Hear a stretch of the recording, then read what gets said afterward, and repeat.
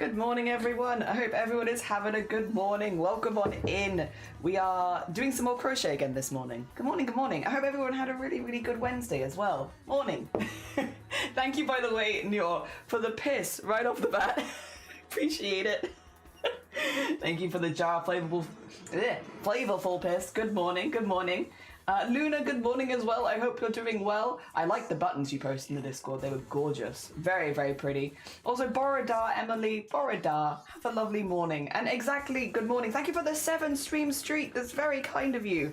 Let me switch screens really quickly. I also need to do a quick shebang on the pinned message, but I'll do that now. Hello. It's one of those things of I'll remember only after I've gone live, and then it's like, yep, should probably sort something out for that. Right, ignore that. Well, don't ignore it. You don't have to ignore it, but it's not what I'm going to use. I am going to pop this here. Sign up for March event. Event closes in a couple days.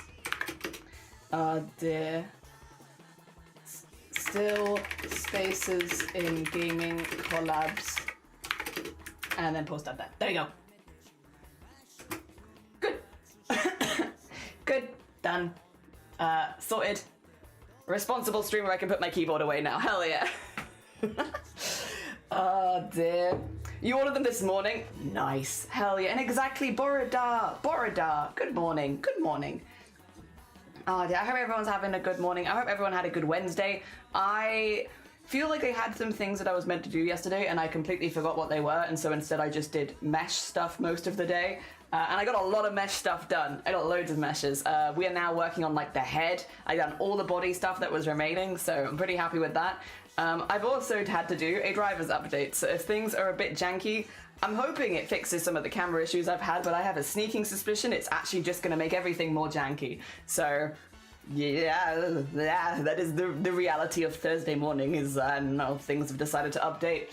Thank you for the 5 stream streak as well, Luna. Thank you. Oh my god, everyone's streaking. All of the streaks. I will say as well, on my side of things, the streaks look much more normal. For a while, I was using the Twitch dashboard to show like activity and stuff, and for a while it'd make them neon red, and I don't know why. It stopped doing that, thankfully, because like I could still very easily see them in the activity. I don't know why they wanted to make it neon red. It made it very difficult to read everything else. It's just a neon red bar at the bottom of the screen every time. Now it seems like they fixed that, which is cool. Hell yeah, I had nothing to do with that. I can't claim anything for that. That was, I think Twitch must have fixed that. Oh dear. We are this morning going to be continuing working on, wait, which way around is it? This way around for you, yes. Yes, the cardigan. I haven't done a whole lot of this since you last saw it, so this is where we got to on Tuesday. We were working our way like around the staff. I'm going to keep working our way around the staff today. Hopefully we'll get the whole way around the staff this morning, and then this afternoon we'll be doing some more mesh stuff, and then tomorrow will be the next round of scraps, of which I think I have quite a few to make, so there is a chance I might go a little shorter today so that I can go a little longer tomorrow, because we have a lot of scraps to do. I have many, many scraps to do. Also, yeah, as far as the pin goes, those sign-ups close on the 31st of Januar. I only have today and tomorrow, I think, that I'm streaming because, yes, so it's literally like the last 2 days I'll be talking about it are today and tomorrow. For those who aren't aware, in March we are doing a month-long fundraising event where I'm raising money to try to cover my top surgery, and we are having lots of streamers come in and collab. Now, there is most of the collabs are focused around dressmaking, clothing design, stuff like that. I will say most of those are filled because we had so many people come and sign up, which thank you. I really appreciate it. It's very heckin' kind. So yeah, most of those are filled. However, we do still have some gaming collabs. We do still have a couple of group, crafting collabs as well. They're also on the form. But yeah, I will say it has very much filled up, but again, thank you. And if people couldn't sign up this time, don't worry. There is likely to be more events similar down the line. We might do some more art focused ones, maybe some more like mixed focused ones with like more gaming and stuff like that. I highly doubt that this will be where we leave it off with that. So don't worry, don't worry about that. That's all good. And yeah, no, but a massive thank you to everyone who has signed up. I can find it, but I think we've had 30 or more people, which considering in March, I'm streaming 6 days a week. And I think there's 31 days in March. So it ends up being 24 plus like 5, I think. I could be wrong. I think it's 24 plus 5. I think it's 29 days. Wait. No, 28 days. 28 days. I think I'm streaming 28 days and we've had more than 30 people sign up. So thank you. Yeah, I've done my best. If you did sign up as well at this point, everyone who signed up before today should have received a DM from me. You might need to check your message requests if you have that switch on Discord, but I have DM'd everyone via Discord. So if you did sign up for something, you should have received the DM. Even if I can't always offer exactly what people are asking for, I have got back to everyone. Yeah, and I think nearly everyone has also got back to me. So yeah, we're pretty good there. We're pretty good there. Buzz has pink hair. Sick. Hell yeah. Hell yeah. I think especially in like the colder winter months over here, seeing people with like colorful hair and outfits and stuff like that is just like, it's nice. You stand out more because of the grey weather, but then also it's just nice to see like a pop of color this time of year. That's nice. That's nice. I like that. It's nice in the summer as well, but I do think it's especially nice in the winter. It's just, it's too cold and bleak out, and then you see someone with bright pink hair and it's like, good, nice. Hell, all is right. Oh dear. I don't think there's been too many other updates, to be fair. I've mainly just been chipping away at stuff because things have been busy but good. Busy but good. But lots of stuff to sort out. Dear. Also, River. Thank you so much. Good morning. Borodar. Dear. Yeah. It's just been busy organising, but it's been good. It did feel good seeing a pop of colour. Yeah. Hell yeah. You see someone with like a really bright bag or bright hair or like maybe a cool cardigan, you're like, yeah. Bright colours in the bleak of winter. Very nice. It's been very bleak here. Today's like the first day it's not been like overcast for like a while, which is quite nice. We're waking up and it actually being light outside a little bit is like, yes. It's been a while. Oh dear. Oh my god. Never gonna wake up. Never. Not even once. Thank you, Mason. Good morning. Good morning. I hope you're doing well. Oh dear. I hope things are going good for you. Is it entirely too early? But I'm happy to be here. I hope you get like a nice cuppa or like a nice breakfast or something. Hell yeah! I can't believe hijinks killed you in Cult of the Lamb. Wow. I can't believe hijinks killed you and can't resurrect you in Cult of the Lamb. Wow. Poor hijinks. She was so sad. She was so sad. She wanted to bring you back so badly. Morning. Also, heck, thank you for the 50 stream streak. Jesus, big streak. Oh my gosh. I just got to 50 on Ophi and that's my longest streak right now. I don't think I've ever hit a 50 stream streak before. This was my first time. I normally just miss one, but then a lot of the streamers I follow do like they'll do like a random like midnight stream and I'm like fast asleep, so I'm just gonna completely miss it. Oh dear. Yeah. Dang midnight streams, right? Miss it. No, heckin' thank you for the 50 stream streak. Big streaks. I am gonna take you to the other camera for craft today. Hopefully, I'm hoping that I'm coordinated enough that I can do it there. Hold on. I didn't kill you. That wasn't me. I didn't kill you. I don't know what you're talking about. What are you talking about? You know who didn't kill you? Me. I wasn't even in the cult when you died, so it couldn't have been me. I am in now like 5 different cults. I'm fish in all of them. I'm adding fish population. Dear. Morning, Shifty. How you doing? Good morning. I hope things are going good for you. Oh dear. I'm slowly but surely chipping away at my Animal Crossing stuff. I've been getting some. I've got a villager that I'd never seen before on my island, and I love them. They're very cute. They're a little science mouse, and they give me like Edna mode energy, and I love them. Splitting embroidery feds that I know. That one I've done many. You're so right. You're so right. I've done it many times. I will say that's where I find higher quality embroidery thread. It's the only reason I like sometimes getting brand ones, and it's because off-brand embroidery threads, sometimes they kind of mush together, which can cause them to cause problems when you try to separate them, whereas sometimes, not always, but like Anchor or DMC are a little easier to split the threads on because they don't mush together as much, at least in my experience. It's the only thing that slightly more expensive embroidery threads have, I think, is that they split better. Everything else is, like, once you sew with them, you can't tell. Oh, dear. She didn't even kill me, she gave me away. Oh, no. Could be better, but I'm doing my best. And yo, I think I had that mouse on result. I think their name is Petri, and they've got like mismatched colored ears, so they look like the 3D glasses, and I kind of love them.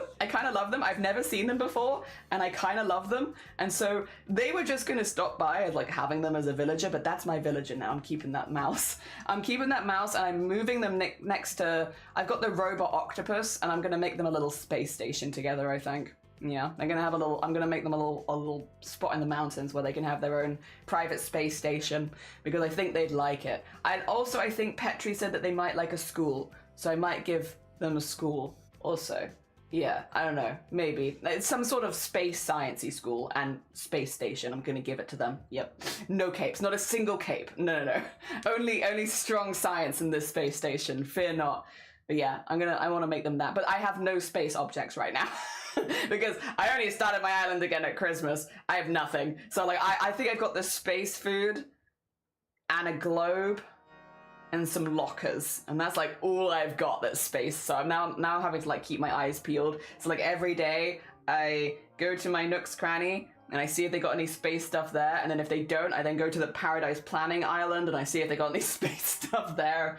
And so far I've not had too much luck. I've not been able to find any space stuff, but eventually I will. And it's nice to have a goal again, because I will be honest, I was like, I don't really have any of like the villages. I have like one that I got, Marina. I really like Marina. I like all of the octopus villages because there's only 4 of them, and I kind of want to get all 4 of them. I really like them, and I like. But so I've got Marina, and I want to keep Marina, and Cephalobot I want to keep. But other than that, none of the villagers on my island right now, I'm like, I desperately want to keep them. So I've just kind of been like, well, I don't know who I'm gonna have or where they're gonna live, so I don't want to plan around it, because like, what's the point in making someone a space in the island if they're gonna be leaving anyway, and I don't know who's going to replace them. So I've just been kind of like, all of my villagers are living on the beach except for Cephalopod and soon to be Petri. Everyone else is living on the beach because I don't know where to put them. And my island's a mess. My storage is full, so it is now just overflowing onto the island when I get new items because I don't want to sell them. So I'm just like putting them in places. There are gyroids everywhere because again, I don't know where to put them, so they're everywhere. Yeah, it's a mess, actually. My island's a mess. I'm just waiting for people to tell me they want to leave that aren't Marina and Cephalopod, who have both told me they want to leave, and I'm like, no, you're the only 2 I want to stay. I am tempted whether or not to keep my first 2 villagers, because I got really good with my first 2 villagers. I can't remember the name of one of them. Is it Nan? I got the goat that's got like the rainbow jumper. I think it's Nan. I don't know, she was like one of the first ones on the island, and the other one was Genji, as my jock kind of sporty fella. So I got both of those 2, and like for the first 2 villagers on the island with you, I actually like both of them. I think they're both all right, but I don't know, they're not like, what's it called, dreamies? They're not like my dreamies. I don't know, so I don't know if I'm gonna keep them or not. I'm thinking about it. Dear. Yeah, I'm umming and ahhing. I really still want Brocolo. Not come across Brocolo yet, but then when you only have one like top tier villager, it takes forever to find them, I feel like. So I'm okay with it taking forever to find Brocolo. And then yeah, this is what I've been doing my downtime, by the way. When I'm not planning the March event or like working on any of the stuff that we're doing on stream, like the meshes and the crochet, I'm just on Animal Crossing being like, where are my villagers and who's gonna live here and my island's a mess. I finished the Happy Home Paradise DLC though, So now I can redecorate people's houses if I want to, which is what I wanted. And also the extra pool of items per day is nice. But mainly I just wanted to be able to redecorate people's homes because I was like, ugh. Sometimes you love the character, but their home is questionable. Yeah, so I wanted to do that. I wanted to redecorate them. Also, Fry, good morning. You've joined in the middle of me just gushing about Animal Crossing because I've been playing a lot of it off stream. Would you like to switch screens as well, and we can maybe start getting on with some of the crochet? But yeah, no, you have joined me where I am very into Animal Crossing at the moment, which honestly I'm so grateful for. It's been so long since I've been actually like invested in a game. So long, honestly, so long, and so I'm actually very pleased. I'm very pleased that I finally found a game that I'm like, yes, again. I mean, I've done Animal Crossing before, but it's nice to get back into something like that. And it's also nice having it be one of the ones where it's like you play for like 20 minutes and then you're kind of done for the day. Like you don't have to play for hours and hours and hours. You can just do like a little bit. You know, I do my getting the fossils so I can sell them. I visit both shops. I'm trying to visit the tailor shop every day and pick up an outfit every day. Because who was it? There was another streamer. I think it was like Lenny or something. Lenny, I think, was playing Animal Crossing at some point, and she was like, I'm going, like, what outfit should we get for our daily outfit kind of thing? And I'm like, I like that. That's a nice vibe. Even if you only change like a small part, like your hat or your shoes or something, just changing something about your outfit every day was cute and I liked it.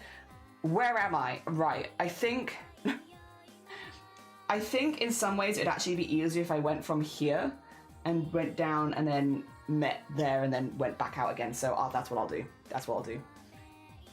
That's just I guess a lucky of where the thread ended there actually, and that works pretty well for me. Are you gonna be a butt? Are you gonna be a butt and you're gonna fall onto the floor unless I kneel? I can kneel if you like. There we go. Give it a bit of space to float on. And then, no, I want to get properly underneath for the first bit.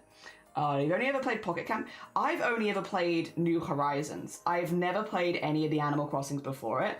I'd always heard good things about Animal Crossing from a lot of friends and stuff like that, and just generally people online. Like, I'd always heard very, very positive reviews for Animal Crossing, as far as like, you know, it's like very chill, it's good for like, you know, taking a little break from life, it's got really good vibes. Like, I had only ever heard very positive things, but I'd never had, I think because Pocket Camp you could get on your phone, right? And my phone was never really good enough to support games. And then I'd never had any of the Nintendo devices before then to play Animal Crossing. So when New Horizons came out, I was pretty instantly like, at some point I would like to play this game, but I wasn't expecting to play it on release. And then we all got locked down, and so Shiny was like, listen, gift from me to you. You've been talking a lot about wanting Animal Crossing. I'm just going to get you Animal Crossing on release. And so I got it as soon as, basically as soon as it came out. And I played that for like 2 years every single day, and I loved it. I really, really loved it. And I still love it. But, you know, as things do, you kind of go in and out with games. Like, well, some people don't. But I feel like I do go in and out with games for a bit. Like, I like it for a while, and then I kind of want to do something else for a bit. And when it came to coming back to Animal Crossing, I was like, well, do I want to pick up where I left off? Or do I want to start again? And I kind of started a bit of a cycle of starting again, where I like started again every few months, I'd start again. And this time I'm trying to play a bit more, kind of more similarly to how I played it the first time. I'm not time traveling. I'm just letting every day happen one day at a time and kind of vibing with that. And I'm really enjoying it again. This isn't against anyone time traveling, obviously. Like, you play the game however you're going to enjoy it the most. But I think in my case, I probably enjoy it the most when I am taking it day by day and not trying to rush through anything. So yeah, I'm doing more that vibe again, and it's honestly been very positive. Well, thank you for the hydrate as well. Let me get this square finished, and then I shall do my hydrate. Thank you. And into there. Oh, not into there. Into there. There you go. Oh dear. I played Pocket Camp till it was delist. Ah, I see. Yeah. I don't know if anyone here has a Switch 2. I heard that there is a lot more DLC and old like stuff you can get on the Switch 2, but I don't know if I can bother to buy a whole console for that. I say I don't know. I'm not going to. Console's very expensive. Oh dear. All right. I mean, we only got the Switch 1 on a lucky break. I can't imagine doing that again. Yeah, no. I've been really enjoying it. I've been really enjoying it. I think since I played Animal Crossing the first time, they've actually added more villagers as well. I would maybe at some point, you know, if I was still making my 2026 New Year's art resolutions, I think one of my resolutions in retrospect might have been to draw my favorite Animal Crossing characters in my art style. You know, to like just do that kind of thing. Just to have a fun day drawing the Animal Crossing characters that I really like. I think that might have been, in retrospect, one of my art goals for the year. Because that's, if I keep playing it as much as I do, that is honestly something that I'd really like to do. I'd like to draw all of the octopuses, Broccolo, and honestly maybe Petri. I need to get more, like, I need to play a little longer with Petri. But like, honestly, I really like Petri so far. I've been talking to her every day. It's pretty cool. It's pretty cool. Oh dear. So maybe Petri. Yeah, just draw my favorites. That's a little annoying. There's some... Oh, is it because there's only one there? Did I need to do two? Wait a minute. Wait a heckin' smeckin'. Did I forget one? Stitch? Maybe. Oh well. We live. We live. Let's do this one. Okay. And then we'll kind of meet at a good point with this one here. Yeah, it ended up well-timed actually to switch where we were going. So I know it's still not the most visible for you. Apollo geese. It's hard to show this. I feel like without an over-the-shoulder cam, which I just don't have the setup for here, it's very hard to show this kind of stuff.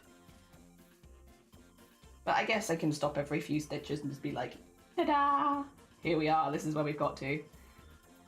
And you'll get the vibe. The only way to get Pocket Campus have an iPhone and pay like €15. Oof. Oof. I've never had an iPhone.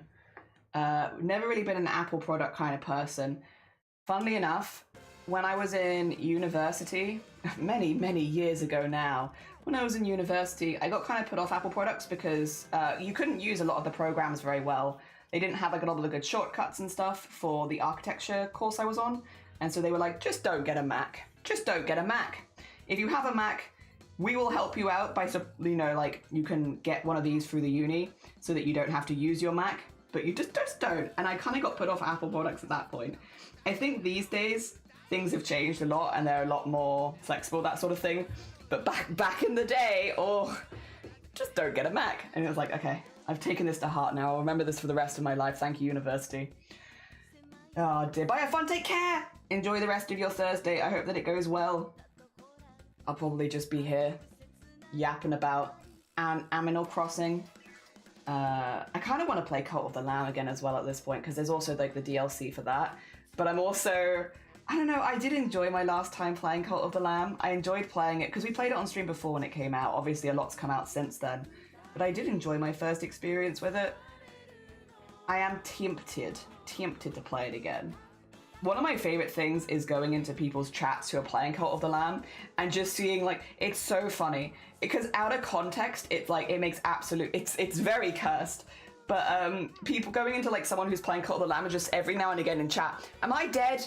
Have I died yet? Am I going to die? Have you killed me? And it's like out of context, these are such intense chat messages going into like someone's stream. Am I dead?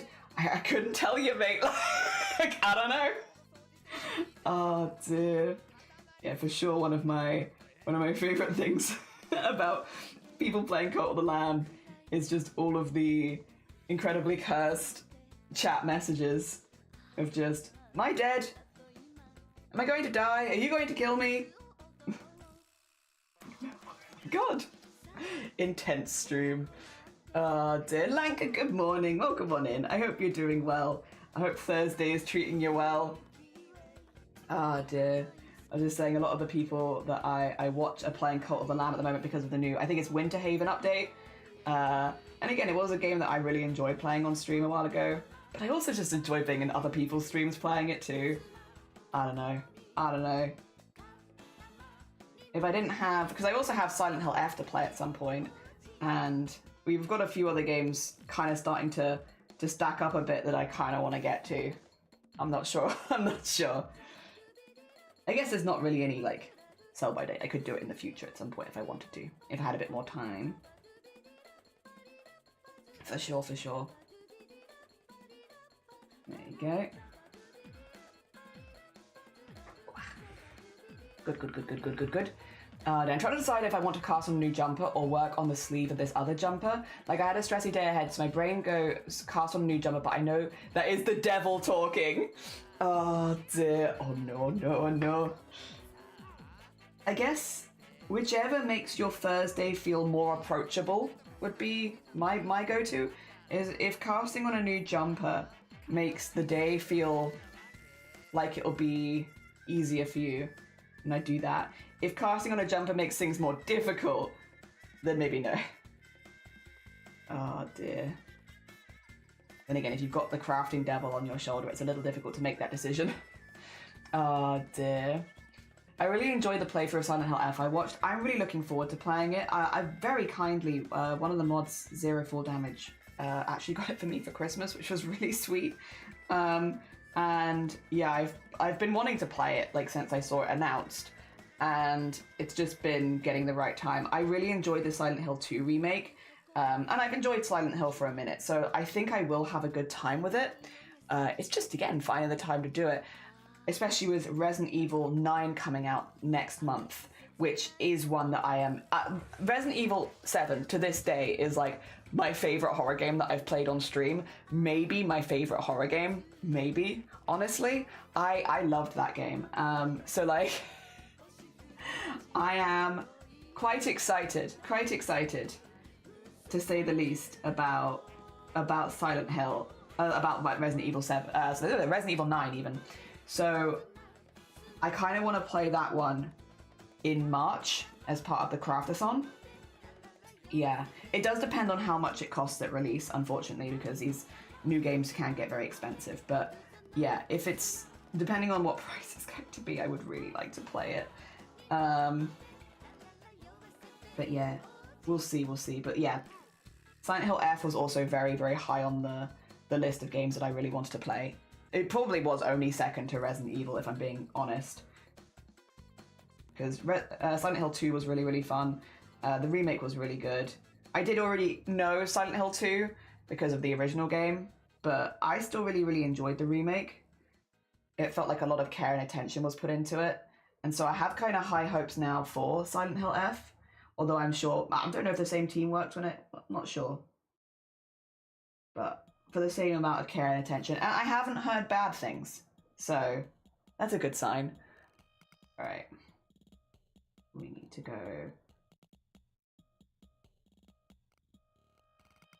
through here into this. There we go. For the next part of the stuff. Oh, it's very intense, but that's okay. Whoa, things! I'm behind. Sorry, I've just been yapping about games. I forgot Resi 9 is coming. Yeah, Resi 9 is next month. It's like less than a month away, because it's on the 27th. Are they releasing Resident Evil 9 on Pokemon Day? Wait a minute. A conflict? Wait a sec. Resident Evil 9 release date. Wait a second. Ooh, I think they are. Wait. Pokemon Day. Yeah, they are. Why are they releasing it on Pokemon Day? That feels like a choice. Yeah, it's on the 27th of February, which, for those who don't know, is Pokemon's anniversary. Surprise. Also, Molly, good morning. Safe work. You are safe. You are very safe. Everything is safe. Also, Borida, have a lovely, lovely lurk. Take care of yourself. And Borida Senpai as well. Sen, have a lovely morning. Oh, dear. I'm tempted to cast on a sweater for me. Maybe I should just knit the sleeves of my partner's sweater first. I'm also doing the sleeves at the moment for this one. Oh dear. And Borodar, good morning. I hope you're having a good morning. Do it. Cast on the sweater. I am the craft devil on your shoulder. On Pokemon Day, how dare. Yeah. Well, I just think it's an interesting choice. I mean, again, up to them. It's their game. If they want to release it on Pokemon Day, they go ahead. I'm just a little surprised. It feels like an interesting marketing choice. But hey, what do I know? On Pokemon Day. And it's Pokemon's 30th this year too? You know, I love the drama. I will say, how maybe between the Resident Evil fan base and the Pokemon fan base there isn't the biggest crossover. Maybe. But then I like Pokemon and Resident Evil, so clearly there's some of us. Oh dear. Ooh, a choice. Ooh, the drama. Oh dear. What are you more excited for? Resident Evil 9 or Pokemon's 30th anniversary? I think personally I'm more excited for Resident Evil 9. I do like Pokemon, don't get me wrong.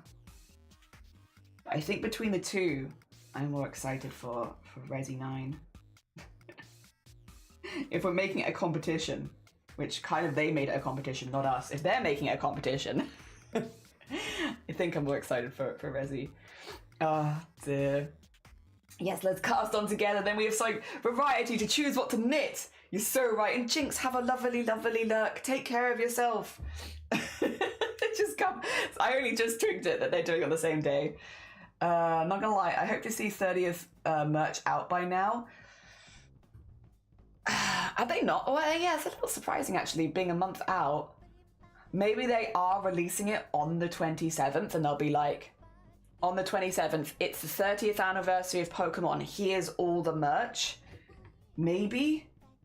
I mean, I'm sure they know that the 30th anniversary on Pokemon is coming out the same day as the much anticipated Resident Evil 9. Even though, again, it's different fan bases, I'm sure people are aware of it. Maybe they're looking to put extra hype behind the Pokemon stuff by waiting to release until the 27th. I don't know if logistically that's the best idea, though. The website, yeah, that's what I literally was about to be like, yeah, the website's gonna crash, though, if they do that. Oh, dear. I know my go-to video games is like long stream for Resi 9 on release day. So that would be happily sat with popcorn. Yeah, I don't think I'm going to be able to play it on release, which is fine with me. But what I'm going to do is I basically set aside some time in March where like I have like 3 full days in the March craftathon where I am just playing Resident Evil. Like we are putting down our crafts for a day and we're playing a full day of Resi Evil. Yeah, I have literally booked I think 3 Thursdays in March just to play Resident Evil. Yeah. I think it is all Thursdays though. So if people don't want to go to those streams because they don't want spoilers or they don't want to see horror games, they can easily avoid it. But yeah, I have literally booked out space so I can play it. Not on release, but like the few days after release. Yeah.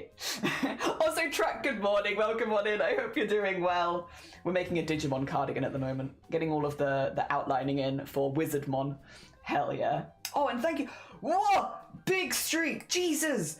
Thank you for the 50 stream streak send. I appreciate it. Whoa. Big. Big number go huge. Oh my gosh. Thank you. That's very kind of you. If for anyone just coming in, we're just discussing... Well, I mean, I'm sure other people have noticed it already. I've only just noticed that Resident Evil 9 is releasing on Pokemon's 30th anniversary. I like it. You know what? It's silly drama. It's silly drama that I can kind of get behind because it's completely inconsequential to most average people, and the only people that it's consequential to are like big businesses. And I can kind of get behind that silly drama. Ooh. Oh my god. On the same day? Embarrassing. No, I am excited about Resident Evil though. Yeah, for me. Between the two, I am more of a Resident Evil fan than I am a Pokemon fan, probably.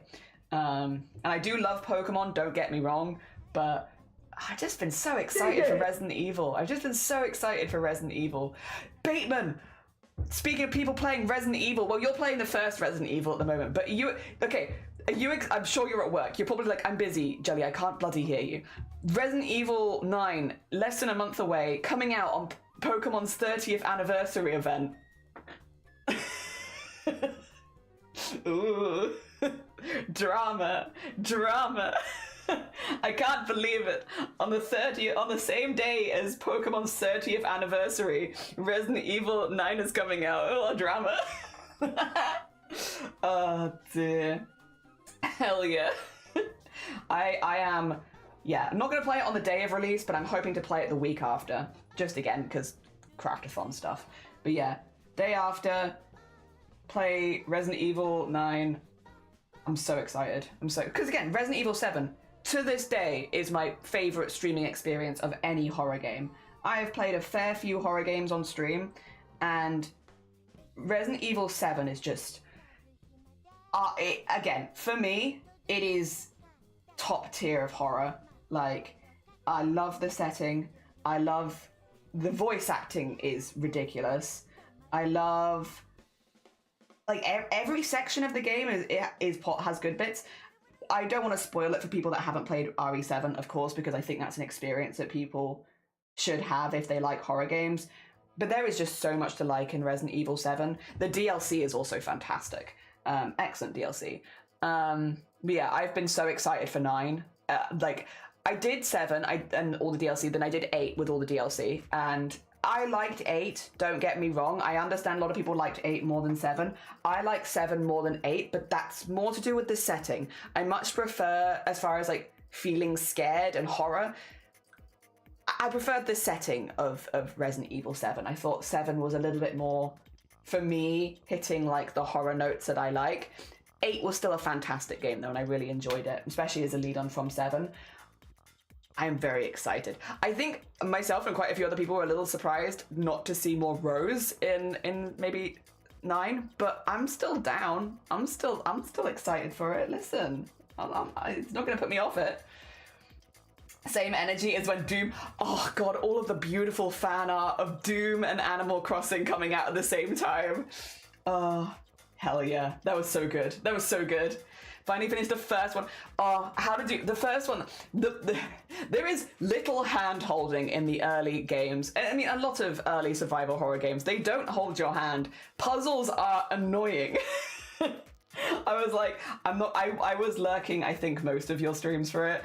And I was like, I'm not going to say too much. Because I do think part of the experience is, like, getting through it. Yeah. Oh, I will say, actually, Bateman, I don't know if you're working through all of the Resident Evil games. If you want a stupid game, Resident Evil 6 is co-op. You don't need to have played the previous games before it. It's not a good game.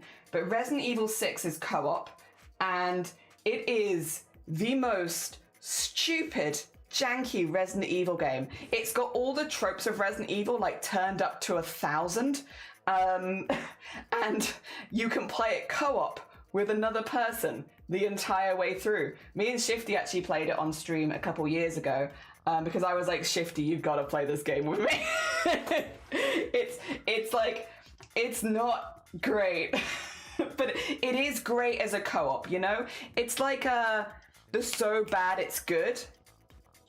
If you're going through Resi Evils, if you and Queenie want to play a stupid game, that's a stupid game. It's a stupid game. And I love it. I love it to pieces. It is everything silly in the Resident Evil franchise turned up to 10,000. And that's exactly what I like about it. But yeah, 7 is definitely if you're looking for like a good horror experience. But yeah, 6 if you are not looking for a good horror experience, but you are looking for fun. If you are looking for fun. I think if you played it alone, it'd probably get very, frustrating, I will say. But playing with a friend makes it a lot more tolerable. Because then someone else is going through it with you. I need to count to 6. That is 1, 2, 3, 4, 5. Oh dear. I need one more then. Also, yeah, I hope your bed comes soon. Nice, hell yeah. Enjoy new bed.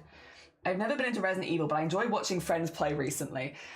Yeah, you know what? I think that's another thing. If you're not into horror games yourself, or if that's not the kind of franchises you enjoy, Resident Evil do have quite entertaining stories, and it is funny to watch people react to them. I love watching people play Resident Evil. I was also watching Beauty and the Beast play Resident Evil before as well, because she was also playing Resident Evil 1, and yeah, it's just fun to watch people play. Oh dear. Now I think about it, I think people compared the ZA Mega Victory Bell teaser. Oh, Bellsprout is my favorite Pokemon. Has been my favorite Pokemon like forever. I love Bellsprout. I think probably since I watched Bellsprout beat up Bulbasaur, I was like, that's my Pokemon. I love that Pokemon. I love Bellsprout, unironically have since I was a kid. What have they done to my boy? What have they done to him? Why is he now ballsack strangling himself? Excuse me, my boy, my poor boy. Oh dear. I saw that for the first time while I was live on stream, where somebody shared it in the Discord, and my poor boy, what have they done to you? Very upsetting. Like, I've been complaining the last few Pokemon games because Bellsprout's never in the base game, and they bring Bellsprout back to the base game. What have they done to him? What have they done to him? My poor boy. He didn't deserve that. He's just a little guy. Why have they done that to him? Oh dear. Rough and rude, honestly. Leave him alone. He's just a little guy. He didn't deserve this. I haven't played, I will say, Zed. Just because, again, I got the first Switch. I don't think my graphics are going to be very good, and I'm not really looking to spend a lot of money on a game if I can't run it. So I haven't played ZA. I've heard really good things about it, but I'll probably not for now. Not for now. Maybe one day. Not at this point. Also, again, because like I said, Resident Evil 9, there are other games that are going to cost money that are on my horizon. I'm like, I'd rather save up for that one. Yeah. Ah, dear. And also all of the stuff behind the scenes for the March event, because there's a lot of stuff. Well, not as much as maybe you'd think, because I do actually own a lot of fabric, but still, you know, getting matching threads and all that good stuff. I need to do a big,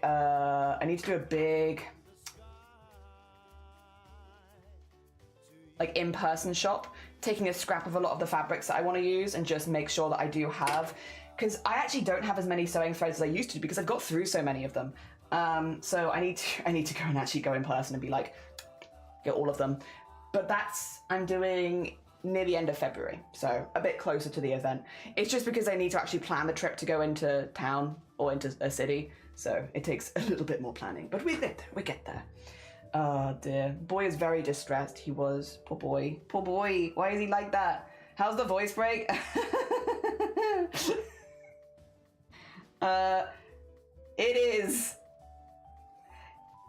It's fine until someone pisses me off. The more it's all right until someone's being a little silly or something like that, and then it's not as fine. Oh dear.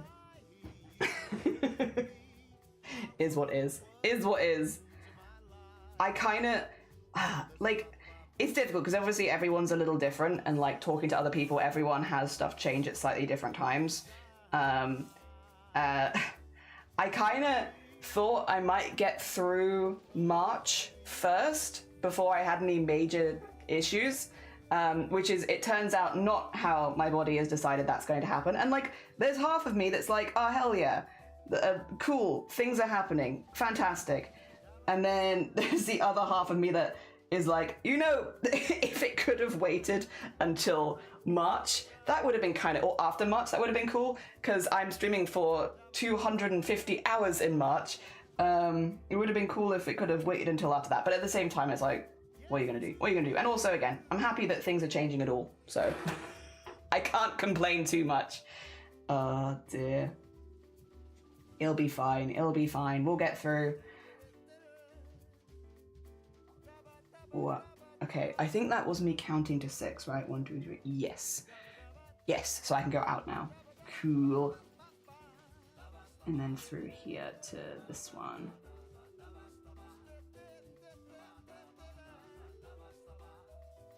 There we are, staying on track, staying on track. Much as I love Pokemon, the Switch 2 upgrade is a big commitment. Yeah, and I would like to play Pokemon ZA, I would, but that is the only game. Oh, and maybe like the updated Animal Crossing stuff. Like those are the only things, and there's nothing else on there that I'm like, that I'm desperate to play. My favorite franchises at the moment do predominantly go onto PC, so it's not been a huge issue. I just play them on PC. And yeah, that was the problem with, because Switch does exclusives, so you're not going to play them anywhere else. But it's like, is it worth it to you, those exclusives? And for some people, it absolutely is. But for me, the only one I'm like, would maybe get me is a new Animal Crossing. And even then, I think I'd wait a while. I don't think it would be a quick one, but it might get me eventually. I could see that one wearing me down, you know? Oh dear. But again, I understand that for some people, they're much bigger fans of Nintendo properties. I only really got into Nintendo stuff through the Switch, so I'm much newer. So maybe not the target audience per se. Yeah, your voice has definitely deepened since last here, so that's cool. See, I don't hear it, but then it's maybe because I have to listen to myself every single day. What I do hear is when I get agitated and my voice just goes, whoop, oh, off it goes. So from my point of view, I've not got lower. It's just disappearing. Remember you said you were hoping it came after March. I was like, oh no, hun, that's gonna hit you sooner than that. Yes, I am realizing this. I just, right, when like chatting with people online, and people were saying like after month 3 is when they started to notice changes, and I was like, perfect, because I hit month 3 near the end of, or midway through March. Okay, so maybe I'd start to notice changes after March. Cool. So that's where the timeline in my head had gone. I was like, oh yeah, it'll be fine then. Yeah, I'll be fine. I mean, it will be fine anyway. It'll be all right. I just, I'm like gonna collab with loads of people that I have like a lot of bickering with. I can't wait to just lose my voice instantly. As soon as I have a good point. I'm sure it'll be like me with Clen being like, Clen, let me sell you on rats as pets. And then my voice will disappear because I'm passionate about this. As soon as I'm passionate about something, that's when it goes. Or I'll be in a call with Blapple and I'll be like, Blapple, what are you doing? This is silliness, Blapple. And then my voice will disappear. No, stop, come back. Let me be passionate about rats and Blapple, you know? Oh dear.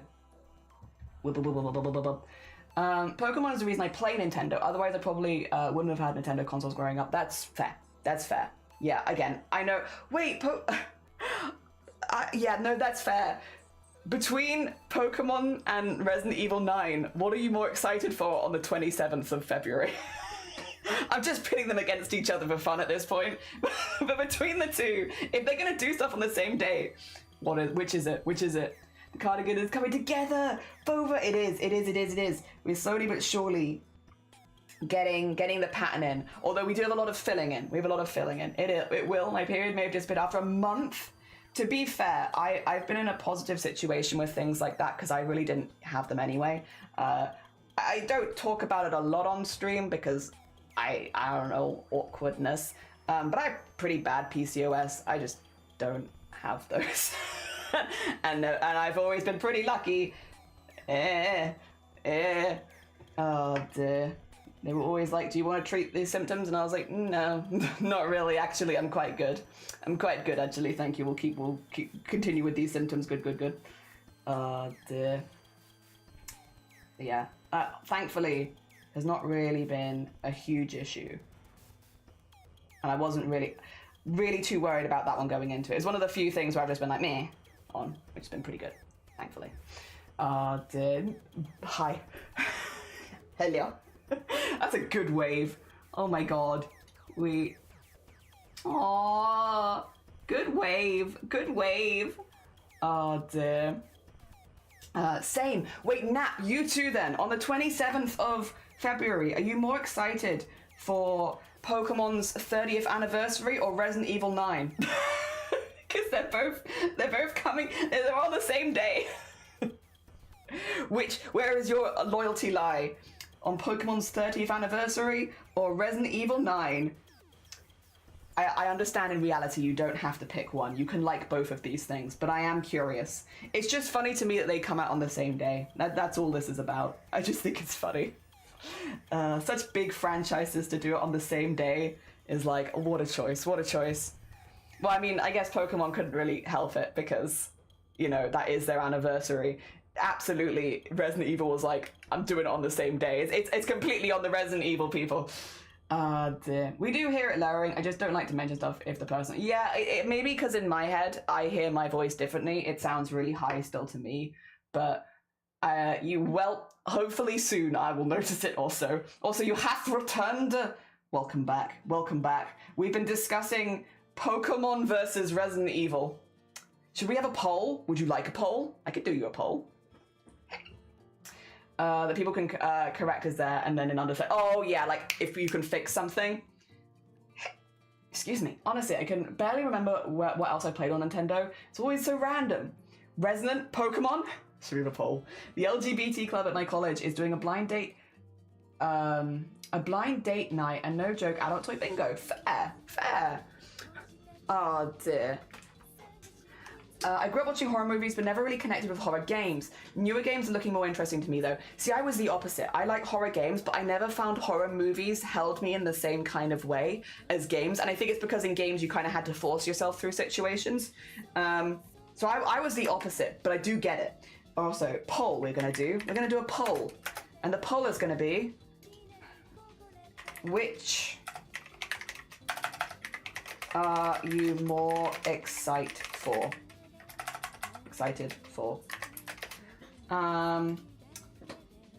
Oh wait, can I fit in the word for instead of the letter for? I can, yeah. RE9 or Pokemon 30th and how do you spell anniversary?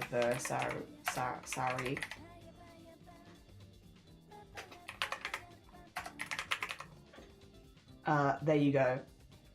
You have 2 minutes. Which are you more excited for? I'll put my vote in as well if it lets me, because my one is for Resident Evil 9. Yes, there you go. It does let me. Cool, I'm in there as well. What's the Ari plot again? What's the Ari plot this time? God knows. Shlee, how are you doing? I hope you're doing well. Speaking of people that don't know a lot about Pokemon, Sleeves is doing the biggest Pokemon cross-stitch, has been for years. If you haven't checked out Shlee before and you like cross-stitch and or Pokemon, Shlee has larg Pokemon cross-stitch. Oh dear. It's very cool. It's very cool. There we go. There should be a neither. Oops. You're right. There should have been a neither. I'm sorry, Lanka. Leon Kennedy is hot and traumatized and his fan service. See, I like Chris more, but you're fine. You know what? You can take Leon. I will take Chris. The date night will have free alcohol. Oh, nice. Violet Scarlet Pokemon killed the joy for new Pokemon games. I prefer the old ones, so not got an incentive to get a Switch to, which is so fair. I liked the plot of Scarlet Violet, I will say. I actually did enjoy... Because, like, bear in mind, I started Pokemon with Sword and Shield. That was my first Pokemon experience, except for Red at 10 times speed, which I don't count. My first Pokemon experience was really Sword and Shield, and the plot of Sword and Shield was so... I actually quite enjoyed the plot of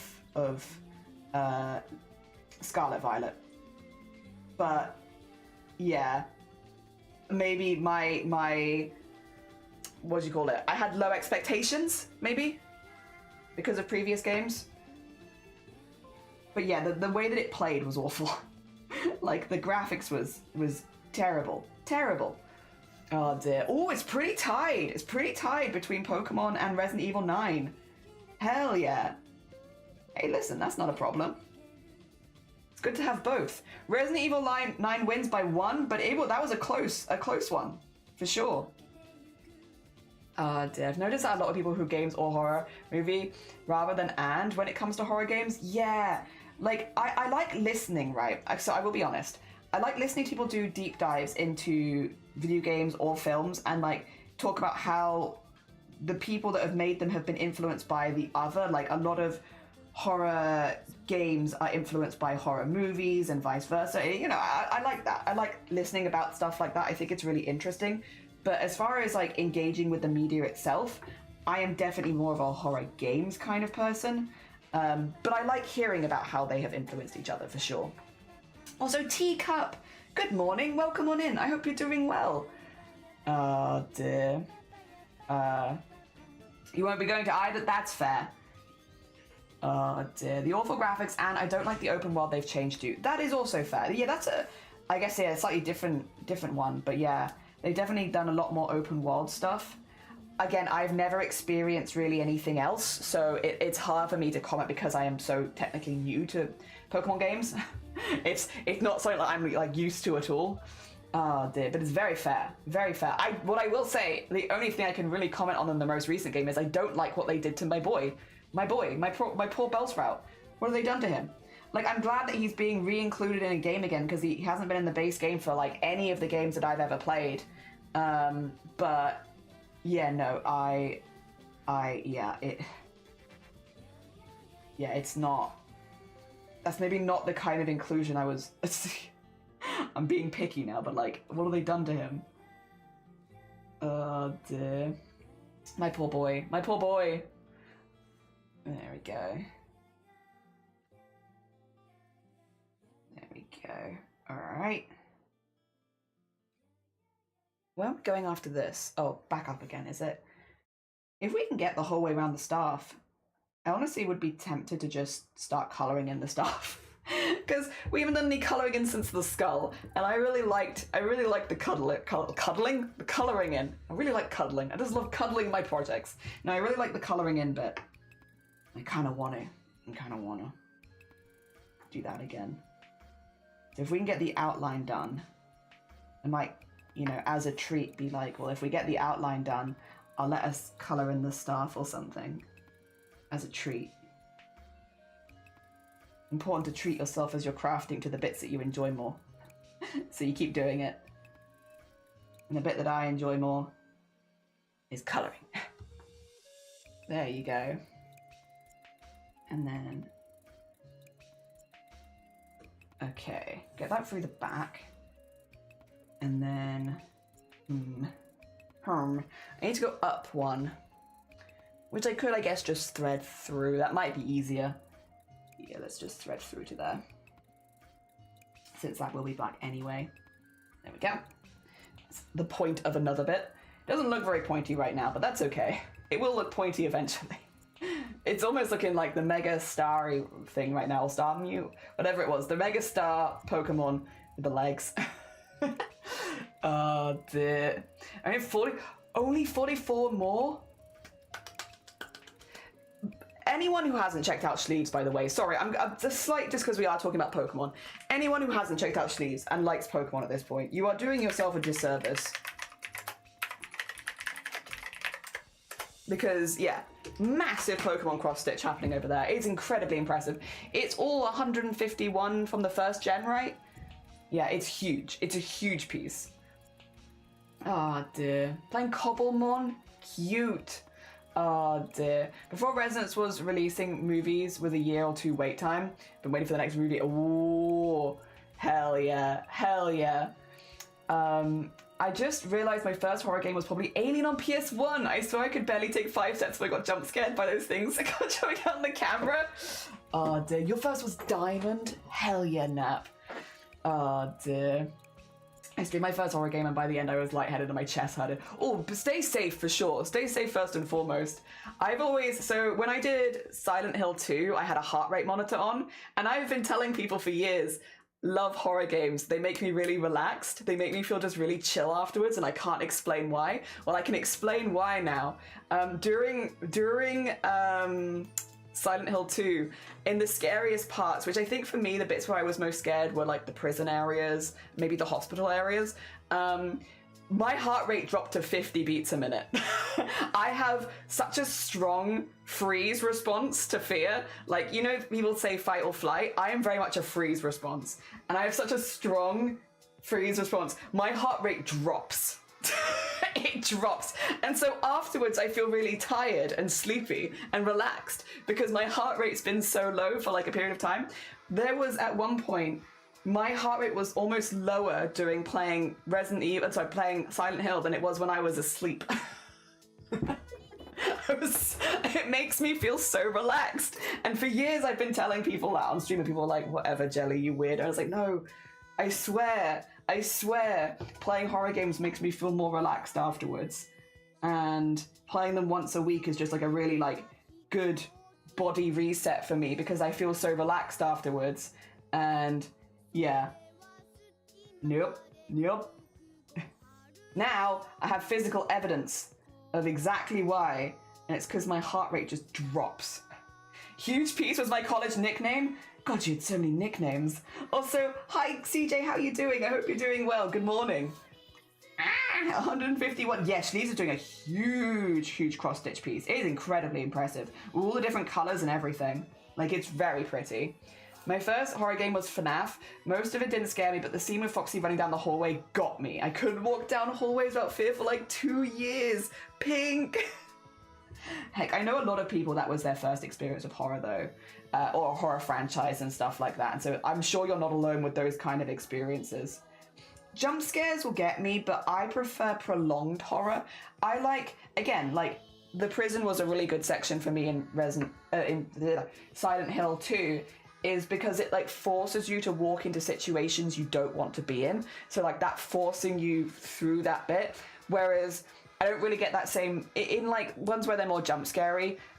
It's very quick. It's very quick. It happens. It goes. Stuff happens. Whereas I prefer the more prolonged tension building, walking through something. You know, that kind of stuff.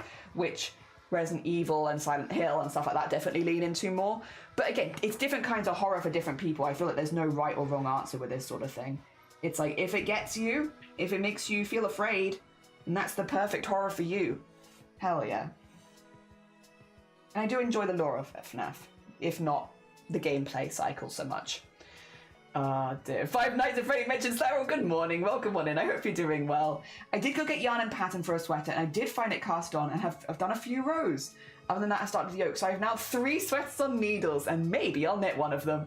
GG's, Lanka. Well done. Hell yeah. I'm a freeze response guy too. Yeah. If you can get a heart rate monitor on you for what? Oh my god. Like it was like the amount of people come in the chat and be like, "What's your heart rate at Jelly? What's your heart rate?" And I'd be like, 50. I'm terrified because you'd expect it to go up, but it goes down. In fact. Oh dear. My stress levels playing FNAF. Oh, I bet. Well, that's very out of your normal wheelhouse, to be fair, Sleeves. Oh dear, glad you like the random M&M. I did, very silly. It took me a minute to see what you were referencing, and then halfway through I was like, wait a second, are you referencing my tiny M&Ms? Also, Beckett, good morning, welcome on in, and thank you for the piss sloth. Have a lovely, lovely luck if you need one. It was a mod for Half-Life 2, and I can't, oh, yeah, I know, yeah. Half-Life 2, God, the moddings. Some people had some amazing mods for those games. Secret of the Mimic, stress and annoyance because of the puzzles I got stuck on for hours. I love watching people play horror games because I'm too much of a whip to play them alone. And I feel less alone watching someone else play it, which is so fair. FNAF 4 as a wee lad was decently scary, but not bad. I doubt it was good. I was good at the game though. A lot of them are... especially the early FNAF games. Almost like time management. You have to do this and you have to do this and make sure you've done this for this time. Keep an eye on this, do this. Almost like a time management sim. Again, it's not the kind of horror that gets... It's more like to frustrate me than it is to scare me. Even with the jump scares being very loud and everything. It's not the kind of horror that generally gets me. But again, that's fine. Different horror types for different people. And I do like the lore. I now have a jumper on the needles. It's pretty bluish green. Lovely. Hell yeah.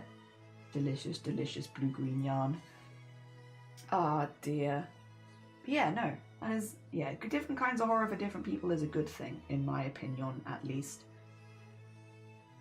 Yes, yes, yes, yes, yes. And then through there, and then back the opposite direction. Oh, a bit out there though. Oh, is it going to stay a bit out there? Dang it. That's fine, we can fix that later if we need to.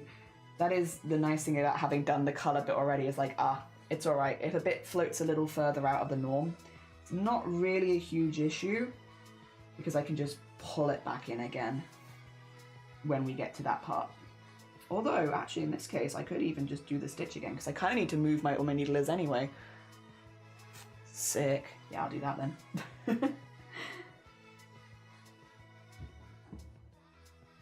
And then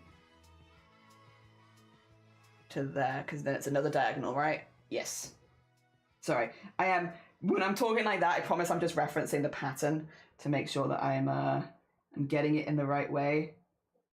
Because otherwise, sometimes speaking aloud makes it feel like I've double checked it better, you know? FNAF 4 is notoriously hard due to the sound cues. Yes, that's where the audio, you have to have the audio turned up ridiculously loud, and then the jump scares are awful, like dangerously loud. As well as, yeah, 100%. Yeah, I remember, actually he was in chat earlier, Bateman was saying he was going to be playing that one, because I think Bateman was playing through all the FNAFs, and I was like, I am aware of this one's problems. Good luck. I think quite a few people in Bateman's chat were like, yeah, good luck with FNAF 4. And it is just, yeah, it's just poorly optimized game.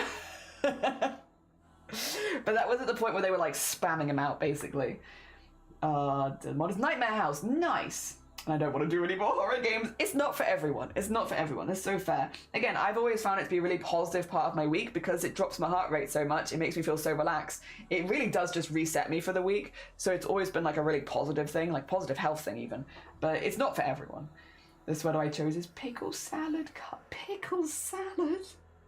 Oh, what a blessed colour name. Pickle salad. Oh my gosh. Good name. Excellent name. Just fantastic. 10 out of 10 naming convention. Pickle salad. What a good naming convention. I love that. Yeah, I was like, oh my god. Pickle salad. It's a good hecking name. Oh dear. What a good name. What a good name. I'm waiting to have the free time and energy to play Security Breach because it's famously broken. I too wish to experience a neon glitchscape. Yes, yes. I think they fixed a lot of it with some patches. I mean, though, to be fair, you can always re-roll patches. You can always roll it back if you want to play the unpatched version. But yeah, I know before patches there was just a lot. I think even post patches there are a lot of issues with that game, unfortunately. While I am not massively into I'm not massively in the FNAF fandom, to be fair. I like a lot of horror games, but as previously stated, it's not like the style of horror game that generally gets me, so it's not one that I've invested a whole lot of time into. But there are a lot of people in the cosplay community that are very into FNAF, and a lot of people in this community that are also very into FNAF, so I've definitely heard a lot about it in passing, as someone who isn't like the biggest fan of the series, but appreciates what it's done for a lot of people and getting them into horror and stuff like that, so I'm very passive on it. Like, I don't have any bad feelings towards FNAF. It's just not the style of horror game that generally gets me. Jump scare simulators, where I had to make sure I press buttons in the right order to not get jump scared. Because that is, at the end of the day, when you break down the gameplay, that is what it is. I mean, you can break down the gameplay of any game like that, but jump scare simulators are not what make me scared. They don't sit with me afterwards. I don't think... I like games that I leave them and I'm, like, still thinking about them. Like what was said earlier, where it's like, I was scared of hallways afterwards, after that Foxy bit. That's what I like. And again, unfortunately, FNAF doesn't give me those feelings. And neither does any game of that style give me those feelings. But ones like Silent Hill, or some of the older survival horror games, and maybe not the early Resident Evil, but again, 7 and 8 really did stick with me afterwards. I still think about them sometimes. I'm like, yeah, I like those kind of games where it sticks around. And I think the gameplay loop that works well for me is force myself to walk down certain areas and stuff like that. Also, a whole year. Thank you so much for the 12 months. Thank you for the whole year of sub. Crab, thank you. That's very kind of you. Good morning as well. Sorry, I'm so behind on chat. I'm just, yeah, free time. Security Breach. Haunted house workers must hate you. I love haunted houses. I love them. Love, love, love, love, love. Again, forcing myself to walk through something, that's good horror for me. But like, I will yawn a lot if I'm nervous, but I won't do it around the workers because they're working hard, you know, stifle my yawns. But it's because I'm scared, to be clear, it's because I'm scared. It's because they're doing a good job, but it doesn't always look like that. Security breach, my beloved. My friend bought it for me, absolute delight. I keep getting sad every time more patches are introduced, but they stopped adding patches now. Cool, good. Color name is not that, but it's what it reminds you of. Okay, you need to submit. If you ever make your own yarn, Lanka, keep pickle salad to one side as a really good color name. I really like FNAF lore, but from a very distant perspective. Basically, I like watching the videos about the lore and completely not understanding what's going on. It's fair. It's fair. I love pickles, and I also love pickle salad, so it's a likable color for me. Yeah. The thing is, too, those jump scare sims are incredibly simple to make. Well, I don't think it's a simple game is necessarily a bad game. Like, I don't think... I think... And I also think to make a good one, a combination of music, cues, art style, stuff like that is important. So while you can make the base gameplay loop maybe relatively easy, I do think at the end of the day, that first Five Nights at Freddy game, the idea of it, the execution of it, is well done. It is well done. It's a well done game made by one person. Like, that is impressive. And I don't want to take that away from you know, from the game makers at all. Even if it is a simpler game to make, they also had the good art that went really well with it. Even the voice acting for the calls. Like, there was a lot that also made the game, and the lore, you know, the storytelling around it that made the game intriguing to a large group of people. And again, while it isn't the horror loop for me, it is for a lot of people. Dear. That's why I loved Signalis. To recognize, and Soma to a lesser extent. I want to play Soma. It's still on my list. It's been on my list for the longest time. I would like to play Soma. Yeah. And most do. You begin to recognize them too when you see same level reused, and the makers have literally done nothing to the pack. Dear. And Crow Country Fear, the Spotlight were great because of spooky vibes. I don't like horror as a genre. I still can watch someone else play a horror game. That's fair. That's fair. FNAF is so cool. Definitely not hugely scary. It's sort of got a little of everything. I think that's the thing. Is it's really good for certain people. And I'm someone who likes pretty hardcore horror, if I'm being honest. I'm like go all in. Give me everything. I want intense, and I want things that stick with me afterwards, where I'm going to bed and I'm still thinking about it. You know. But that's not for everyone. Arguably, that's not for a lot of people. So yeah, it's good to have like a range of different types of horror experiences, and FNAF definitely inspired a new genre, like mascot horror. Well, it's not new, but like it definitely made a boom in mascot horror for a lot of people. Yeah. I don't like horror games, but I like games that have super hacked up lore, like Wolfenstein or Cyberpunk, which is fair. Maybe that's where the line is for you, and that's fine. Hell yeah, because there are games like that for you. Dear. That there is exactly it, and yeah, I agree. My gameplay mechanics are incredibly simple, so I support that. Yeah, this thing, I have no issue about a game having really simple mechanics. A lot of games that I really enjoy have incredibly simple mechanics.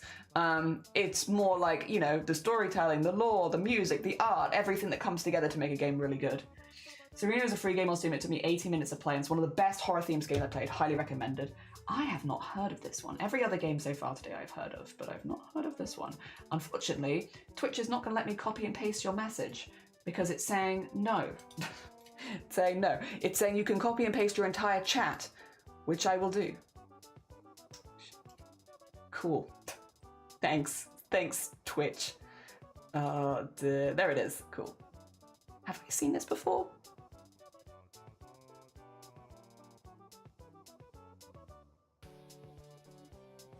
I've not seen this. This is new to me. Yeah, I've not seen this at all. Cool. Pop that in there for later. We'll put it in there for later. Save it for later. Oh dear, especially if it's a shorter game. Because sometimes you do just want to like zoom through several games in a day. Hell yeah. If it is a shorter game, sick. Yeah, I've not heard of that one. I don't like people who buy an assets pack and just whack their name on it and then they say they make the game, which is what they do.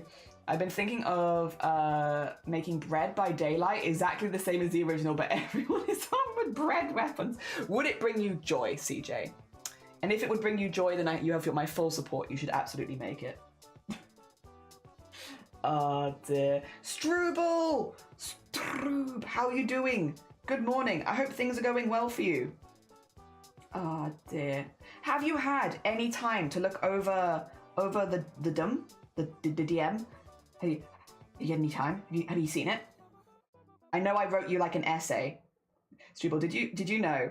I think I mentioned it to you in DMs because I was like, can you tell that I wrote this in Word first? I wrote all of the invites in Word first, every single one. I wrote all of them in Word. I wrote 10,000 words in the end. I wrote just over 10,000 words.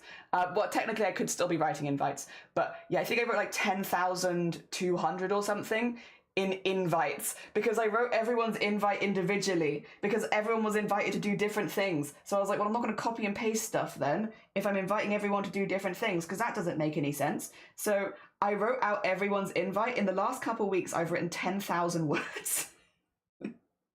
It is the most I have written since university. More than Boobtober, because at least then I can copy and paste the same invite because everyone's being invited to exactly the same event. Whereas, yeah, no, obviously this was a lot of different stuff. I had so many invites. I could put the name, oh, thank you. It's 12 years old and it's small but very good. I don't mind that. Again, I would prefer a game not overstay its welcome and get its story done than be stretched out for no reason. I was going to do that, but I made Need for Speed. Also, hi, good morning, welcome on in. And Slow, have a lovely, lovely, lovely look. Take care of yourself. Would you know I'm reading it now? Been hit with a bit of toothache. Oh, bless you. In your birthday week? That's incredibly rude. Who gave life permission to do that? I spent like 30 minutes writing my toothbrush DM to you because I really wanted it not to be creepy. It was perfect. It was perfect. It was a perfect DM.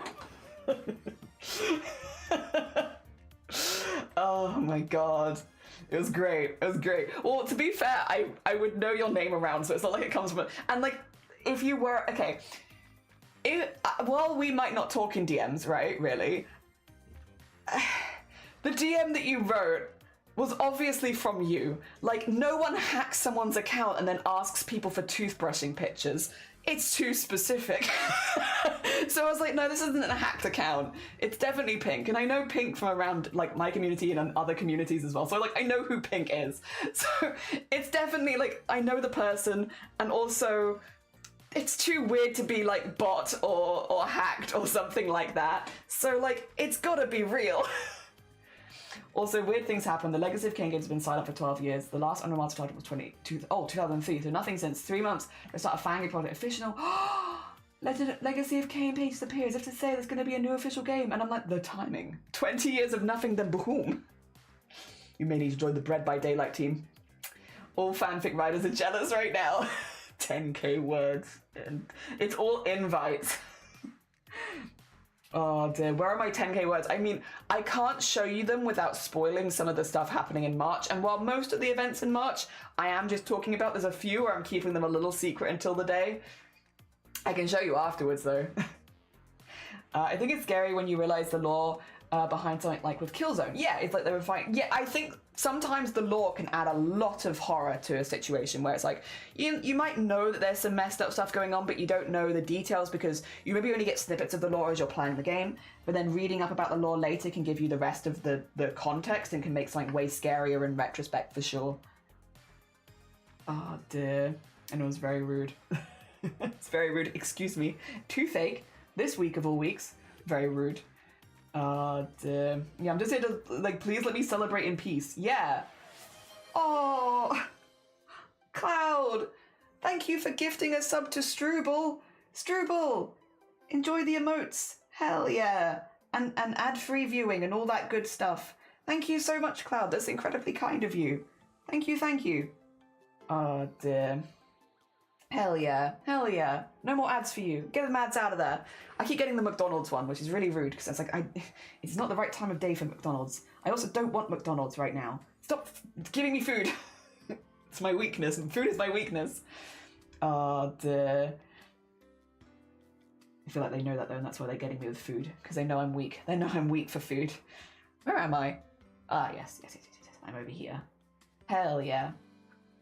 Oh dear. Oh my god, yes! Emotes! Enjoy the emotes!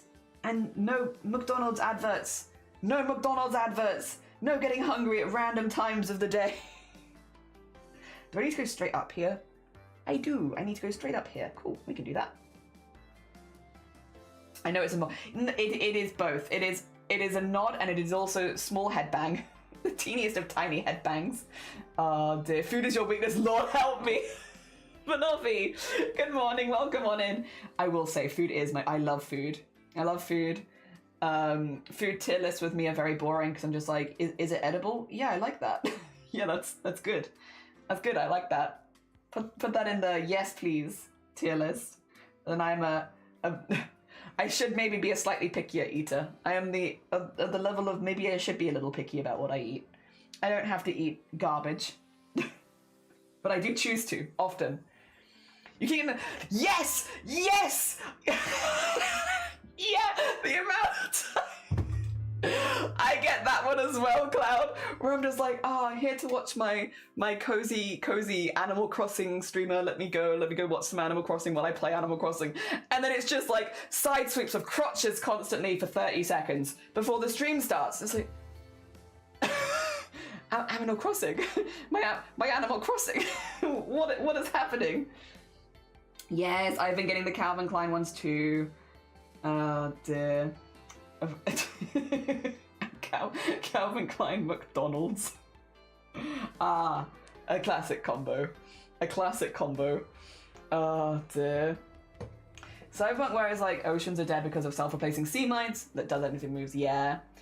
Bun! Stroob! How are you doing? I hope you're doing good, Banoffee. Oh, the food is good. It is. Having food right now, good. I hope that it's good, and I hope that it's helping your toothache. Hell yeah. It's like, good lord. I was just doing some stuff in Animal Crossing. I've gotten back into it since Christmas, and I am loving doing my daily stuff and just getting it done a very small amount at a time with no particular rush or deadlines, and I'm really enjoying it. It's been really positive, honestly. So positive. Very different to all the horror game stuff we've been talking about, but like exceptionally positive. Oh dear. Yep.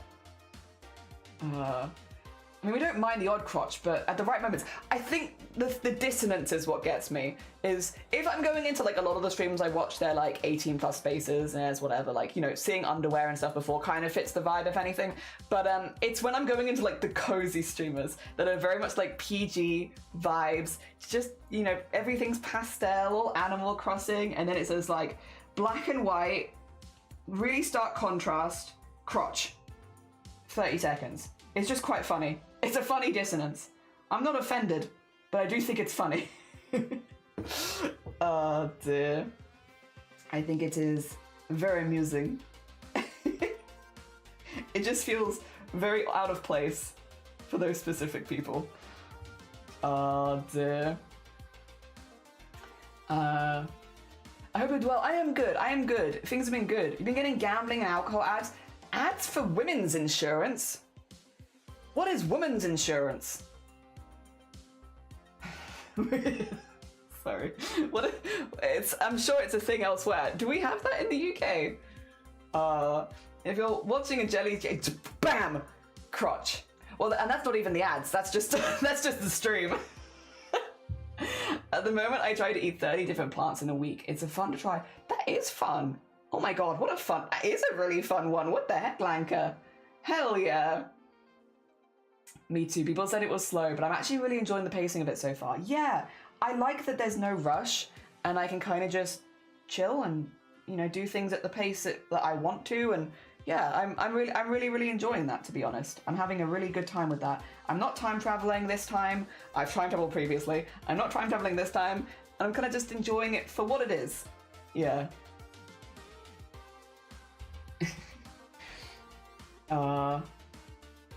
It's nothing weird, but yeah, just not ready for it. Yeah, I know, no one's ever ready for it. The algorithm just feels targeted. I see. Been loving the Animal Crossing update. Barely started with the hotel. Just adore the quality of life things. Just being able to mass craft things is such a small change, which is so good, especially for things like bait and fences. And just being able to like mass craft them is nice. Next, let me mass spend. Especially on like the Nook Mile stuff. I don't want to have to buy my Nook tickets like once and then do the whole animation every time. Let me buy 10 at a time. Let me buy 10 Nook Mars tickets at a time, please. That next would be good. Thank you. Thank you. Oh dear. Noise. They deny your insurance claim because your stuff was stolen by a man, not a woman. Yeah, I'm sorry. Sorry. Was it a man or a woman that stole your stuff? If it was a woman, we can help with that. If it's a man, sorry, can't help with that. Sorry. That's not what this insurance is for. Oh dear. Oh, car and health insurance ads for women's. I see.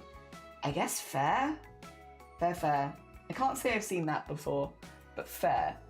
Yes, mass spending, please. Yes, it's mainly the Nook Mars tickets, if I'm being completely honest. The Nook Mars tickets, every time I'm like, this would be really cool if I could do them all at once. And the shops too would help. Yeah, it's like sometimes I just don't want to buy one thing at a time. I want to buy, and like the way that they do the mass crafting is you have to go into a separate screen, say how much you want, and then confirm it. Like, why not do the same thing with the purchases? Because then you wouldn't have to worry about, oh, I accidentally bought 10 when I only wanted 1. It's like, no, because you really do have to go through several screens to do it, but still a hell of a lot less screens than, yeah, doing it manually. God forbid women have hobbies. You're so right. God forbid women have hobbies. Oh dear. That would be good. I would like mass crafting is good. It's a good start. Next is mass buying. Where am I? Wait a minute. Oh, here. Okay. I need to go down there. Okay, so we've got one more spike and then like the staff part of it here. And then we're good. Oh dear. I have no idea why I get women's insurance ads. I'm not even a woman yet. I mean, do you identify? If you identify as a woman, then it doesn't matter if you've done anything as far as like going to a doctor, doing hormones or getting surgeries or anything like that. If you identify as a woman, I feel like that's done. And stop. Even if you only identify in certain spaces at the moment. Yeah. I feel that's fine. Where am I? Where am I? There I am. Cool. That's a good place to start. I can start there. There you go. There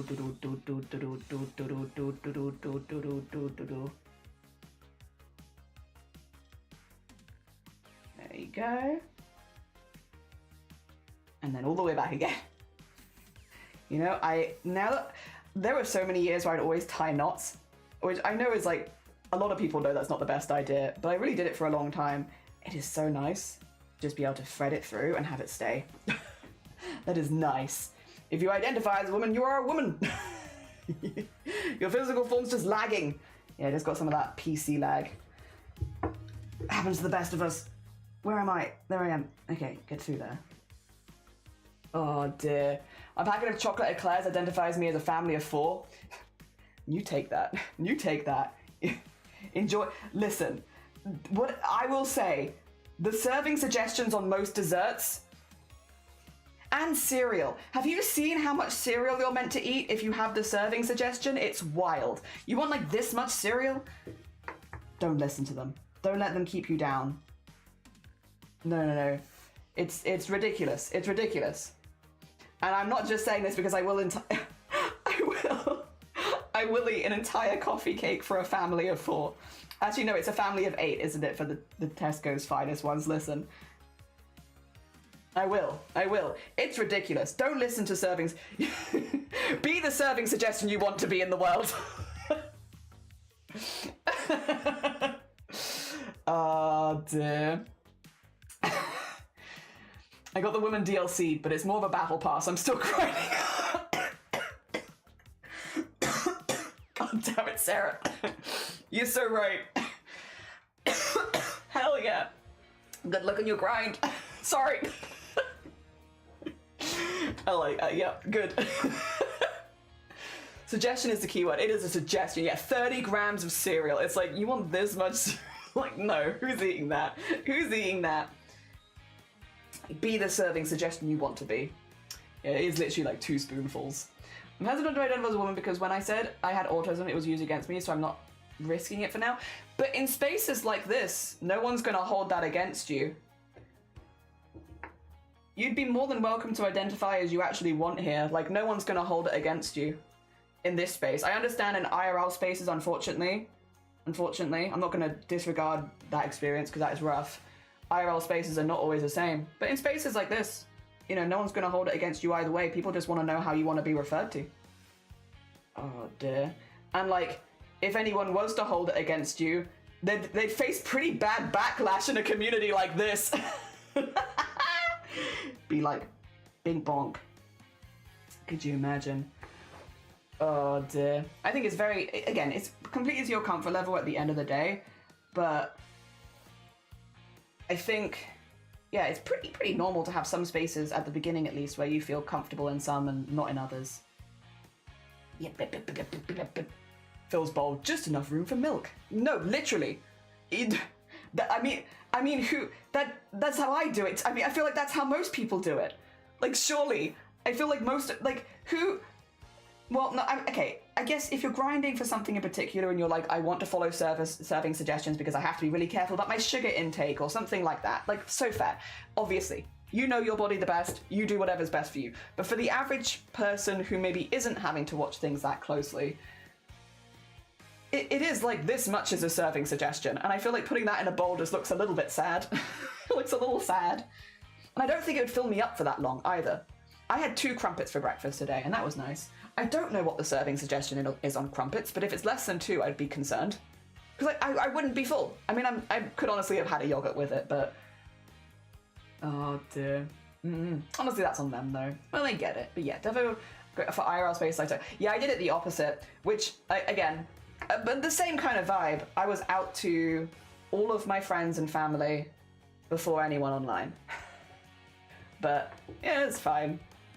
Different vibes for different people. But again, it's whatever. It's what they've come for you. They them's fine. Hell yeah, we can they them for now. Hell yeah. I mean that is also default when I don't know anyway.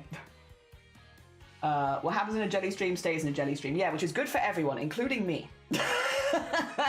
It does not leave this stream, it stays here. I never have to think about it again. Hell yeah. The real trick is to not consume the milk. Then you get more cereal because you don't leave room for milk. You're so right. You say, take notes, everyone. We get it. And yeah, it's a suggestion. I guess that's true. It's a suggestion, but it's not for me. As long as you're referring to yourself nicely, no one gets too mean to you, not even yourself. Yeah. Yeah. Oh dear.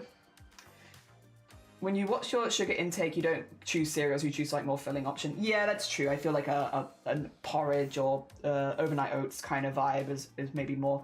But yeah, I just wanted to try and be inclusive of like, there are probably some people that do have to keep an eye on serving suggestions, but yeah, probably not as many that would go for cereal if that's the case, because cereal is generally a very sugary meal. Oh dear. Oh dear. And the IRL, which is fair, very fair. I think it's normal to be out online before in real person anyway. As someone who doesn't eat crumpets, I thought 2 was a serving. I think so too. And 2 is absolutely the correct serving size for crumpets. Hell yeah. Also, Amazonia, good morning. Your armor was looking fantastic. Fantastic yesterday. 1.5 is the serving. Kidding, not sure. I was about, what, like, who is eating half a crumpet? Not me, that's for sure. I mean, the whole crumpet. IRL space, online space, outer space. Outer space, the best place. So yeah, stay safe first, always. I petition that we make mini crumplets and call them crumplets. Minplets. Crumplets. Aww. And thank you for starting a new bit today. Yippee! Hell yeah, hell yeah. As much as I enjoy streaming, I'm excited for a full day of crafting while not being perceived. Yeah, I'm a menace on days that I don't stream and don't have other things to do, to be quite honest, because I'm a very, very extroverted person, way more than maybe I thought that I was. And if I don't have like a lot of social interaction with people for a day, poor Shiny really has to deal with me just being like, very, very, how to put it, annoying. Because I'm like, they've got no one to talk to, and because I don't like DMs, so I don't really like going to DMs for people for like social stuff, because that's not my preferred communication method. So like phone calls, video calls, or streaming and stuff like that is generally what I'd go for, or talking, of course, like face to face. And so because I don't really like DMs, it means that as soon as it's like a day where I'm not streaming and I don't have other work to do, which thankfully doesn't happen too often, I'm just like, I'm a nightmare human. Oh dear. I try my best. Animal Crossing has definitely helped because it's kept me very occupied, but I just really like talking to people. I'm very social. I'm a very social creature. There we go, squish you together. Very nice. Hell yeah. Oh dear. Not too concerned about what my family thinks, but I've got my enemies and I can't get them ammo, which is fair. Stay safe. The large crumpet could be a crumple. Crump. Large crump. I need to lock in with difficult crafting. I can't talk to anyone. I need to block out all senses of an audiobook and music at the same time and just lock in. Bing dong bidong bong. I think I know what that is. Sorry, there's my brain leaving my ear. As soon as I hear that, I'm just like, noises. I'm like that, not necessarily for difficult crafting bits, but bits where I'm nervous, which isn't always hard stuff. Like often it does line up where it's like stuff that I'm, you know, like nervous about is stuff that is difficult or that I haven't done before. But normally the first time I do something that I'm nervous about, I'll need to do it off stream so I can give it 100% concentration. Because I don't like being anxious doing crafts on stream. I also just don't like having that kind of that energy in my streams. So I'm like, I'll normally do that off stream first, and then, yeah. But other than that, I'm okay with it. I don't find streaming too much makes it hard to concentrate on stuff. It just makes the work that I'm doing slightly slower. But yeah, if I was specifically anxious about a craft that I was doing, then I would, yeah, probably do it off stream first and then do it on stream afterwards. Because that was definitely me with like smocking, for instance. Like it turned out I got it very quickly and I didn't find it too difficult once I'd done it like the first time. But I wanted to do it that first time, do the test off stream before bringing them onto stream so that I could be really clear with the patterns that I was using and link people to the right places and stuff like that. Yeah. Oh dear. But thankfully I don't find that complicated stuff too much. Because I mean, we make whole VTubers and stuff like that, and that's generally quite complicated, but it's just slow on stream, and that's okay. Oh dear. Noises. Squirrel! No, it's just like me, it's the, do I know what it is? I do know what it is. That's fine, I think. I'm actually gonna double check that now, because I had one thing coming in the post that we were waiting for, and I think it's that. Which is, by the way, nothing exciting, unfortunately. It's not craft supplies. If it was craft supplies, I'd run and grab it. But no crafts, unfortunately. I wish. Well, I say that, but actually, I should be going and getting some craft supplies myself pretty soon. Yes, take me to the page. Take me to this page, show me my order number. Oh. Maybe it's not that, actually. That one hasn't been dispatched yet. What the hell was that, then? Maybe it's for shiny. It might not have even been for me. I might just be inserting myself. It might not even be for me. Oh, dear. Large crumpets could also be called trumpets, because many is gas. Maybe it's just me. I've never had enough crumpets to notice, but I'd not be against... I'd not be against consuming large quantities of crumpets to see. I just don't have them that often.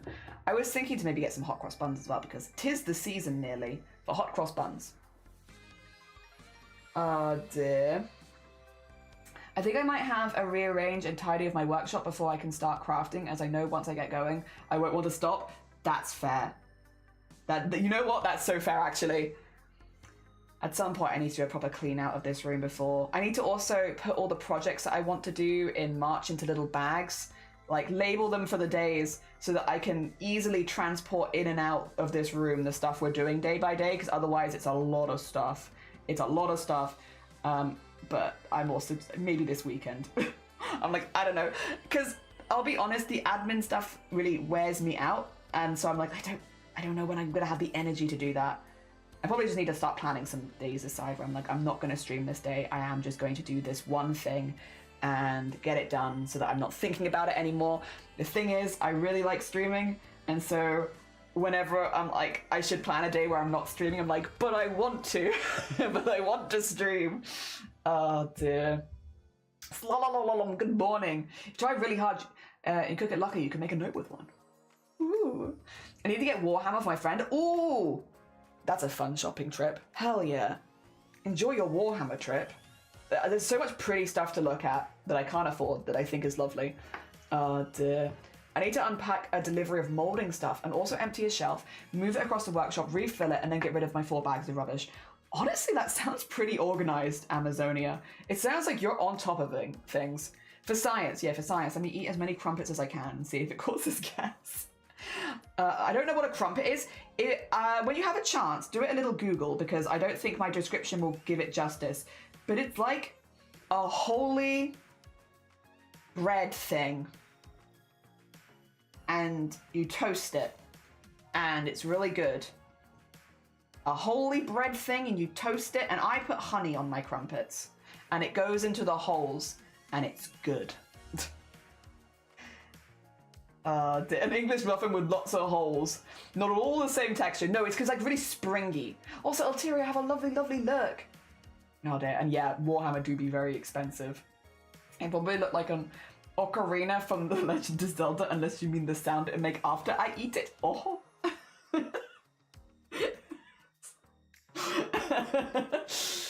As I bite the bullet and start, it'll be fast. Yeah, it sounds like you've got it really organized, to be honest. Like, you know exactly what you need to do. If you've already got the rubbish in bags, that's a good start too. Yeah, GG's. GG's on the organization. Oh dear, right, I need to go down 4 with this one. I really want crumpets now, sorry. I think we call them, no, crumpets and English muffins are 2 different things. So they are different. They are very different. They have very different texture. They're made different. The only thing they have in similar is that they're both toasted and they're sometimes used for breakfasts, but they are completely different things. If you've ever wanted to eat a sponge, maybe a crumpet would be good for you. If you've ever looked at like an ocean sponge and you're like, but what if I ate that? A crumpet, because it's springy, very springy, and it's full of holes, and the holes all fill with honey. Delicious. Yeah, so like as you bite it, all the honey is like, woof, but like in a good way. Like I said, if you can just Google it, you will see, because I ain't gonna do it justice with my verbal description, because crumpets are weird, but like, yeah.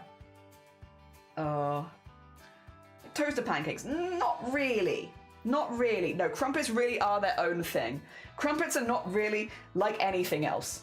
They are crumpets. And yeah, so trying to compare them to other things will not get you very far, because they've got a very specific texture and look. And it is like eating an ocean sponge. But without the ocean flavor, don't worry, they're very bready flavored. Oh, you put them in the, oh, there you go, they're in the live stream chat. Thank you, Amazonia. There you go. If anybody wants to see what a crumpet looks like, Amazonia has very kindly put them in the live stream chat. So you can go look. Honey, I've only had them with butter. Oh my god, do you like honey? Do you like honey? If you do, they're really good on crumpets. Really good. Because it all just goes in the holes and then comes out in like the best possible way. I mean, I guess kind of in the same way that butter would. If you live in the US, they sell crumpets at Trader Joe's. There you go, thank you, Teacup, as well. More information for the Americans. Do you mean Marmite? When did we get to Australia? Oh, you can put Marmite on it as well. I prefer honey personally, but you could put Marmite on it if you wanted. You have it with Vegemite? Yeah. Like having it with Vegemite or Marmite. Both are good. Vegemite and Marmite are different, by the way. They're very similar tasting, but they are different. They have a different texture. Ah, dear. Someone who has eaten both regularly. They're different. It tastes more yeasty, floury than... Yeah, muffins more floury. I'd agree with that, Cloud. I love crumpets super hot with butter and jam. Yeah. The closest thing to a crumpet is a sponge. I was gonna say it, Jelly. It really is. It's like eating an ocean sponge. I love honey. You'd love honey on crumpets then. When you get the charge sleeves, because it just goes into the holes and then as you bite it, because I don't know, it's great. It's just really good. We have a similar thing about baking powder, so it doesn't have the holes, and maybe you have to try these. The holes, whatever you put on top of your crumpet, they all sink into the holes, so that when you bite it, it all comes out of the holes. Which will either be like a really positive texture thing for you or negative texture thing. But it is why they are quite different to everything else. Yeah. The texture is a big part of crumpets. I tried to be healthy and get the M&S whole wheat crumpets and they were just sad. Oh no. Now I'm saying like toasted pancakes, I don't think I would like, oh I see, you don't think you'd like crumpets? That's fair. Again, the texture is going to be a positive or negative. I have it with Ghostbusters too. Does it sink into the holes? I was like in the UK for a year. I remember getting carpet that was like clotted. A carpet? A crumpet. It was like clotted cream with a bit of lemon and crud and jelly. And oh my god, I devoured 4 of those for breakfast. Hell yeah. I would too. You don't like crumpets?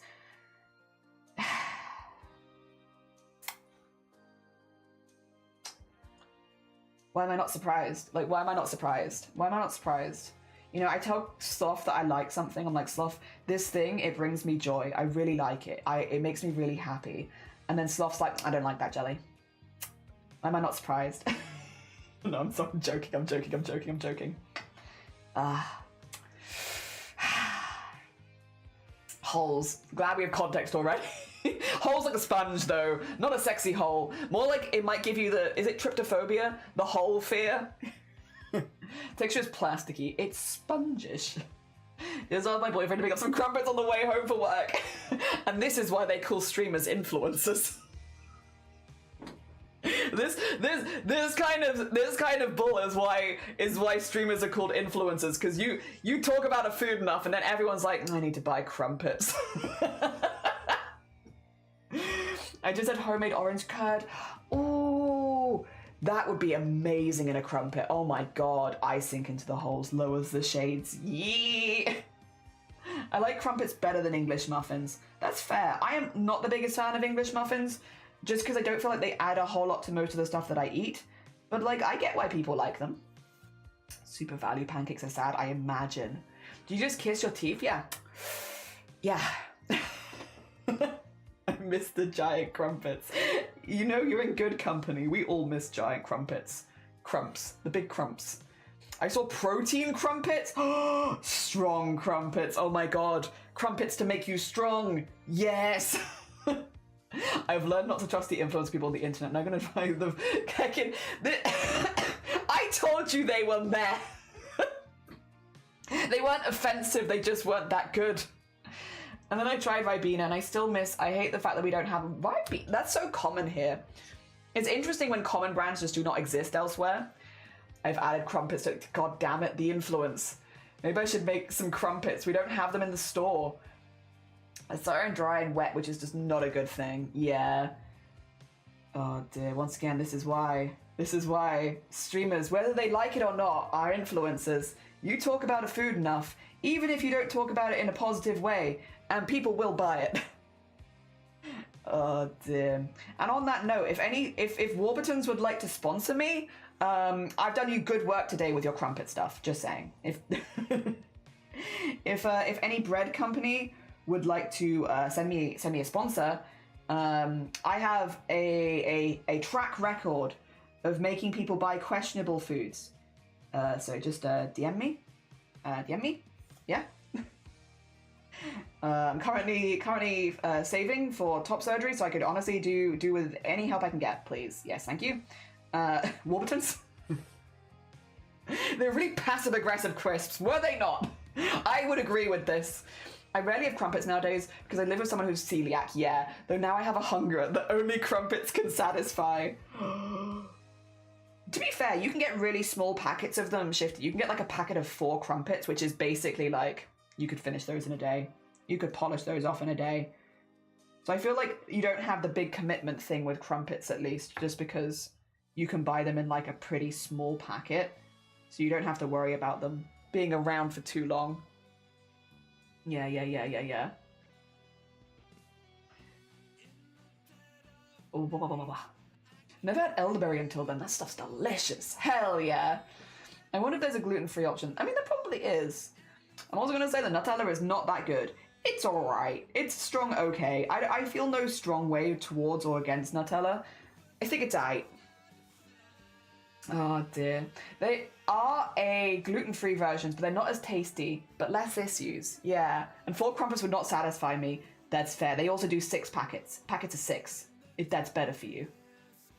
And I actually saw a packet of 9 when we were shopping yesterday. So, options.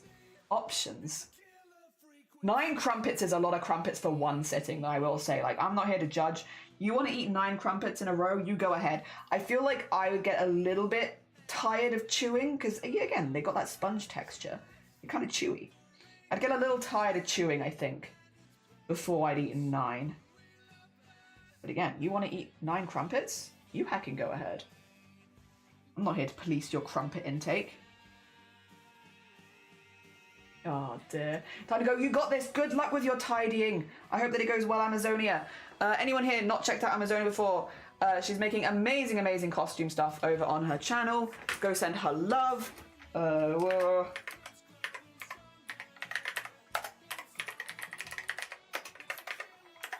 There you go. Very talented bean. It's overhyped. I'd agree with that. I'd agree with that. Only thing questionable with those cheese cookies was why so small I know. Why so small? Is that the rocker ones? The rockers are my favorite, and I get through that in like a sitting. They're so good. I make my own hazelnut spread, and honestly, it's a lot better and tastier, and you get to have more. Hell yeah! That's a win-win-win-win-win. Problem with gluten-free bread is it does not toast well. Nutella is mostly palm oil anyway. The smaller brands' homemade ones are much better. Yeah, I could agree with that. I'm so glad they now have this over the States. I tried the Biscoff for the first time in the UK. I like Biscoff. It's very tasty. Rocker is that. Yeah, Rocker is the cheese biscuit brand that I really, really like. Actually, that my whole family really, really likes, I should say. The entire Jelly family gets together. It's one of the few, like, foods that we like, might bring to, like, a Christmassy meal is Rocker biscuits. They're really good. They're really good. We really like them. I prefer the little brand chocolate spread, which is milk and white chocolate. Fair. And recipe. Oh yeah, if you want to whack a recipe in the food channel in the Discord, you'd always be welcome to. No pressure, of course, but if you wanted to. Oh dear. I make my own. Yes, Etsy. Oh dear. Also, my journal. 2,000. Oh, not 2,000. 25,000. I hit 10k. Still nowhere near you. And mine's not a journal entry, so it wouldn't be very fun to print or anything afterwards. But I hit 10k. GG's on your heckin' 25,000 though, that's ridiculous. G heckin' G's. Huge, huge. Literally hazelnuts, a type of milk and some cocoa, and then blend it in a food processor. Do you have to soak the hazelnuts in milk first or anything? To soften them? Oh dear, or do you just blend it as is? Everyone gets one from that package. Yeah, because it is a sad. I agree with you. Make them 10 times the size. I will buy them. I will buy them. I will buy them in bulk at 10 times the size. Oh dear. Excuse me. Big congrats. Thank you. And to you. And to you. Hell yeah. Yeah, mine's not quite as exciting as yours. Because yours is like, yeah, journal entries. Mine is just invites. But I'm still pleased. I'm still pleased. Oh dear. There you go. There we are. Get that in there. I did one extra stitch, but nobody count. If nobody counts, then it's okay. I got a little confused, and that's okay. It happens to the best of us. You'll get a little confused sometimes. I got a little confused. I did one extra stitch. No one will know, except for everyone I just told. No one will know. There you go. Good, good, good. It looks the same as the others. It's fine. Thank you for the hiccup as well. They're more subtle than they used to be, so it's hard to find them. Put normal because you blend and make it because I see. Okay, okay, okay. My character wrote an entire script for a clown performance. I still think, when I think clown performance, I still think of the heckin', what was it, once the heckin' jester one with the I know I am not as good as you. I know you were not in custody. That one. Dustbin, good morning. Welcome on in. I hope you're doing well. Good morning, good morning. Arden Ministry, good morning. How goes it? I don't have a journal, but I did get a little sketchbook. Hey, I'm more that kind of person, to be fair. More sketchbook than journal for sure. I don't really use a recipe. I just make my own Nutella. I do what they do in the Nutella minus the palm oil. Nice. Oh dear. Oh, once upon a jester. That's the one. Yes. It's still every now and again. The heckin'. Oh. Next time at karaoke. I know I am not as good as you. But I know you were not in class today. Hell yeah. Hell yeah. Oh dear. That would be that would slap at karaoke. It's also like a minute long. So it would be amazing and then it would be over. And that's honestly ideal for me, I think. Oh god. I feel it's hard to find hazelnuts for some reason. I have no idea why and why they're not. I mean, nuts are expensive here as well. Oh my god. Also here. Also here. You are not alone with expensive nuts. Nuts do be expensive. There we go. And then, how many am I doing? 5. Okay, so I need one more. That was 4. 4. And then, yes, one more after this one. And then, I think I will need a little bit more black just to finish this bit, because I'm going to run out of thread before I get to where I want to go. But then we can fill in the staff, because, yeah, it's look at it. It's nearly all in. Big star. Oh, dear. I have been examining a few hours, so I didn't study enough because of pressure and stuff, so I had to try during the retry in March. I'm not looking forward to 3 hours stuff. Like, oh, good luck. I hope it goes as well as it can, and that you can make some good notes for studying, so that when you do the retake in March, like, you feel a little bit more confident. Yeah. Use it as a test drive almost. Yeah. So you can feel more confident in a couple more months' time. I hope that for you at least. Then at least I feel like it's making the best of a annoying situation. There we go.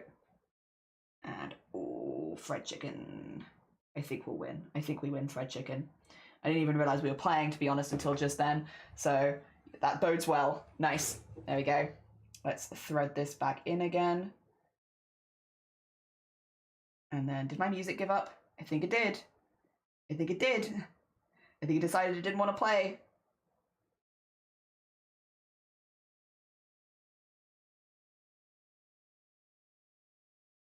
There you go. Nice. Safe. There we go. Dear, how my hospital appointment going? Good. Yay! Good to hear it, Ministry. I'm glad. And you guys do some adult stuff. Good luck with your adult stuff. I hope that it goes good. I hope that it's not too boring for you. Oh dear. It's a bit panto, but it's like the basis of my comedy theatre. Hell yeah. I like that. No, I think that's good. Hey, listen, it works.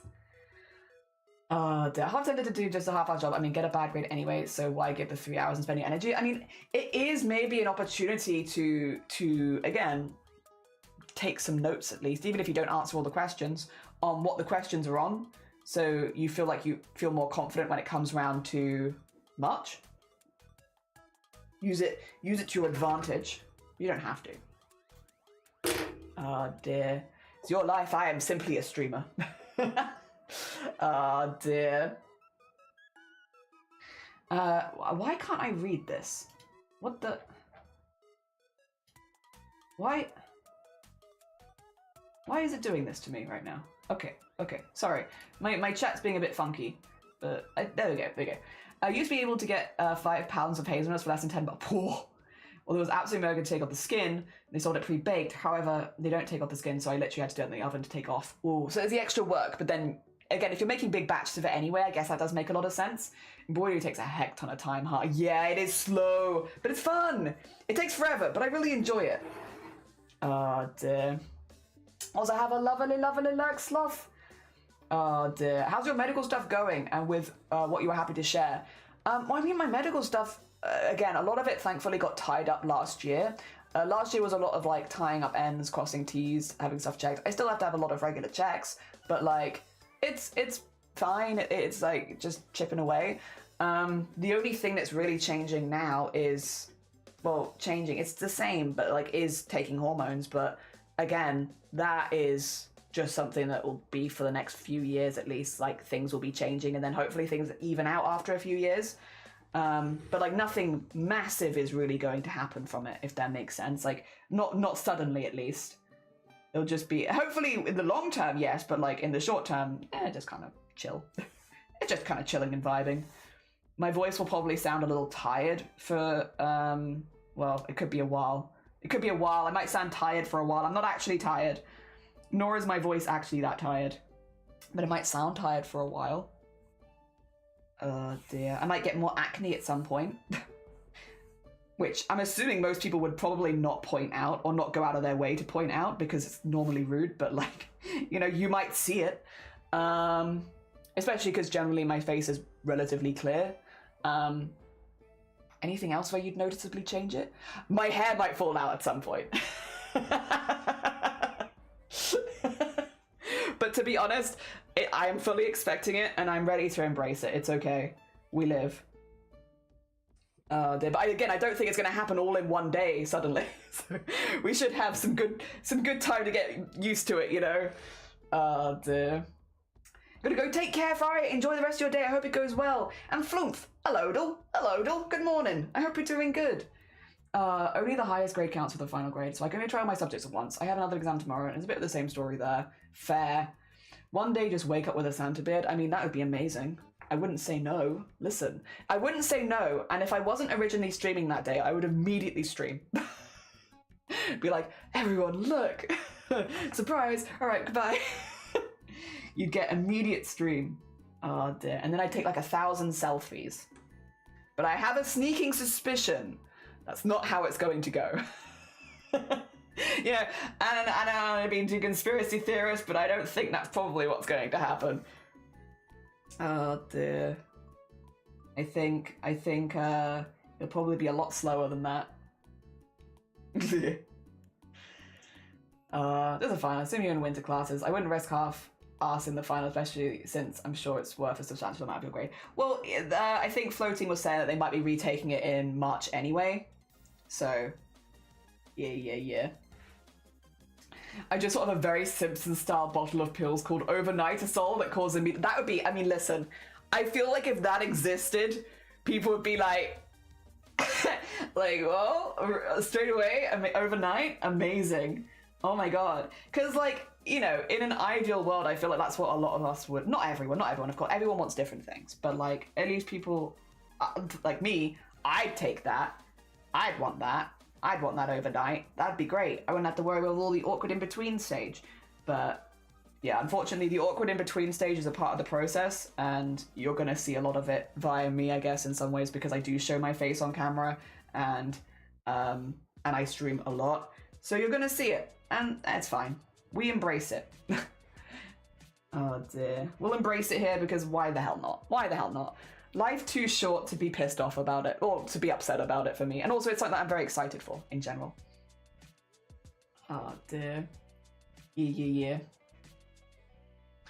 How is Jelly? I'm good, Ricos. How are you doing? I hope things are going good for you. Good morning. Nah, doesn't work like that, though. Be annoying, grow full beard after shaving. The thing is, Ministry, I am fully expecting to lose the hair on the top of my head.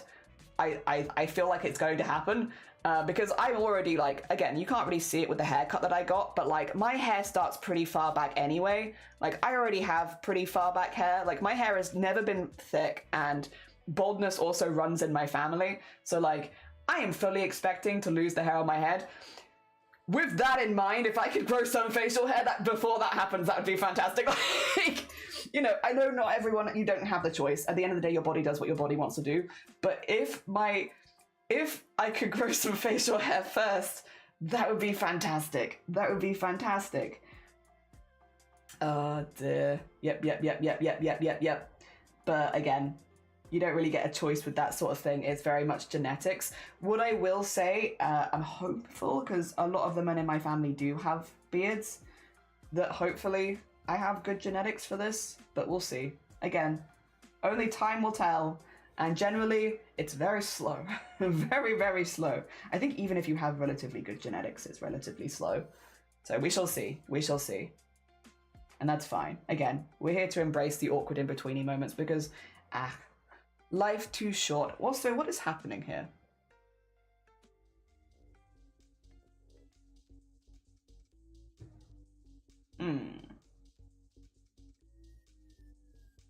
This is very close to that. Very close to that. Too close. Where did I mess up? 2 seconds, I've messed up somewhere. Let me double check it. So here is fine. Because, yeah, that is how that's meant to be. And here is fine, right, too. 1, 2, 3, 4. So it must be this one that I've done something wrong with. Because I'm meant to have, oh, but I have 1, 2, 3, 4. Curious, wait a minute. Let me pull my thread through. Have I gone up too many maybe? No, that's correct. Is it here? 1, 2, 3, 4, 5, no? There's something wrong here, but it's hard to say exactly what it is. So looking at the plans, that is there.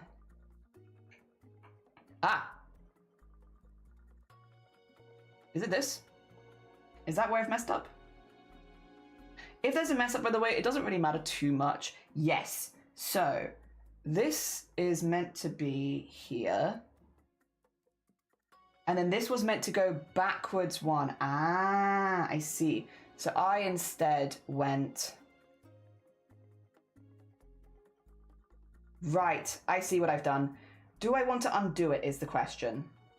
Because quite a lot to undo. But I think I am leaning towards maybe just undoing it. So where I've messed up is here, actually. This is meant to then go straight across. But it's meant to go down an angle, which means... It's meant to go down from here. So this bit where I went down was actually meant to be here. So across 2 stitches, which is why now at this stage, I'm 2 stitches too far across. So if I want to fix it, I need to undo all of this that I just did and go down from here instead, which I think that I will do. So what I'm going to do is, I would want to have some thread on this side where I can sew it back in.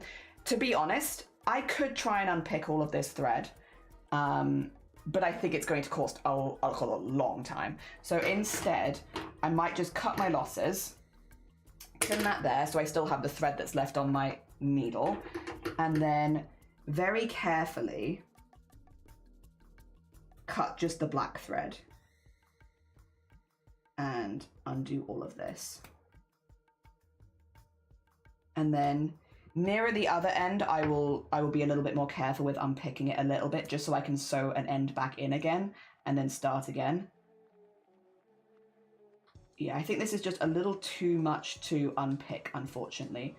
Unless I wanted to spend the rest of the stream unpicking, which, to be honest, I don't really want to do that. Oh. Make sure we're only trimming the black and not trimming the purple. There we go. On the plus side, it does mean we also get to unpick the one where I did it wrong anyway. And I was like, no one will see it, so it's fine. But now definitely no one will see it because I'm going to unpick it. Okay, so this one as well. It's not a huge problem as well, because even though the squares will be slightly stretched out now, because I've done the stitches into them, it's actually not a huge issue, because I'm going to be re-crocheting over that point anyway. Right, I am going to do it to here. Also, apologies, I'm probably quite behind on chat, but I'm just doing a little bit of problem solving. Also, I did hear that someone just followed. Thank you for the follow. You've just joined as we are doing a bit of unpicking, because unfortunately I made a little bit of an error. I should have gone down from here, but I went down from here instead. This is an error up to like this point. I think probably that's where I'm going to unpick it to. We now need to get all of this fluff out of here. Ooh, did I? Oh, I slightly grazed the purple. Fine. It's fine. We'll be okay. It'll be all right. Panic ye not.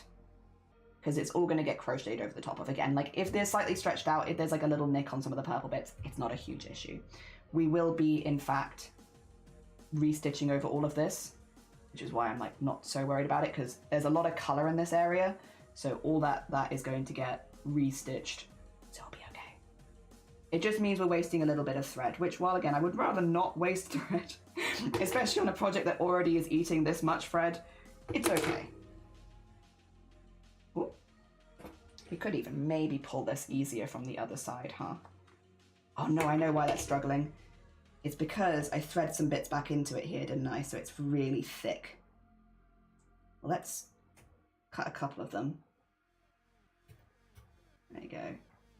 And then maybe that will make it easier to pick out. I was like, why is it being so hard to pick out? It's because I've literally like gone backwards and forwards a few times with some of the other threads in this space, which again holds it in nicely, but makes it really hard to unpick. Oh dear. Thank you for the follow. Thank you for the heckin' 35 stream streak as well. That's very heckin' kind of you. Thank you. Sorry, I'm so behind on chat. Let me catch up real quick. Wab, wab, wab, wab, wab, wab, wab. Oh dear. Oh yeah, absolutely no diminishing how fun embroidery is. Yeah. Oh yeah, yeah. I mean, it's not for everyone, of course, but I enjoy it personally. I have a good fun with it. You know, unpicking and stuff is not my favorite, as with probably most artists and crafters, but it's like, it's fine. It's worth it for having fun with making this piece in the first place. And this is the biggest chunk of unpicking we've had to do so far. Hopefully, we will not have too many more bits that are quite this big. And then, yeah. But it happens. Ooh, there we go. What makes this difficult is it's an open book exam, so I can look at the answer in the book, but there's just not enough time to do the entire exam this way, so I can just spend the full 3 hours that way. Probably end up doing the entire 3 hours anyway. Just dragging my feet because I don't want to. Dear. It's my autocorrect being a pain today. Wax the head, yeah, so it's nice and shiny, so I can reflect the stream onto it. My beard is starting to form so nicely, and it's easily the most affirming thing, so at least if I end up going bald like my dad, I have a nice big, hell yeah, hell yeah. No, I'm glad to hear it. I hope I get there one day too. One day. Only many years down the line, and that's okay. We'll live. One day. I feel like any man, whether they're cis or trans, if their hair goes away, they always have great luscious beard to compensate. I hope so. I hope so. Not anytime I'm not taking medication, I always have an alarm. I tend to forget a lot, especially if I'm taking an Uber. It's like important. Hell yeah. I also forget to take antibiotics a lot. Oh god. Yeah, you definitely want to take that. You don't want to do half a course of antibiotics. No. Also, Raza, good morning. Welcome on in. Yeah, sorry, you probably joined as I was like starting to unpick, huh? I'm loving the work so far. Thank you. I love doing this sort of thing. Again, like obviously unpicking is a little unfortunate. Happens. Occasionally you make a mistake. I'm probably going to make several more throughout this. Once the outline is in though, it will be much harder to make those mistakes because I'll have like a really good template. So if I'm going to make big mistakes, it's probably going to be on the outline. And I'll be honest, there was a part of my brain that was like, do we need to fix this or can we just live? And I'm like, no, you know what? We'll spend the time and actually fix it this time because yeah, like it's the outline and I kind of am relying on that for a lot of where I'm putting things. So we'll be good. We'll actually unpick it. You get all a little pile of fluff now from me doing this, but in reality, it will not take me that long to redo the work that I've just undone. It's going to take me a little while to unpick it, but like getting it back in again will not actually take that long. And it'll be worth it just so the design looks really nice in the end. Because otherwise the stuff would have looked squished in like not the best way. There you go. And ooh. We're like halfway there as well already. Deleting squid. I have! Oh my god. I have so much that my voice will crack for it. I love Small Piggy. So cute. Got recommended by Twitch and my other half loves Digimon! So I'm making this for my other half. Yeah. We're both big fans of Digimon, but Digimon just does not produce very much merch. And so he specifically asked for Wizardmon. And I was like, go on then. We'll make you... We're doing it in like a sports kind of jersey style. So it's going to have like big yeah, gold cuffs with like purple base, orange sleeves. Yeah. And then we're making it as a big cardigan. Very exciting. But it's good because the big squares mean that I get to do a lot of designing on the back, which is pretty nice. Pretty nice. Not going to complain about that. Okay, I'm gonna... I think cut this one, and then we're going to go from here, and we're going to start actually trying to unpick it at this point.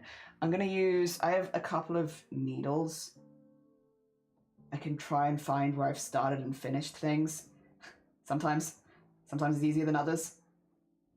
It'll be one of these is the thing, but I don't know which one. Oh, God.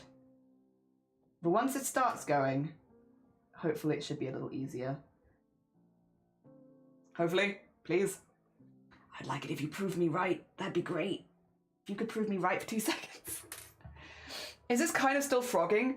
I guess kind of. Well, frogging would be if I unpicked it while maintaining the yarn, whereas I'm cutting the yarn. So I think probably this wouldn't be frogging because it's like frogging normally, it's undoing, but it's like you kind of keep the yarn. Whereas, yeah, this is not very usable anymore, at least not for crochet or cross stitch.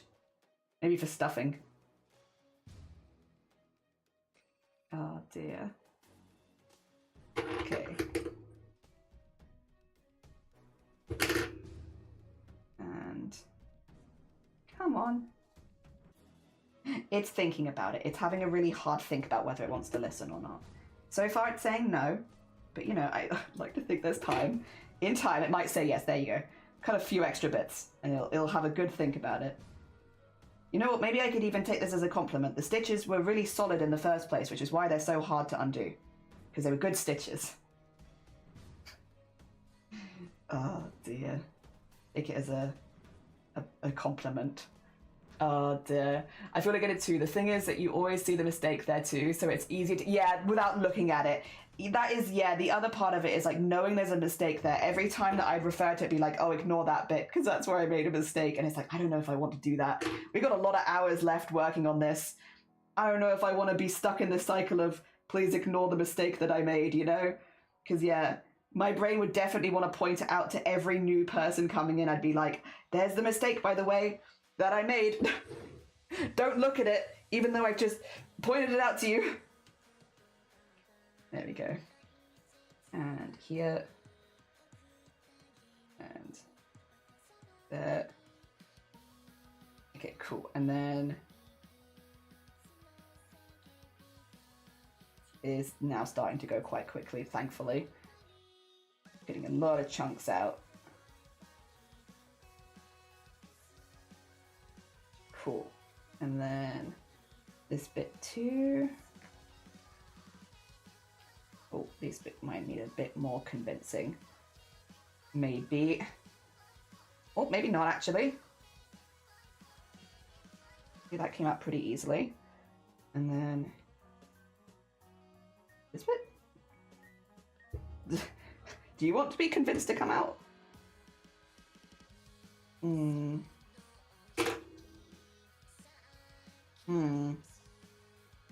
Yeah, there you go. Cool. Alright. Now we got this one where I did cut a bit of it, but with the idea that I wanted to leave some of it intact because, yeah, we will be sewing back in with this bit. Okay. Has that done what I wanted it to do on the front? Yeah! Fantastic. Okay, let's get rid of a lot of this fluff because the longer it sits on my desk, the more things it will attach to. It's already attaching to. Get rid of that. All right, so I need to move. So I only actually need to unpick 2 here because that one up there is still correct technically. And then I need to go down from this point. And it looks pretty good, I would say. It doesn't really look like we've made any huge mistakes, thankfully. Right. Now we just need to work out the order I sewed it in initially, which I think would be here. And then here. There you go. And then probably... Luckily, I am trying to do this in the same order every time, so once I find the end, I can kind of work it out. There you go. So this is frogging. I would say this is closer to frogging because now I'm actually maintaining the thread. There we go. Good, good, good. Suppose the crochet, knitting or not sewing. Or is that, I think frogging is specifically normally crochet, if memory serves, but you know, I don't think people would be against you if you used it for other things. By any stretch, I feel like people would get what you meant, yeah. No worries, no thank you, I appreciate it. Big heckin' streak. Have to run, no teacup, it was lovely to see you. Enjoy the rest of your day, I hope it goes well.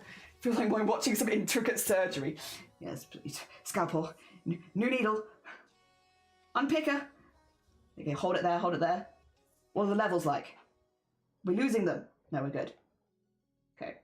What order did I do this in? Okay, well apparently, you know how I said a minute ago, I always do it in the same order, so it's nice and easy. Take it back. The hell order did I do this in? Oh no, it is that one. Okay. Is it? Yes. Okay. Also, shark! Scree! Save? Okay, let me save it in just a minute, because right now it's not safe, Neil. We are in unsafe crafting territory. We're mid-operation.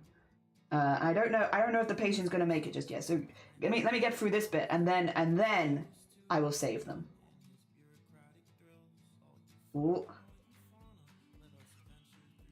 There we go. And then this one. And this one. Nice!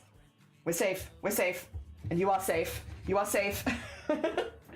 When doing things, it's all right. Please don't pay attention to the thing that I brought to your attention. But it's the thing. I feel like I'm not alone. If you're crafting something, right, and you've made a mistake, it's so hard to not be like, oh, and here's where I made a mistake. Here's where I made a mistake. Don't look at it. Here's where I made a mistake, though. But don't look at it. It's a secret. You didn't see it from me. But here's where I made a mistake. Like, it's so tempting. All right, so now we need to move this across to here. Put that in there. And then, yeah, that bit there is still technically correct. I think I just conflated that with where I needed to go down initially, because this is where I need to go down. Yeah. To make it right. And then we'll do this one in here and then sew it back in again. And that way it should be pretty solid. I got so distracted making colour work chart for the Future of Knitting project. You fully forgot you're not human? You fully forgot you are human, not that you're not human. You fully forgot I wasn't human! Me and my human skin. If you need to go eat, sleep, drink, you know, do any of the human things, any of your Sims necessary requirements, please go, you're all good. And look, have a lovely lurk floating! Take care of yourself. The patient has made it. They have. We're back on track. Back on track. Everything's good, and now I don't have to worry about drawing this to everyone's attention every single time. Which I would inevitably do. Inevitably, like, that's where I made the mistake, by the way. Do you see it? Do you see it right there? That's my mistake. None of that. We've avoided this future. Alright. Get that in here. And then put that over there. I don't like that needle as much as well, so it's nice to switch back to my proper needle. Good, good. Yes, I'm gonna double check it now, but that is correct, yeah. So now we do down 4 here and we do it like that. Yes! Go Sharon eat because I'm supposed to be, oh yeah, no, you go do your self-care stuff, hell yeah. Have some good food. God, have some good food. I returned from the outdoors where people are stares at wall for 3 hours. Oh, right, I see, okay, I don't know why I read that as if you were living in some dystopian world where you leave the house and everyone is just staring at the wall. No one's speaking to each other, no one's moving everywhere, all the humans are just staring at the walls. No, you need to go stare at a wall for 3 hours. You go stare at a wall for 3 hours. Recover from your human experience. Just, yeah, where are Masons from? Everyone's just constantly staring at walls. Like, no one communicates with each other. You know, you try to ask someone when the bus is coming or, you know, make a comment about the weather or something, and no one will respond to you. Everyone is just staring at walls. Oh dear. Like slowly decomposing in front of your eyes.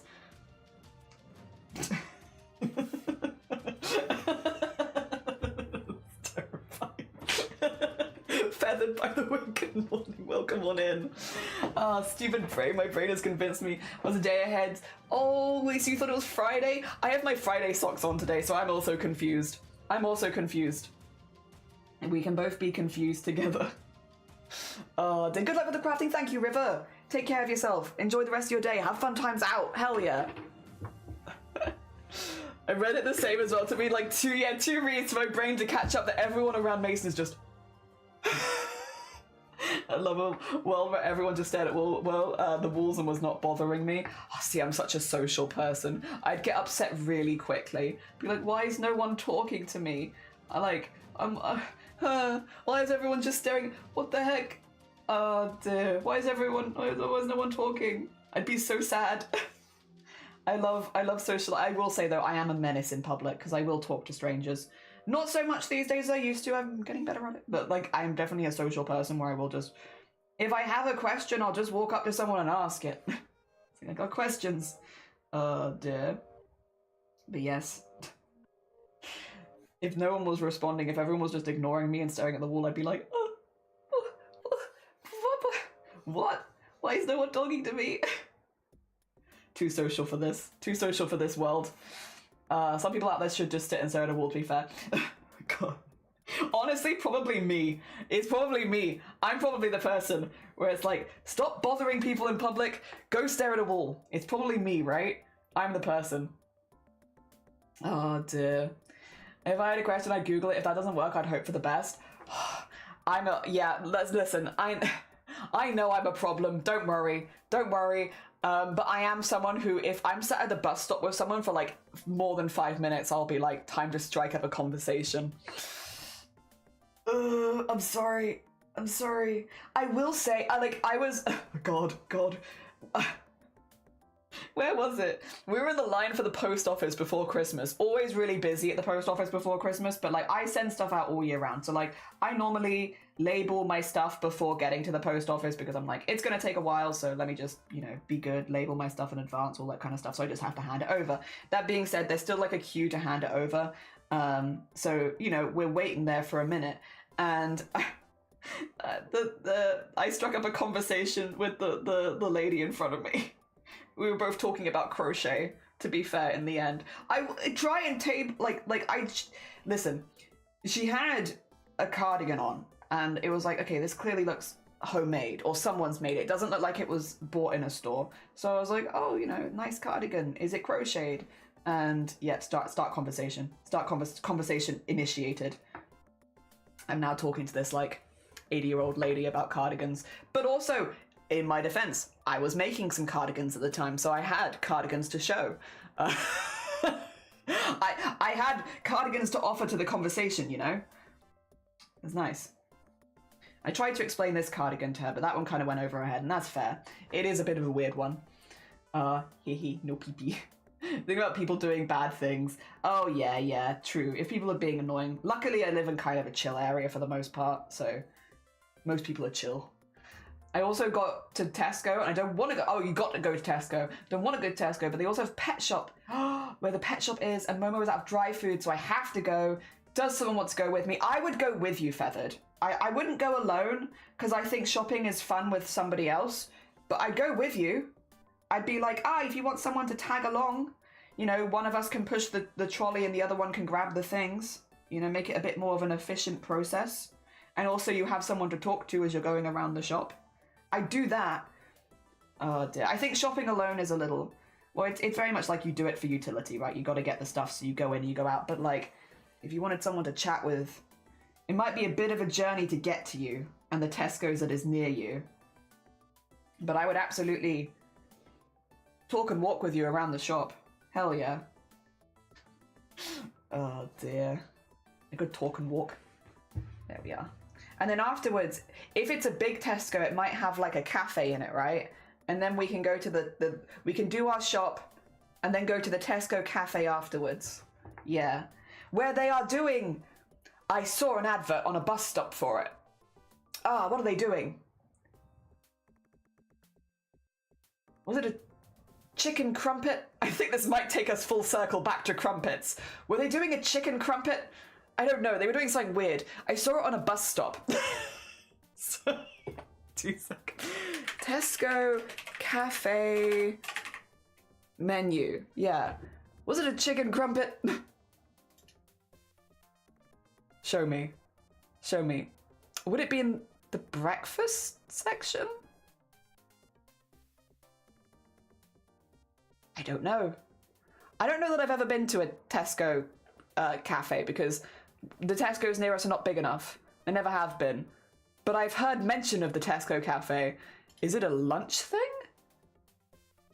Yeah, fried chicken and crumpets. Yeah, with streaky bacon, suffered fried chicken, chili jam, spring onion, coriander, chili flakes, and maple drizzle. Yeah, they're doing fried chicken crumpets. Yeah, it's in the lunch menu. I saw it on a bus stop.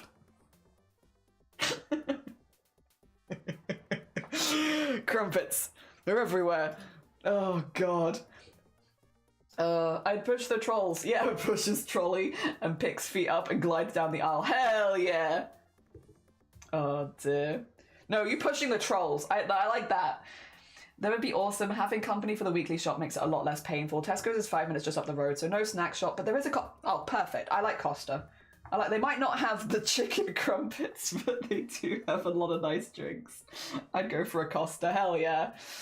Might be brunch thing. Yeah, it's in the lunch menu. So not the breakfast menu, which I guess makes sense. Fried chicken for breakfast, I'd actually go for, but I understand other people might not. That'd be awesome. Having company, yeah. Fried chicken, that's why it's stuck in my brain, right? Because I'm like, that's not normally what I'd put with crumpets. But sure. I might need to seek out. I need to seek out a Tesco's that has a what do you call it?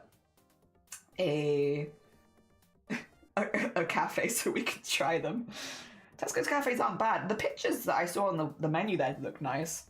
We sat in the front and we could be a right menace. Hell yeah.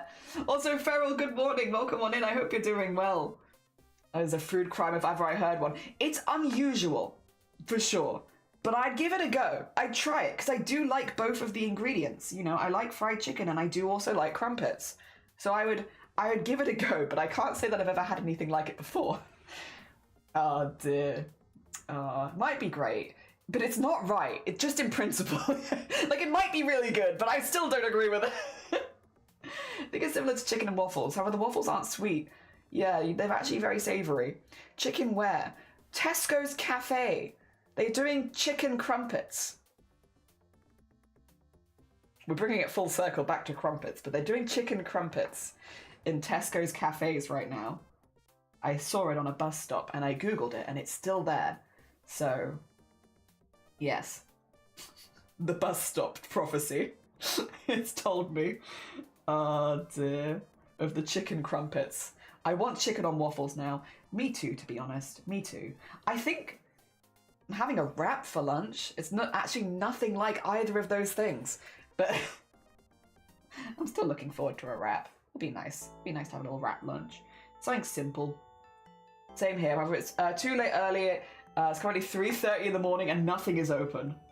Yeah, that's not the best time to be going and getting chicken and waffles, unfortunately.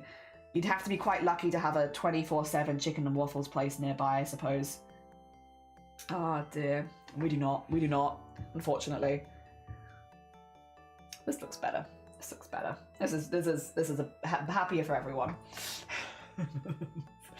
Oh dear, what time is it? It's not really lunchtime here either. I've got a while. Also, 2 seconds. I'm gonna have a really big cough. I'll be right back.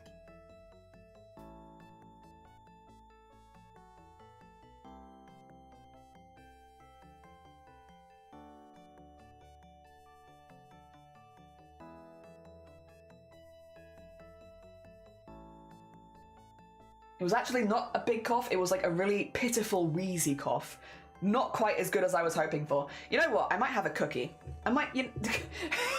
Welcome to crafts, where it's like 5% crafts, 95% talking about food and eating snacks. But I got the stem ginger cookies again, because they're really good. They're really good. They're really nice cookies. You know what? I did a very weak cough, so why not have a cookie? A cookie for my cough. Moscow is open 24/7, but it's like an hour from me, and I'm pretty sure no one's willing to go out the... No, that's fair. If I were there with you, Solemn, I would go.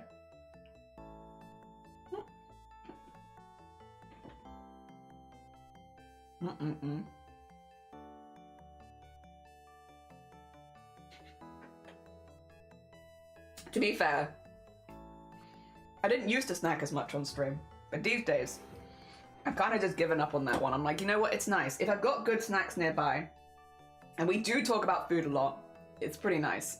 I love sen ginger in cookies. Like when you hit like a chewy bit of ginger, I love it.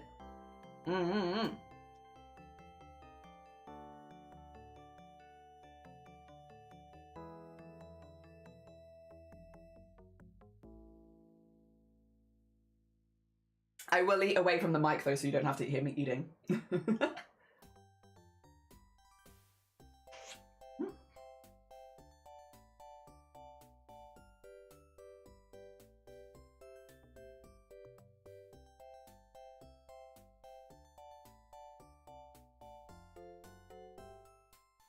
Ow.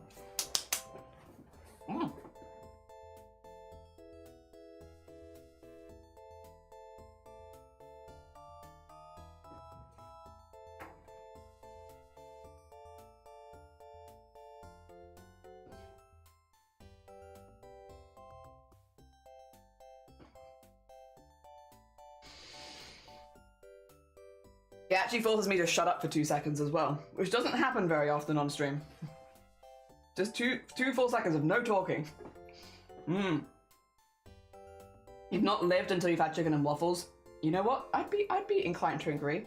I think I need it as part of my like fulfillment in life. I require a good chicken and waffles meal. And poutine. That's the other one. I also require that, you know, for a good fulfilled life. When I look back on my life and I'm like, I've lived. Chicken and waffles is important, but also I really need to try poutine at some point. As a Belgium, I'd like to request, please do not sully waffles with chicken. I'd be sad. I've only been to Belgium once. We sailed there from, like from the coast in England. We sailed from there to Belgium once. So I've only spent like a day in Belgium because it was just a stop off point. But when we did go to Belgium, I got Belgian waffles on the beach. I got some of the hot chocolate over Belgian waffles and we sat on the beach near the ship and ate them. And that is a core memory in my brain. It was very delicious. I don't know if it tasted extra good though, because I had just spent 7 days sailing there, basically. Like we were on, and we'd had to do figures of 8 in the ocean before we were allowed to like pull in for like a good 6 hours, and I was exhausted. Like we'd done so many, because it was a sailing ship, so we were in charge of the sails. So every time you do a figure of 8, you had to change the sail direction. I was exhausted. But so it might have tasted extra good because I was exhausted. But oh, it was good. It was really good. A lovely time. But yeah, arms, jelly, actually jelly. Waffle, warm. Beach, warm. Hot chocolate, warm. All things which were nice. After doing that, I needed some sugar. I think I was exhausted. Oh dear. Back when I used to do more sailing. A cookie is only good if you can dunk it and it doesn't disappear into the mug.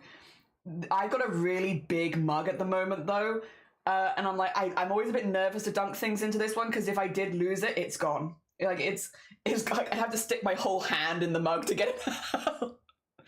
Oh dear. Here's the thing, it's not sweet Belgian waffles they use, the chicken waffles. It's a thicker mixture and it's very savoury, made with cornbread mixture. Oh, I do want to try it. That and poutine. Chicken and waffles and bacon pancakes. Ooh, I've had bacon pancakes. Actually, I think I was in university when like the whole like the Adventure Time with bacon pancakes came out, and so like everyone was trying it in the dorms, and so I have had that. I love poutine, but cheese curds are really hard. Yeah, same here. Same here. Not. It's exactly why I haven't had it. Is because it's just really hard to get cheese curds. Also, good morning, Not. I hope you're doing well. Sailed to Belgium. Oh, really? Oh, that was a ferry. Ours was a 8-sail ship. No, 10. Because I was on top, yeah. Big ship. Like pirate ship. Think pirate ship and you've probably got an idea. Like much more modern, obviously. And it did have like a propeller, but we would mostly use the wind to get places. We were originally going to go to France, but we ended up in Belgium. We just had some change of plans last minute. And it was very fun. Very fun. Unfortunately, they don't do a lot of stuff like that anymore. Maybe it's because we're not in the EU anymore. Actually, that could be a really big part of it, huh? This was back when we were still in the EU. Fair enough. It's a nice place. It is. I wish I could have spent a bit longer there, to be honest. Just the circumstances of the trip meant that it was like very much a stopping point. We were there for like 1 day, which is longer than we were anywhere else, to be fair, but it was very much a stopping point and wasn't the initial goal, but kind of ended up becoming the goal. Had a good time though. Again, I'd like to go again. But like when we're not sailing there, when we don't have to like go back to boat. Damn, I could maybe stay in like a hotel. Oh my god, imagine staying in a hotel. Ooh, that'd be kind of cool. Not in a hammock. Goes and makes it with Belgian mussels because I think sweet and savoury is a good combo. Hell yeah. I mean, if you like sweet and savoury, it'd probably be perfect. It's a little hard here in the States to get cheese curd, but for me, personally, poutine does not taste the same unless you're in Canada. Yeah, I think I need to go to Canada is the thing. And I'm down for that, to be honest, at some point. I'd be so down to go to Canada. Oh, you put outside, you're going to put outside appear in public clothes now and go to Tesco. You got this. Good luck, Feathered. I hope it's as smooth as possible and there's not too many people there. Oh yeah, goddamn Brexit, yeah. I think that's why it doesn't run anymore, unfortunately. It's a good combo. I like sweet and savoury. I am not as against sweet and savoury as I used to be. It's alright. It's alright. I think, I don't know, I like it sometimes. In certain things I'm like, it's perfect, and in some stuff I'm like, eh. So it kind of depends for me. But sometimes I like it. I definitely am more willing to try it than I used to be. Like if someone says, oh, it's kind of sweet and savoury, I'll definitely give it a go. There we go. Because I used to not like it as much. But the times have changed. Now I think it's alright. Alright. We're getting there. We've nearly made the progress back that we had. Oh dear. Getting proper poutine is the best part of visiting Canada. Yeah, I do want to. Originally from New York, and there's a pastry shop called Magnolia's Bakery. It became very successful, and they have a few here in California, where I live. However, even though they have the same things, it's just not the same taste-wise. I mean, even like water tastes different from place to place, right? So like, if you're cooking with different water, the things can taste different, even if you use exactly the same ingredients. So I guess it's not really surprising. Belgium is a great place for a long weekend. No need to stay longer. It's a nice cozy place, but not as long a holiday, I think. You have to make sure to have fries. Okay. Nod. Take notes. I do want to travel around Europe a little bit more. I want to nip around. There's a few places I'd really like to go. Yeah, Belgium is definitely on the list, especially because, again, last year it was such a stopping... Not last year. Last time I went, it was such a stopping point, so I didn't really get to spend that long there. I would have at least liked to have gone through a few of the shops and stuff like that a bit more. But yes. What I mainly remember is... God, okay. Is... I did this sailing thing when I was quite a bit younger. It was a very long time ago. It was like 15 years ago now. I'm an old person. And I remember at the time, we went across and it turns out the smoking age, or the age to buy cigars, was younger in Belgium than it was in the UK. So the things we did there were mainly eat stuff on the beach and smoke cigars as like 16-year-olds. Please don't come for me. I was but a teenager, and you go somewhere where the age limits are different, and it's like, well, time to go for it. Hell yeah. Oh dear. So that's what we did. Which maybe wasn't making the most of going to a new city, but also I was a teenager, you know? These days, I would definitely hit up more interesting places and architecture and stuff. But back in the day, I was like, cigars and waffles, please. Oh dear. Yep. I would like to actually see some stuff next time. Just cigars and waffles. Although the waffle was good. I would actually 100% go for the waffle again. Oh dear. Reminds me of people cutting chicken on donuts and feels like it would hit that sweet savory balance. I have actually had the donut. It's the donut burger, right? Where it is a chicken burger, and then there was like but instead of a bun, they use like a glazed donut. I had that. It was all right. It's not to my taste personally, but I could see why people would like it. Kind of like with donuts and maple bacon donut. It's a good amount of sweet and savory, and kettle corn, sweet and salty umami. Oh my god, I'm making myself hungry. Isn't it like an awful time of the night for you to be hungry though, Solemn? You just said. This is why I eat breakfast before coming to the stream. Oh dear, and I'm regretting that. Yeah, 16, you're allowed all that stuff. Look, as long as you had a good time. We did in fact have a great time.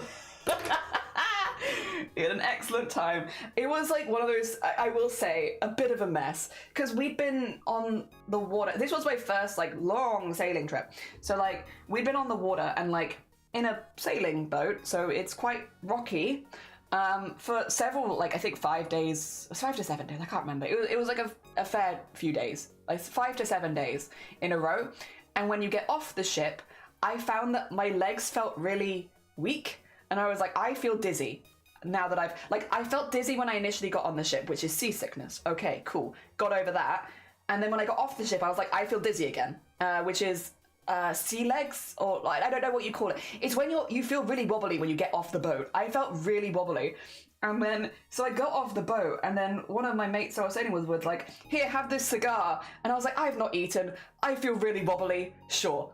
Okay. And then I think the only thing we ate were waffles, which were really good. And again, hit a spot because we'd just done so many figures of 8 in the middle of the ocean. I was exhausted. But like, oh yeah, it's definitely become a core memory. I think I'd probably have to deal with seasickness all over again now, though, because I did get seasick back in the day. I got seasick, and then you kind of get over it. But I'd probably have it again by this point if I had to guess. But then again, I'm not going to sail over there. I'm just going to get a plane or the train, aren't I? Or the shuttle or whatever. Yeah, you know what? Ignore me. I'm coming with hypotheticals. Like, I'm not going to sail to Belgium again. That's not how that's going to go down. I'm going to go a normal way. Please excuse me. My brain is approximately this big. Yeah. And then I can actually chill. But also, yeah, Belgium, is it on the Eurostar line? I feel like it is. Because then I could just hit several places. I've been to France now. Last year, for the first time. I'd intended to go there way earlier. But it just never lined up well. Just because France is so close. But yeah, I went last year. We went on the shuttle. It was, honestly, way easier than I thought it was going to be. Way easier. I don't know, just super smooth sailing. Yeah, very easy. Would absolutely do that again. Oh dear. I want to go to Germany as well, because I've never been to Germany. That's on the list, and it's relatively close. So, and I think I can also do that one on Eurostar. So, not too difficult. There was never any sitting in parks fuels before that point. 3:40 now, it's been 10 minutes. I always eat before I go to the park or field of some sort. When I go and watch sports games, especially a baseball game, I always eat beforehand because stadiums and food is abhorrently expensive. Yeah, no, it's same here. Stadium food is mid and incredibly expensive. So yeah, eating before makes a lot of sense. Yep. A universal experience, maybe. London to Brussels. Yeah, okay, yeah, it's on the Eurostar. Easy. Like Eurostar is also pretty easy. Oh dear. Like, you have to get to London from Wales, but there are trains and coaches straight there, like, that do that straight line. And then, yeah, it's easy peasy. Easy peasy. I feel like the terminals are pretty chill. They don't take too long. And yeah. And you get to take your luggage with you, which is good, because I don't normally have a lot of luggage. So waiting for it afterwards, like a plane, would be very annoying, because it's just like, this is like nothing. Oh dear. Hold on, I think you got it. Also, Gina, good morning. Welcome on in. I hope you're doing well. We're just talking a little bit about traveling around Europe and eating food. Traveling around Europe, eating snarks. Hell yeah. All the snacks. Delicious, delicious snacks. Oh dear. There we go. That is 3 out of 5. Keep working our way up. But yeah, I want to go to Germany. We did... Well, because of TwitchCon, I've done Amsterdam and Rotterdam, which also on the Eurostar line, very easy. We did France last year, which was good. I've been to Spain quite a few times, so like that one I would go again. I wouldn't say no, but I have been quite a few times. I've done Andorra. I'm slowly branching out into Europe a little bit. Slowly. I still haven't been to Scotland. I need to go to Scotland. Scotland's literally in the UK. I need to... It should be higher up on my list, especially because I really like architecture and I love castles. I need to go to Scotland at some point. It's too close by, and I'm starting to feel stupid for being like, I've just not been. And I've been meaning to go for so many years. Oh dear, I need to go to Scotland. Embarrassing at this point. Can't believe I've never been to Scotland. Oh dear. I'm also dyslexic, I have to type it out first to be sure. Feels like abhorrently is it? Oh yeah, it's a long word. Long word, and it's got a H in it. What? Rude. I know. I need to go to Scotland. I'm so aware. It is on my list of places I really want to go. I just, it's just not got around to it. I've just not got around to it. I've been meaning to. Because, yeah, got a lot of good castles, a lot of good walks. Again, we like hiking.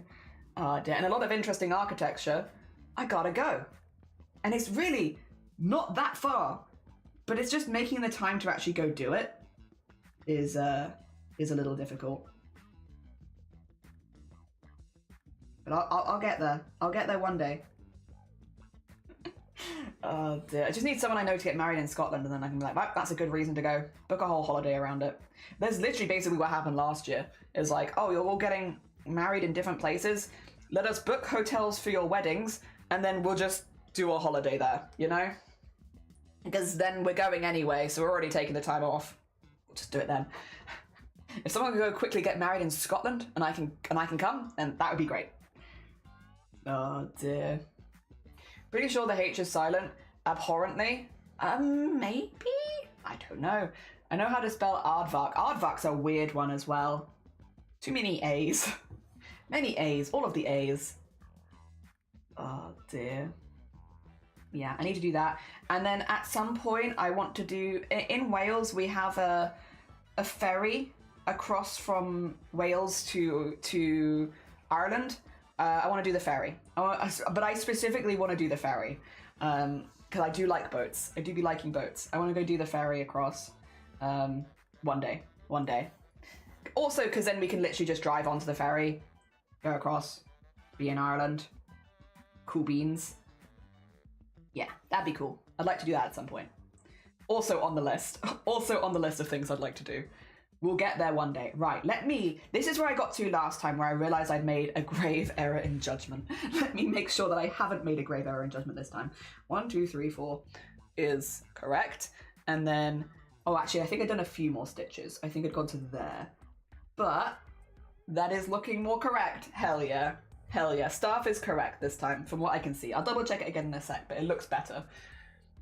I love the A's. Hell yeah. I hear the H abhorrently, like horror. Yeah. It is. It is not an easy one to spell. My to-do list is just a list of people. Oh no. There are too many A's. I feel this way about the word amalgamation. But then again, still a good word. Amalgamation is a good word. Amalgamation feels like an amalgamation of several words, because it's very long. Axolotl is a hard one. Can I put out definitely?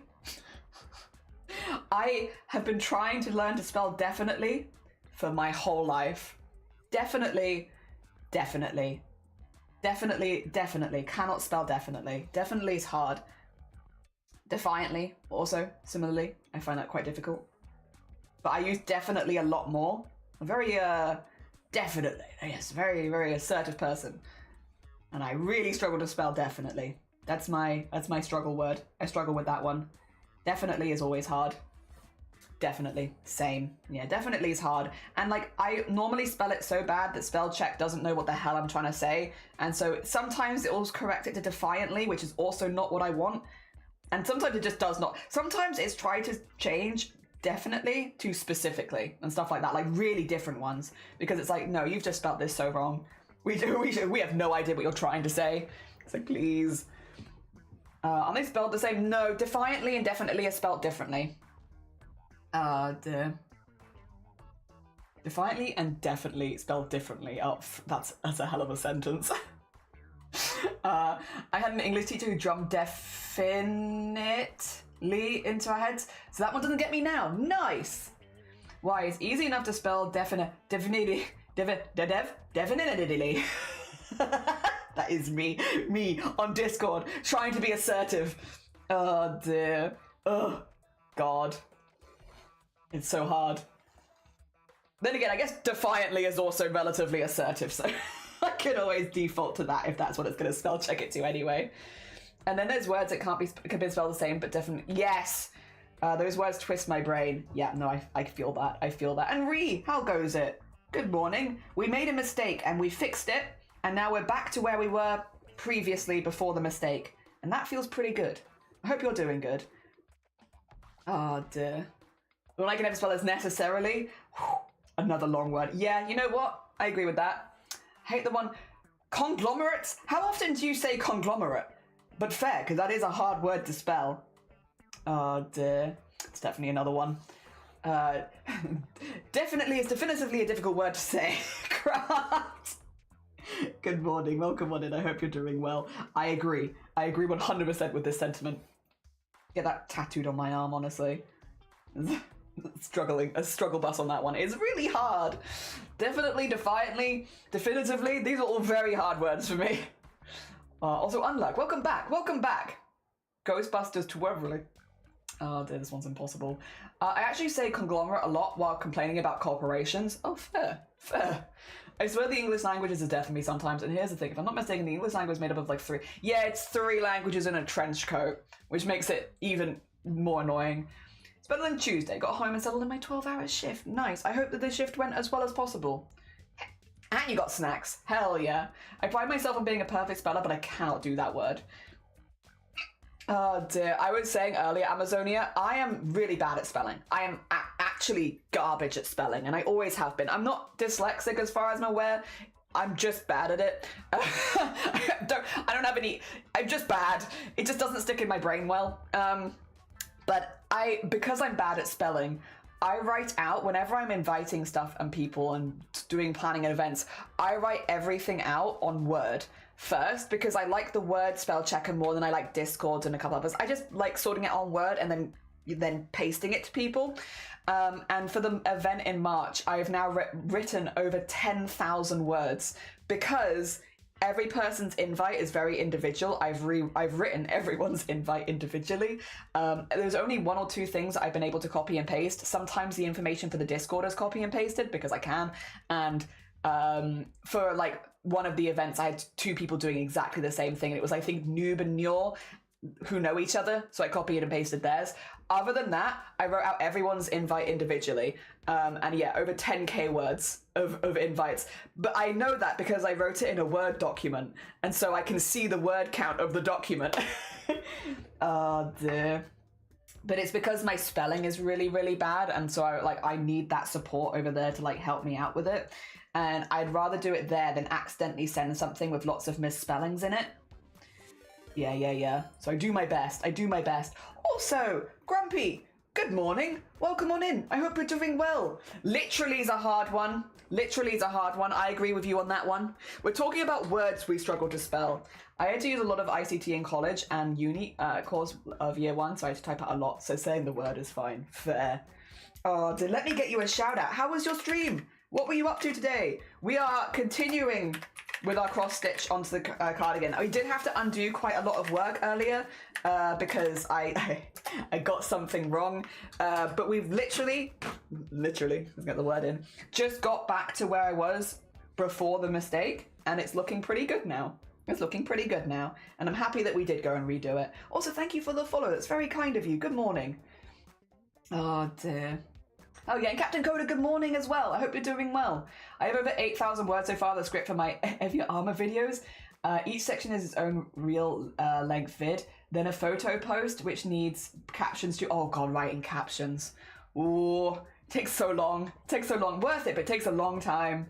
Also, Kulva, good morning. Welcome on in. I hope you're doing well. Oh dear, we are cross-stitching into single crochet to do the design that's here. It's Digimon. We're doing a Digimon cardigan. So this is a panel that will be the back of a cardigan, and yeah, we're doing some cross-stitch into it so that we have a pixel art kind of design on the back. Also, for the people that came in on the raid, to Grumpy Game Dev and everyone, if you need to go eat, sleep, drink, self-care, please do. Also, if you are under the age of 18, oh heck. Okay, if you're under the age of 18, this is an 18 plus stream, so you will need to leave. However, thank you so much, Cloud, for gifting a sub to Grumpy. That's incredibly kind of you. I hope you enjoy the emotes for the month and ad-free viewing. Hell yeah. Thank you so much. That's very sweet. Also, for the wedding that you were talking about, let me find someone that I can fall in love with and has money, and then I'll have a destination with, yes, take me to Scotland. Do it. I'd love to go. As a non-English speaker, this took me, oh my god. Than versus then takes years. Oof. Oof. I'm still granny squaring since there are 20 of them in 12 rounds. Oh my god. Yeah, fair. That's a lot of squares. A lot of big squares, actually. Or like Bob Ross, we don't make mistakes, just happy accidents. True. I could have seen it as a happy accident. And to be fair, I didn't mind unpicking it. It was fine. But, I would have pointed it out to everyone. If I made such a blatant mistake in my pattern, I think I would have been, every time I introduced it, I'd be like, here's my thing, and here's where I made the mistake. Because that's how my brain goes. I would have got into a cycle. Oh dear. Luckily though, it was not too bad to undo, thankfully. Lol that you redid it in a part so you wouldn't have to point it out each time, but you're still pointing it out. You know what, Flumph? You're so right. I'm just a difficult human being. And good morning, how's everyone doing? Thank you, I appreciate it. Yeah, it's gonna be a gift for my other half eventually, once it's done, which it will be done eventually, but it's just taking a while because, well, I mean, I guess I'm not surprised. It's taking a while, but I'm not surprised. Oh dear, because it is kind of a big project with a lot of stitches. That's okay. I'm enjoying the process, and that's, I think, the most important thing. As long as it continues to be fun, I don't really mind if it takes a long time, because I enjoy it. I enjoy it. Oh dear. Native speaker versus that is possible for me. As a native English speaker, I don't know the difference between then and then. I couldn't give it to you concisely, but I think I know. I was honestly just looking for a place to hang out, and I was like, I saw some Digimon, I was like, heck yes! Yeah, we're doing Wizardmon, because that's his, one of his favourite Digimon. Yeah. I don't fully understand. Neither, either, or nor. You know what? I get that as well. Proper grammar is overrated anyway. I think when it comes to like things like Twitch chat, and how I approach it at least, as long as I know what you're talking about to an extent, it's fine. And if I don't know what you're talking about, I'll just ask you to clarify most of the time. But like, as long as it doesn't need to be perfect English, perfect pronunciation, perfect spelling, I can put together like the main points and work it out, you know? Yeah. It would only, and again, if ever I can't, for whatever reason, work out what you're referencing, I'll just ask. I'll be like, hey, please. Oh dear. That was gentle lol because I do the same thing. Me too. Yeah. The refers to time sequence or consequence. I ate then slept, while than is for comparisons. More than, amount, then, time. Yeah, what Sol said. Yeah, you both got it. Then is comparing, then is comparing. Then is the order of events. Hell yeah. There you go, thank you. Those are good concise explanations. Very nice. Hell yeah. We've just been talking a little bit, for anyone who's come with the raid, we've just been talking a little bit about words we find particularly difficult to spell and stuff like that. Because I think a lot of people have like a word where you're like, I know I've looked it up 10,000 times, but I still struggle with spelling it correctly the first time. For me, it's definitely. I use definitely a lot in my regular vernacular, and I still really, really struggle without help to spell it first time. And like, you'd think after looking at it a certain amount of times I'd remember, but I just don't. I find it really hard. We've also had literally, we've had necessarily, a conglomerate or someone's. Just like the difficult words to spell. Even if you've tried like 1,000 times and it's like, it really feels like it should be stuck in your brain at this point. Yeah, sometimes they just don't be sticking in the brains. Also, I'm just gonna thread this thread through on the back to where I want it to go, which is just over here.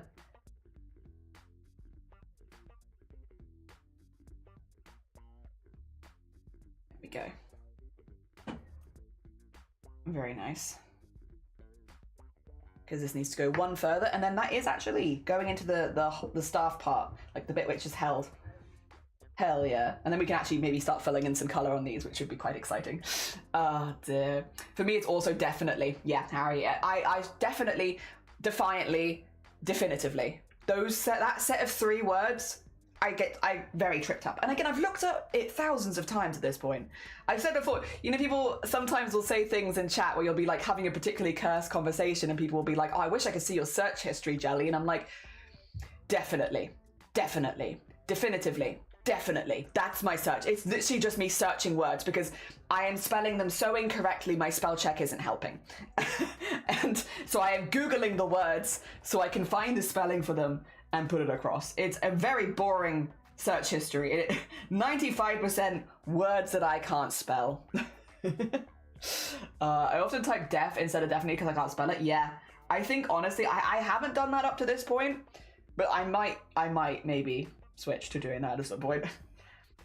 Also, bow, what a guy does when they're meeting royalty, and bow, like a tree bowing. Ooh. I don't feel like I see the second form of bow like that very often. But if I did see it, it would definitely, or like, how about bow of a ship? What about that one? I feel like I wouldn't see it very often, but like, yeah, it probably would trip me up as and when I did see it, especially if I wasn't expecting it. Also, oh, I don't know if you can hear it. Oh, that's kind of close. It's just unusual when we hear sirens here because we're in a, like, kind of a away from people. Oh, they're going away again. Interesting. I hope everyone's okay. Also, hi Holly, how are you doing? Good morning. Good morning. I hope things have been going well for you. We are slowly but surely getting the outline of this staff in because I wanted to get the outline done first so that I could then just have fun filling it in with colours. We're going to use the rest of the black that I have like threaded right now, and then after that we're going to go in and start putting some colours into this because why not? Why not? We might as well. It's fun. I like it. Green's my favourite, not necessarily. Not necessarily. But what's that? Also bow and arrow. A bow in your hair. You know, so many bows. Bows and bows and bows. Oh dear. Just as long as they don't stop the noise. It normally means there's... Oh, really? Here it's a bit different, Solemn. So they'll only put the noise on when there are other cars actively on the road. So they'll always have the flashes on. But if cars aren't on the road, they don't bother with the sirens. So like on quieter roads, which is why it suddenly stopped. It's not because anything bad has happened. It's because there's no cars in front of them. Yeah. Yeah. So like on like a busy road, they'll have it blaring constantly, but like when it's going down a country road, it'll be on and off depending on if anyone's in front of them. Yeah. It maybe means like slightly different in this country. Yeah. But maybe that's just to do with again, like I live in the middle of the countryside, so like if you do see them, it's quite common that, yeah, they would just, if there's no cars in front of them, there's no reason to have it blaring, you know? Because it is to let other people know they're there and to get out of the way. Yeah, usually in traffic and upcoming onto junctions. Yeah, exactly. Yeah, bit different here. It's interesting that's how it works abroad, though. Oh, dear. You're good? I'm glad to hear it. Hell yeah. Oh, dear. I hope that the week has been treating you well. I feel like we've been treated pretty good here. I've had a lot of admin work to do behind the scenes, but I have actually been doing the admin work, so I feel pretty good about it. Well, I won't pretend it's my favourite. I feel good that I'm doing the stuff that I need to do. Oh, we actually need to do an extra stitch here on this one. Okay, okay. We can do that. We can do that if you say that. Oh dear. This one here too. Yeah, yeah. Oh dear. Roland, oh my god, is that a cypress? How you doing? Good morning. Welcome on in. I hope all the arts and stuff are going good for you. We're crocheting, well, we're cross-stitching Digimon onto the back of a cardigan. Specifically Wizardmon. And we're kind of vibing. I'm just getting to the end of this black thread, and then we're going to switch to doing some of the colours on the staff because we've just finished the outline of the staff, which means I could, you know, hypothetically do some of the colours on it, which is very exciting. Very exciting. I'm very excited for it. I've been looking forward to this. It's finally time. Oh dear. Not in general doesn't matter. Yeah. Yeah. I think actually as well, I've nearly run out of black. Nearly run out of black. I could probably get one more stitch in after this, if I had to guess. There we go. And then... there we go. And in there.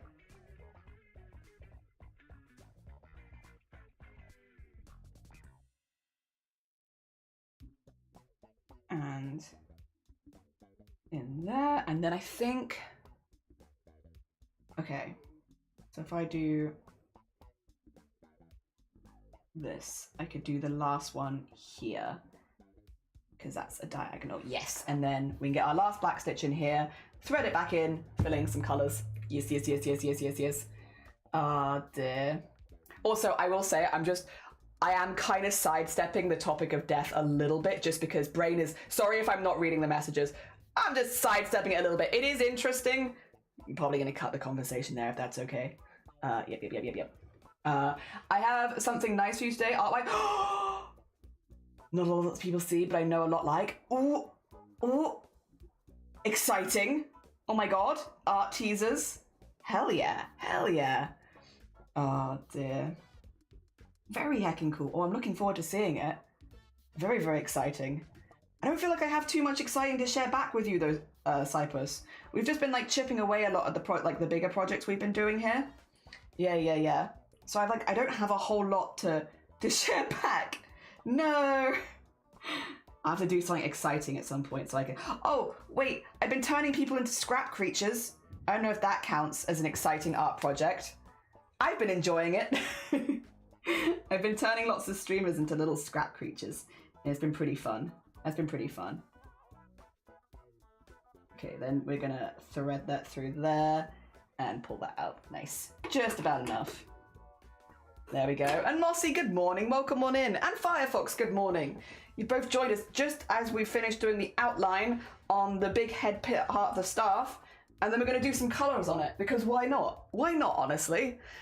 Plus, we get to use some of the colours we've already used, because the staff has the blues at the tips of it, and then it goes into greens and then yellows. And I've already used the blue and the yellow that I need to, because I used it on the skull as well. So we can kind of just keep going with the same ones, which is nice. Oh dear. And Borodar Jungle, Borodar Firefox, good morning both of you. I hope you're both doing well. Colour, we love some colour, yeah. It's just nice filling it in. It feels like, I don't know, with the skull, it made the skull feel really finished. And I feel like it will do the same for the staff. Like it will make it feel really, really finished. I will also though, with this bit, maybe also hit some other parts, because also put the, there you go, in the bag. In the bag. There's also like here a little bit, some very, very light blues. And so I think it would kind of make sense if we maybe did the ones on the top of the hat and then also went to those, because it rather than going back and doing the hat later. Oh, I guess though I say that. Oh, actually, wait, do you want to see this? Can I show you this? There's a lot of there's a lot of here. I'll show you. Sorry, my voice is breaking a lot. It's because it looks kind of funny. So the blue color is represented with an M. So when it's next to each other, it's just like But there's a lot of here. Let me show you. You'll see. Where would I put it? Here. You see? You see? You see all the M's? All of the there's all the M's. I could just, I guess, go for filling in all the M's. There's a lot of It's everywhere. You're making progress and achieving. It's true. We are. Exactly. So all of this color is all of the color. So we could just fill in all of it. I could try going, me when I eat a big meal. I don't know why they've done it with an M. I don't know why they've done it with an M. It's a lot of but we could just do all of it, I suppose, and fill all of it in, because there is a lot. If I'm doing that though, would I maybe want to fill in the white first? Or do I want to go back and fill the white? I guess I could just do the I've already threaded the Oh, a lot of There's a lot of but just you be here is all I need. Been a bad morning. Oh, bless you. Too private to share. That's fair. So no new news is good news. Okay, that's very fair. If you need a place to vibe, if you need a place to get your out, we've got a lot of For some reason, very common symbol for cross stitch. Me when hungry. Light blue. I have like a thing at the bottom, which I'm using as like a, where are we? Yeah, all of these. For like the colors and such that I need. There are 2 purples. You got to ignore the second purple though, because it is the background, which obviously I'm just using the background color. But yeah, take us back up to there. Me when beyond pretty. Well, now at least you can see what I'm talking about. I'm like, it's just a lot of M's. I guess we could just fill them all in. Sure, why not? You know, let's go row by row and just fill them in, because this is going to be a huge... This was not the size of job I was expecting to do, but let's just do a huge job, shall we? Why the hell not? Let's just do an absolutely massive job. That I wasn't going to do right now, but, you know, it's fine. It's fine. I just need to leave a bit of a tail so I can sew this in later. So put that to like there, I'd say.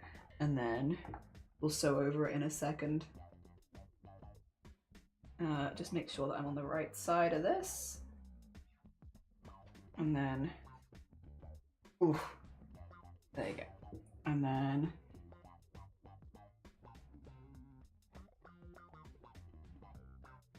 and that.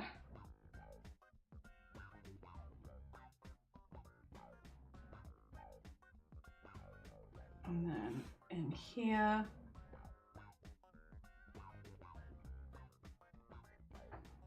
And then in here. These ones where they're like kind of cornered in are a little bit more difficult. When we get into more open space, it becomes much easier. But these ones I feel like are just a little bit more difficult. But it's okay. Okay, I'm actually just going to sew through to the other side and see what it's looking like. Yeah. There we go. And then into there, I think. There. So we get like a nice box in the end.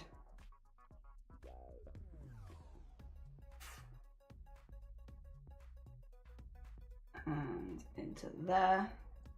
Ooh.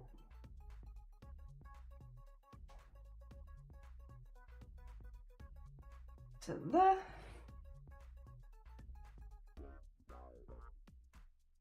Cool. And then yeah, we'll just leave that to be threaded in later, because yeah, I can put the little last stitch in here, and then we need to move all this over to here. Yeah, these ones are going to be a little bit more complicated because they are very boxed in, but if I get them out the way now, it's kind of a good thing. Put that through there, because that will be stitched over, so it's not a huge problem. And into here. There we are. Oh.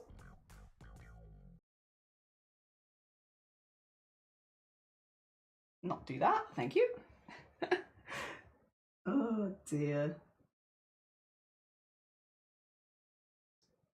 What is that now? Is that gonna be a problem? You gonna be a problem for me now? Get back in there. There you go. Good. Okay, I'm behind again. I'm sorry. I'm so behind. Did you make this file yourself? I did. Thank you. I appreciate it. It was the first one I've ever made, and but just because Wizardmon doesn't get a whole lot of love, it was like probably something I wanted to make from scratch. Also, thank you for the 5 stream streak. I appreciate it. It does not always show. Yeah, no, I know that as well. Like sometimes you're like, I'm so ready to actually chat and streak, and it's like not showing up at all. But thank you for the 5 stream streak. Also, Blapple, how are you doing? Hey, Blapple, you want to tell everyone? You want to tell everyone how many streams you have left to do that hit over 75, and then you'll get Twitch partner maybe, or you'll be able to apply for Twitch partner at least. Hey, Blapple, do you want to tell everyone?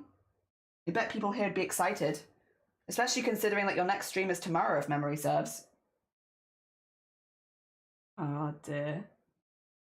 Poor Blapple's like, I'm so ready for this partner push to be over so that Jelly stops bothering me every single time I come into stream. My job is my job as Frand. As Frand is my job to bother the Blapple. I wouldn't be being a good Frand otherwise. I pride myself on being a good Frand. There we go. Jelly, what's blue and easy to carry? Light blue. God damn it. God damn it. Oh dear. I call my stomach Budapest as it's the capital of... God damn it. Can you feel the eye rolls? Yeah, all of them. Yes! Home from work? Hey, nice! I would love to know how you are doing. I'd love to know how Blapple is doing. It is tomorrow. Thanks, Jelly, you poor chat. 3 more to go. Yeah, if Blapple gets 3 more streams over an average of 75, Blapple can apply for Twitch partner. Just saying. Just say 3 more. And Blapple's next stream is tomorrow.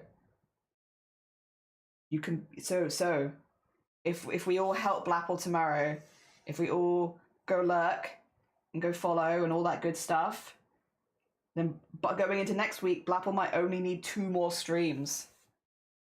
And then maybe Black will apply for partner by the end of next week. Maybe. If everything goes well. Wouldn't that be cool? Then Black will have a purple tick next to her name to match her purple name. That'd be pretty cool. There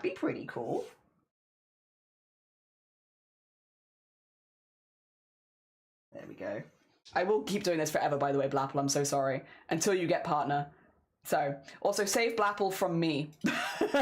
If you care about Blapple and you want to save a Blapple from me being the problem, help Blapple get partner so she doesn't have to deal with this anymore.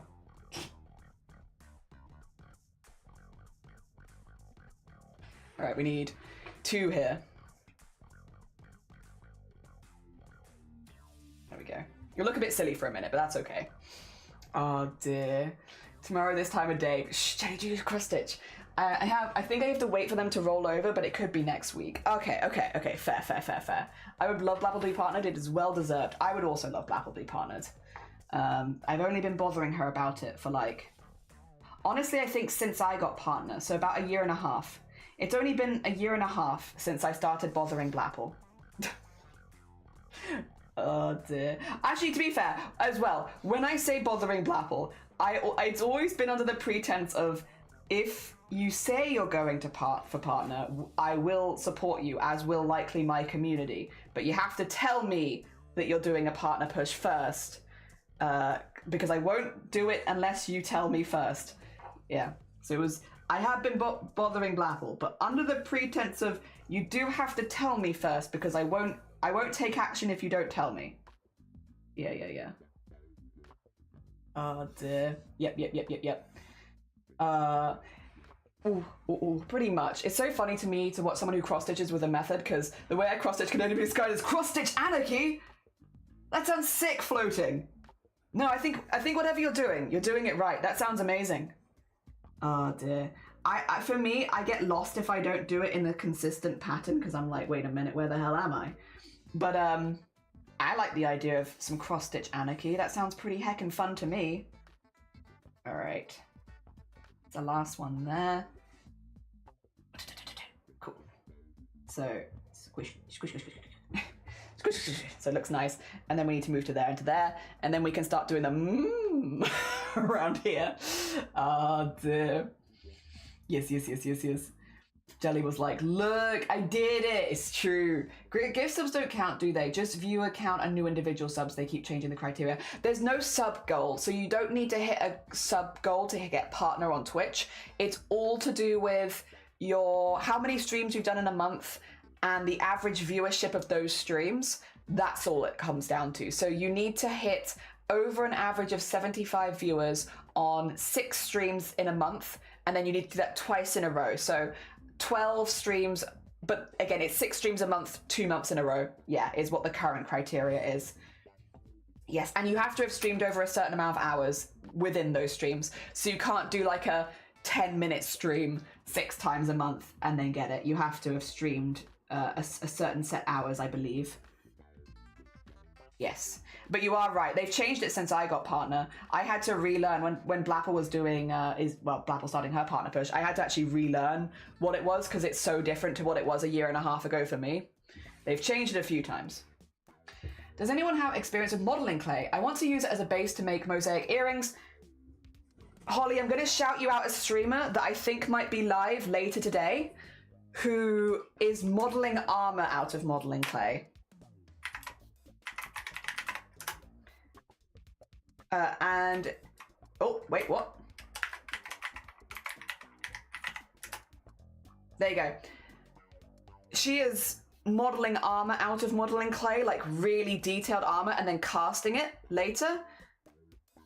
If you're looking for someone, especially for sticking stones into modeling clay and stuff like that, and shaping things and getting it all set, I feel like Amazonia might be a really. I think she's also live later today, potentially. I think, or tomorrow, one of the 2 days, I think. So yes, yes, yes, yes, because it is literally what she is doing on stream right now. Like that's her current stream plans. There should be pretty good resources for information over there. Yes, yes, yes. I mean, obviously, if anyone in chat knows as well, also welcome to answer. But that would be where I would, say there's good information over there. Because I don't know as well. Oh dear. One time I ran out of enough thread to properly fasten it, so I glued it to the back and it looks perfectly fine from the front, so we just don't talk about it. You're so right. Yeah. No one needs to know. No one needs to know. You're so right. Oh dear. Don't tell Jelly. Why? Because I want to support people? What? No. Tell me. But like again, I will never push someone to go for partner if they are not doing it already, because it is a lot of work. It is like a time commitment of at least 2 months of work. So like, I'm never going to push someone to make that time commitment if they haven't already told me that they want to do it. But if you are actively doing a partner push, of course I want to know. Of course I want to know so we can support. Yes, yes, yes, yes, yes. But I would never push someone to do a partner push if they didn't want to do it already. Because, again, it's just signing someone up for, like, a lot of work. And, like, that's not my place to do. It's not my place to sign someone up for that level of work and stuff. Because, again, you do have to be streaming, like, and aiming. And it's also, like, the emotional stuff of, like, what if you miss a day, then you have to start again kind of thing. There's just a lot involved that I'm like, I would never push someone to do this. But if someone is doing it anyway, then sure, yeah, they've got my support. Of course. Oh dear. JC the Trash Panda, I know, has clay earrings as well. She goes live later as well. Well, nice. Oh dear. Not the soft push. The not soft push. Yeah, erect push. Erect push. Yeah. Erect and hard push. Yeah. No soft PP, only hard PP. And then we'll support. Yes, yes, yes. Oh dear. Oh, also, when you, if and when you get partner, to everyone in chat, I'm not saying this to anyone in particular, as a heads up, there are a few things that do still change. One, you get more founders badges, and you can change who has your founders badge. So if somebody got a founders badge but then hasn't been to your stream in like the last 5 years, you can remove their founders badge and give it to somebody, and it will like re-roll to someone who you might actually know as a part of your community. That's cool. Secondly, you can give your moderator team, or whoever you want, but I did moderator. You can give them 3 subs, so they'll be endlessly subscribed at tier 3 without ever having to pay for it. You get 3 of those you can give out, and you also get 2 that you can give out to bots, so that your bots are also always subbed, which is pretty good, because then like Nightbot will always know your emotes and stuff like that, so it's good for shout outs and other bits and bobs, which is cool. There isn't actually too much else that partner does specifically, if I'm being honest, but those are cool. Thank you for the piss, by the way, Nyor. Thank you. Oh, there is a cooldown on the piss. You have to wait a few minutes. Oh, dear. Oh, dear. Thank you wholeheartedly. Thank you. I love JC. Yeah. Oh, dear. JC joined us with Booktober this year, which was cool. Oh, dear. Hi, blah, blah, blah, blah. Oh, dear. Oh, there's Pie. Or should be Pie. Should be Pie. There's a cooldown. There's a little cooldown. Oh, dear. Oh, thank you for the teeth. Wait a minute. Wait, how many teeth do I have, actually? Wait a second. Huh? Wait a minute. How many teeth does an adult have? 32 permanent teeth with up to 4 wisdom teeth. I have 2 wisdom teeth. I have 34 teeth. That's true. That's the first. Oh my god, that is true. I do have 34 teeth. No, there's no payout changes anymore. Partners get the same as affiliates. Yeah. It used to be, years ago, partner would get to 30-70 split, but not anymore. Not anymore. They haven't for the last like 3 years, I think they got rid of it.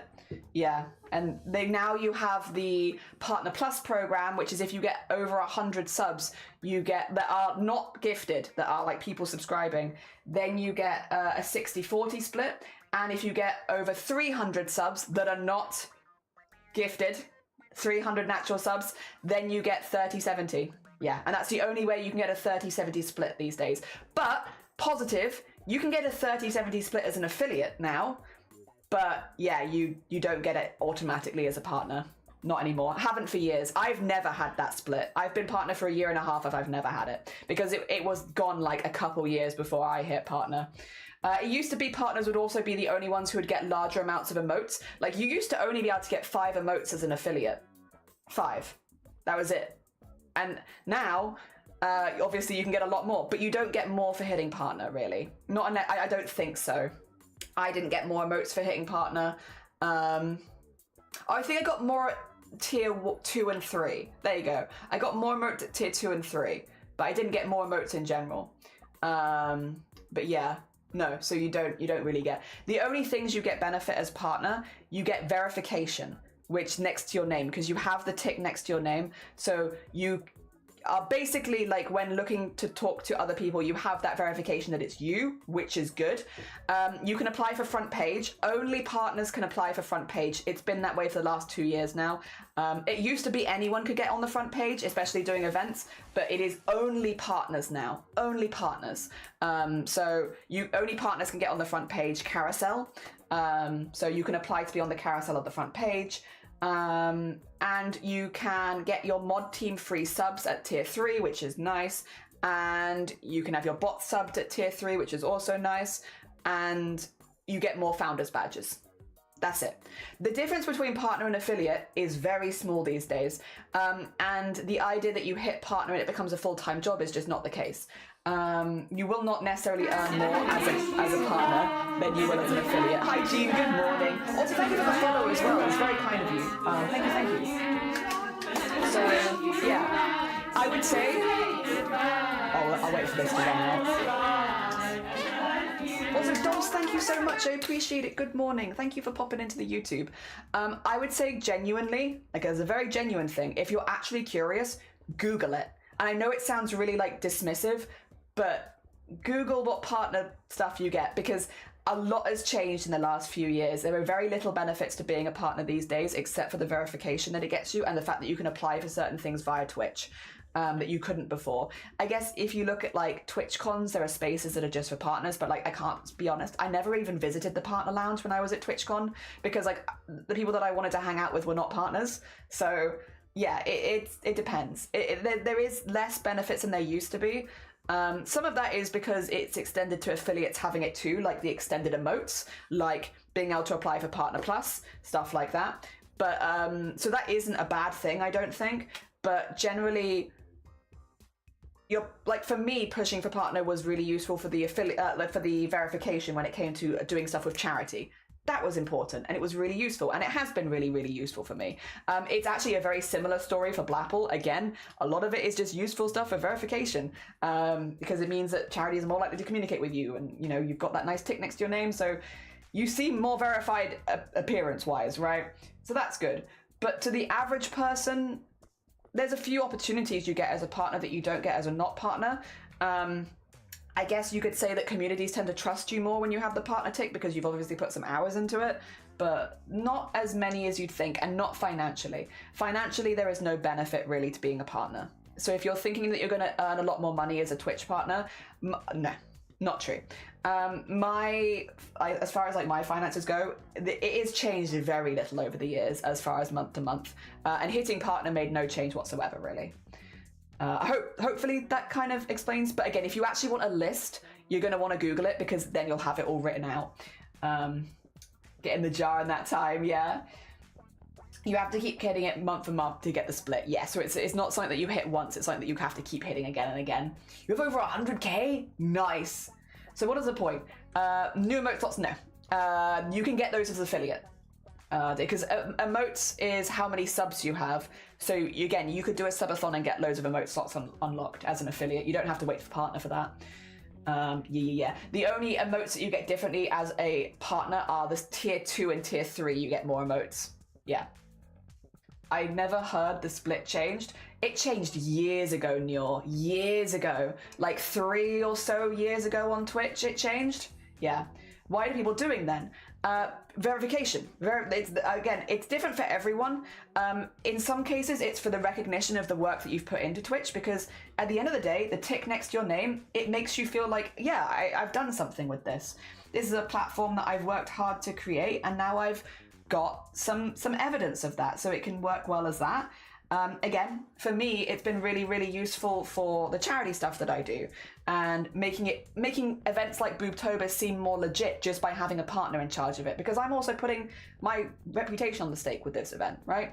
So there's stuff like that, which is it's good for. And again, applying for the front page, applying to your charity event on the front page, stuff like that. You can only do that as a partner, so that's good. But if you're looking to be like, oh, if I get partner, it's going to become my full-time job. No, because you're not going to get any more money as a partner than you'd get as an affiliate. So whatever money you're getting now as an affiliate, if you've got the partner tick next to your name, that's exactly the same money. So if that's the reason you're looking to do it, it probably will not be what you want. Ah, dear. Oh, man, I thought you were a Magikarp with a skin suit. I think so too. The opportunities for charity. Yeah, there you go. It's that. The verification and the opportunities. Yeah. I feel like the split difference was the biggest reason. It was back in the day. It was. And a lot of people were very upset when it was removed because, you know, it made it harder for Twitch to be your job. Yeah. I like Steve the Fish. You are like Steve the Fish. Also, Fairy, good morning. Welcome on in. But yeah, not much difference. The only split is in the upper tiers that are the least used. Yeah. So like for the average partner, you're not going to notice any financial difference at all. Yeah. I've just made a horrible discovery. The exam was supposed to have tomorrow. It was moved to yesterday, and the professor I have for the exam is saying, ooh, good luck. Oh gosh, yeah, that's not an ideal discovery after the effect. I hope you're doing okay. Steve le fish, yeah, Steve la poisson Steve. Yes. Dear. There you go. Keep on stitching, what do? We stitch. We do a lot. Dear. Hi, Fairy! Dear. That was a cross-stitching. It's going. We had to undo some because I made a mistake, but now I've undone that, And now it looks good again. So happy days. And I don't have to look at the mistake, which I made. But I am telling everyone about the mistake, so it's not exactly subtle. But that's okay, because it doesn't exist anymore. How are you doing, Slarrel? Also, Anima, good morning. Is that going to be Wizardmon? It is. It's not finished yet. It's not finished. We're still very early days. We're just doing some of the colour filling in, so some of like the light colour behind the staff at the moment. I wasn't going to do that straight away, but here we are. Here we are, doing the thing. So I guess that's fine. Wasn't my initial plan, but I'm kind of vibing with it. Steve Le Poisson. I'm loving the shirt colour. Thank you. We're green. And hi, Fairy. How you doing? I thought that was against the rules. As far as I know, you aren't allowed to move an exam to an earlier date. I don't know. I'm sorry. I'm so far out of education, and education is so different from place to place. I couldn't tell you. If you are concerned, though, it might be worth bringing it up with your own, like, I guess, school board stuff.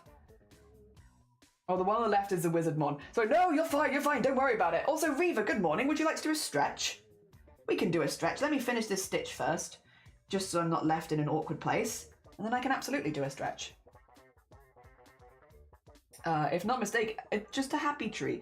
You know what? You're the second person to say that today, and you're so right. It is just a happy tree, although I did get rid of the mistake, so you can't see it. You can't see my happy tree anymore. Oh, dear. There we go. There we go. Squish it in there. Oh, dear. Very delightful. Yeah. Oh dear. You're saying I talk too much? Never. I just played some more Baldur's Gate. Pretty fun. Not too much happening with it though. I mean, that's fair. I wish I could simply best befriend instead of romance. Oh, you're not into the romance? I need to stretch. You know what? I probably need to stretch too. Ooh. Oh. They're just cursed these days. They're not as high pitched as they were. They're just cursed. Oh dear. I'm glad you're liking them though. Things will definitely pick up. Oh dear. Ooh. I am doing stretches, by the way. Did you know I can do 10 push-ups in a row now? all of these embroidery stretches. I can now do that. The way that sounded, yeah, my hiccups are cursed at the moment. I think the voice changes are affecting my hiccups, where they are becoming more and more subtle, and even when they are louder, they are like croaky rather than squeaky. They're changing. The hiccups. They're changing. The heck? Science. We did wonder, though. We wondered if they would change. I can tell you now. Yes. Same with a friending in Baldur's Gate. I do hear there are friend potential, though. They're evolving. They are like a cursed Pokemon. They're evolving. Ooh. I don't know how many I've done. I've stopped counting again. But yeah, all of these stretches. Well, I guess it makes sense. Eventually they're going to start strengthening up my arms, but they are starting to strengthen up my arms. My physio is proud of me as I able to turn a walnut. Hey! GG's, Reaver. Hell yeah. Nice progress. Good on you for keeping up with it. Oh dear. G, heckin' G. G, heckin' G. Alright. Let's get this in here and do the next one. These will start getting a lot easier, because once they're kind of floating in space and I don't have to worry about the edges, everything gets easier, to be honest, at that point. And these are moving towards that direction. They should start getting easier pretty soon. And then I don't have to think quite as much. There we go. At least I've told there's a way to befriend. I think there would be. Yeah, I like in a game that's that detailed with the character interactions and stuff like that, I would be shocked if there weren't befriending options. Genuinely. It doesn't seem like a move they'd make where they just have no friendly options. It seems like the team cared a little too much to forgo that. At least I mean, I don't know, but just as an opinion, like it just seems like they put that much effort in. Like, why would they not do that at that point, you know? It seemed like the team that worked on it cared quite a lot about that sort of inclusion and all that. Starium bit my tab and was super awkward, but Carla, the befriending options are hard. Really? Well, actually, no, I can kind of see that. That's fair. Attempting to befriend all at once. Oof. Yeah, it's probably going to be difficult. You can be friends with all of them as well. Hell yeah. Joyous times. Joyous times. Flapple, you've played Baldur's Gate. Who's your go-to? Who's your go-to? And if I was to play Baldur's Gate, who would you suggest for me? Who would you set me up with? I guess the answer can go to other people as well. Who's your go-to and who would you set me up with? But I also am like, Blapple would probably... Blapple knows me pretty well. Blapple's... I made a whole PowerPoint presentation for my Hear Me Outs for Blapple. So Blapple knows, Blapple knows what I like. Oh dear. Your wife is Carla. Okay. I'm gonna Google this one because I probably know who this is, but I don't without seeing them. But I probably do know. Oh! Oh, yes. Understandable. Understandable, honestly. Yes. Fair. Fair and understandable. Yes. Oh dear. I would mod John Liu over Astarion and set you up with... Ah, yes. Yes. That would also work for me. Oh dear. I'm used to seeing people only romance the characters, so I was unsure, but I'm ready to do the harder options. You got this. If anyone can friend those characters, you can friend those characters. I believe. I heckin' believe. You got this. You friend those characters. You friend the heck out of them. Oh dear. And then we need to go down here.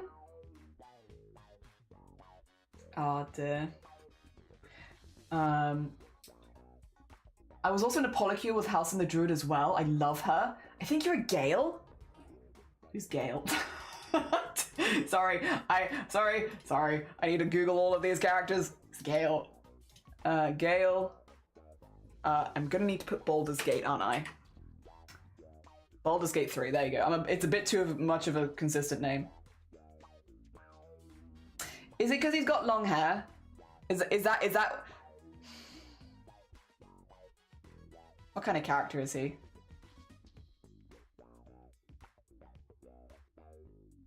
Let me see. What's your personality like?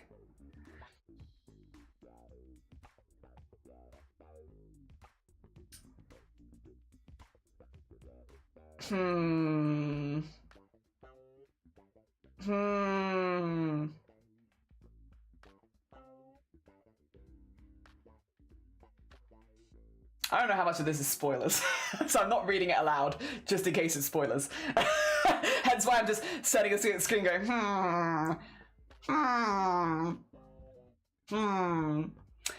So I will say,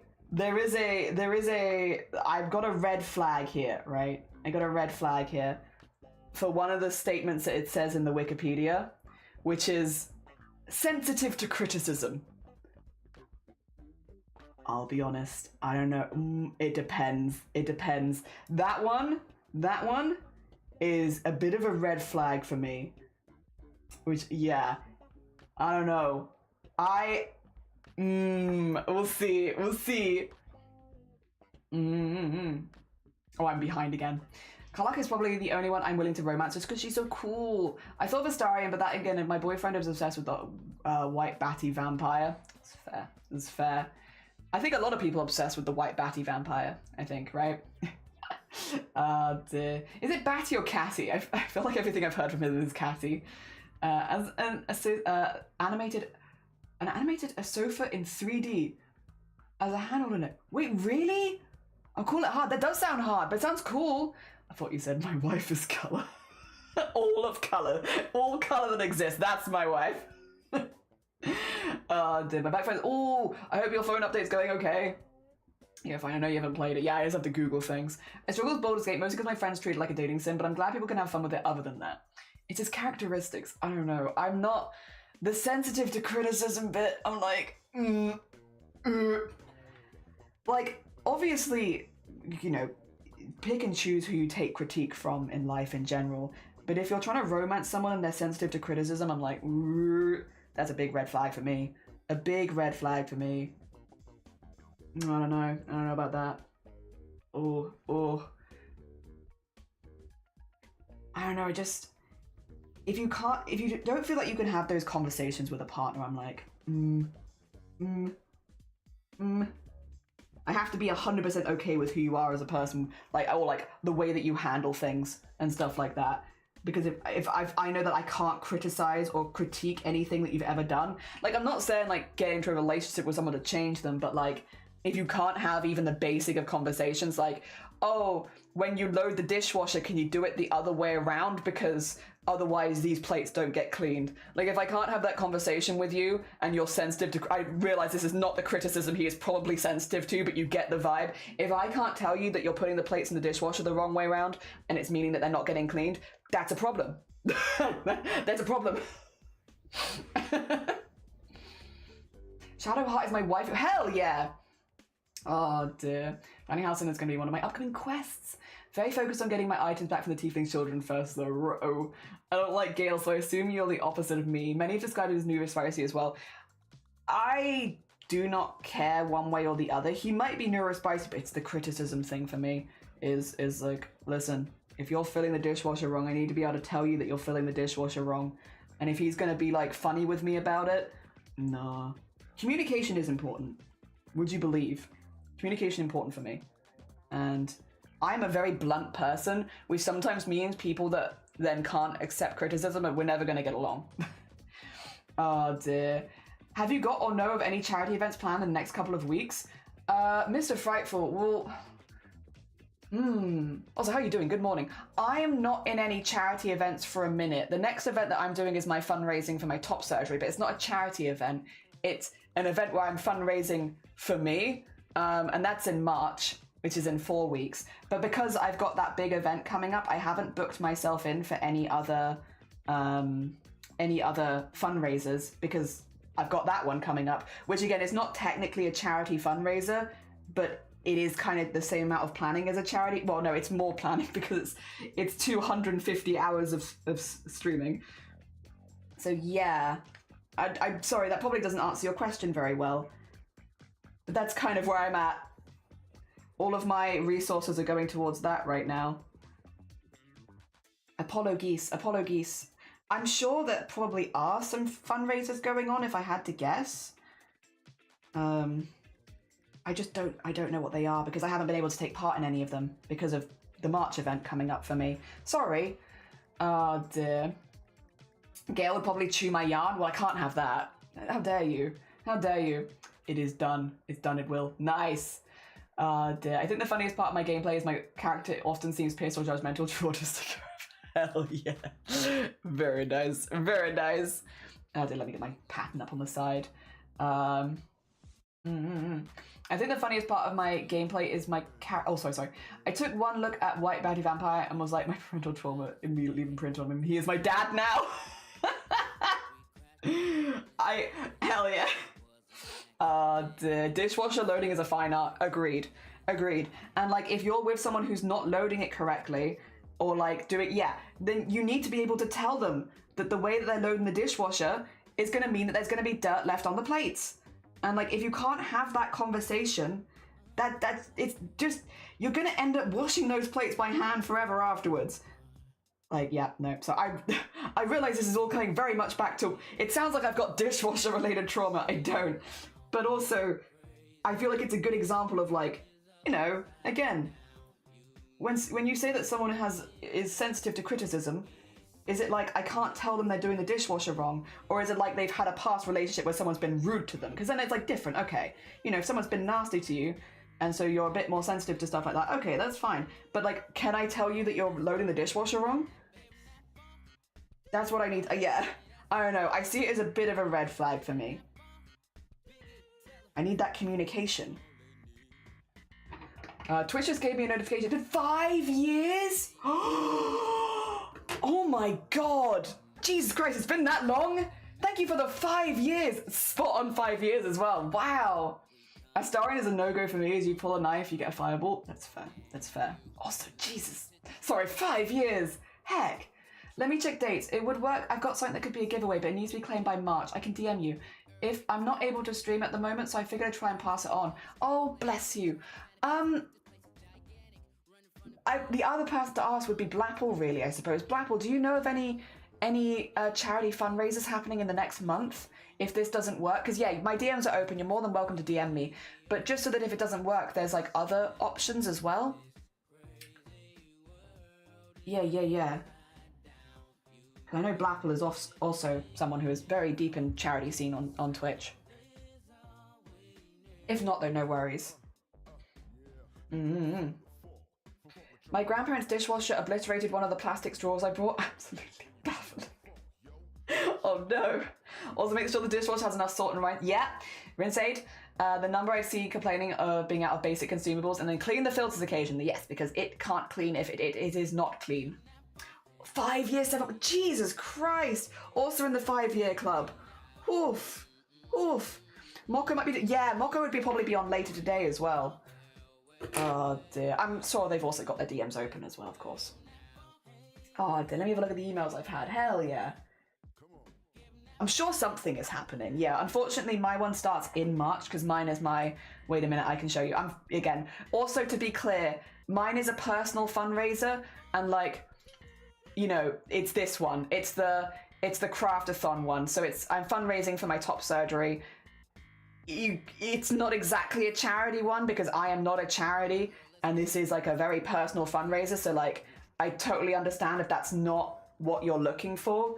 Because yeah, this is very much a fundraiser that I am doing for me effectively to get this surgery. So again, if it's not what you're looking for, that's completely fine. Let me switch back to here. 4 years. Oh, so close. No, so close to 5 years as well. Jesus, Jean. It's been a minute, all of you. Thank you for sticking around. Not sure I'm even at 5 weeks yet. Hey, listen, you've been a lovely bean to chat to while you've been here. Even if it's not quite 5 years, don't worry. Oh dear. I'd rather have people pop by that are chill for like a year versus people that are not chill for 10 years, you know? So do not fear, do not fear. Is it this one as well? I think so. Yes it is. I can go in here, right? Cool. Whee! 5 years to the day is crazy. I can't believe it's been that long. Nah, me neither, to be honest. That is wild. Oh dear. How is one to drink their smoothies? For heaven forbid I desire a milkshake. With no straw. For heckin' 22 days, Oh, you nearly had 22. That's pretty cool. If I met Gail in real life, I would have a bit more confidence. I'm sure we'd be debating the whole way through. The man has opinions and loud about them. I have opinions and I will not be silenced. Hell yeah. Sometimes that can be a really positive dynamic though. I also like people that I can debate with. But I to an extent, I think I like people that I can debate with, but I think there has to be a balance of like, sometimes I just want to vent and I don't want someone to be playing devil's advocate. So it's got to be like a good balance between being able to debate and see different sides of the story, but also I need you to be able to tell if I just want to vent, you know? And I don't want someone to play devil's advocate to me or my feelings. It's got to have a balance for me. Nope. 5 years. Mine is like a week, I'd imagine at most. Hey, listen, again, I'd rather have people pop by for a short period of time who are chill to talk to. Don't worry. But no, massive thank you to everyone who has stuck around for 5 years and been chill, of course. Hell yeah. Thank you. It's very kind of you. It's been a long bloody time. I think I followed doing the Celeste speedrun for mermaids. No. No, sorry. No, not in an offensive way. I think it's later than that. Because Mermaids was right after I did Parliament. Which was 3 years ago? 3 years ago? I know. Time is wild. Mermaids was I can find it in my thing, but Mermaids was much more recent. Mermaids was during February, yes. But it was I don't think it was during February 5 years ago, because that would have made it my first charity event. And my first charity event was not Mermaids. I did the Trevor Project before I did Mermaids. Let me see. Tiltify will tell me, because it'll have all my old events on it. Because I'm pretty sure Mermaids was done via Tiltify. If it was 5 years ago, I'm truly lost. Which I guess I could be. Jesus Christ. I don't know if I'm ready for that to be 5 years ago. Oh dear. March and April, but the Mocko Maid one I believe is next month. It's a PP party. Yeah, okay, there you go. Which is not... Well, yeah, it's a celebration thing. Hell yeah. So how's blue going? It's going pretty good. we got some blue in here. Just a little bit of blue. Your jelly was a micro jelly in a big sea of Twitch. Is true. I'm still a micro jelly. Still just a little guy. Campaigns. Retired. What the?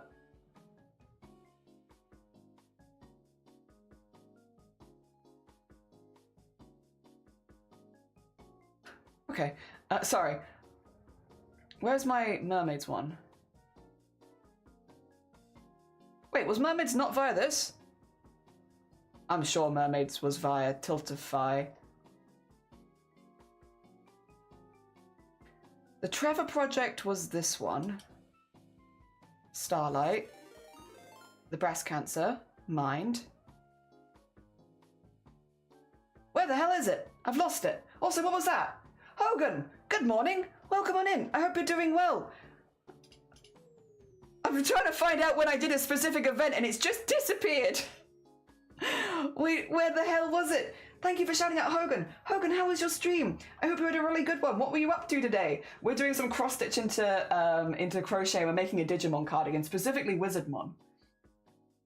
I'm pretty sure Mermaids was right after I joined.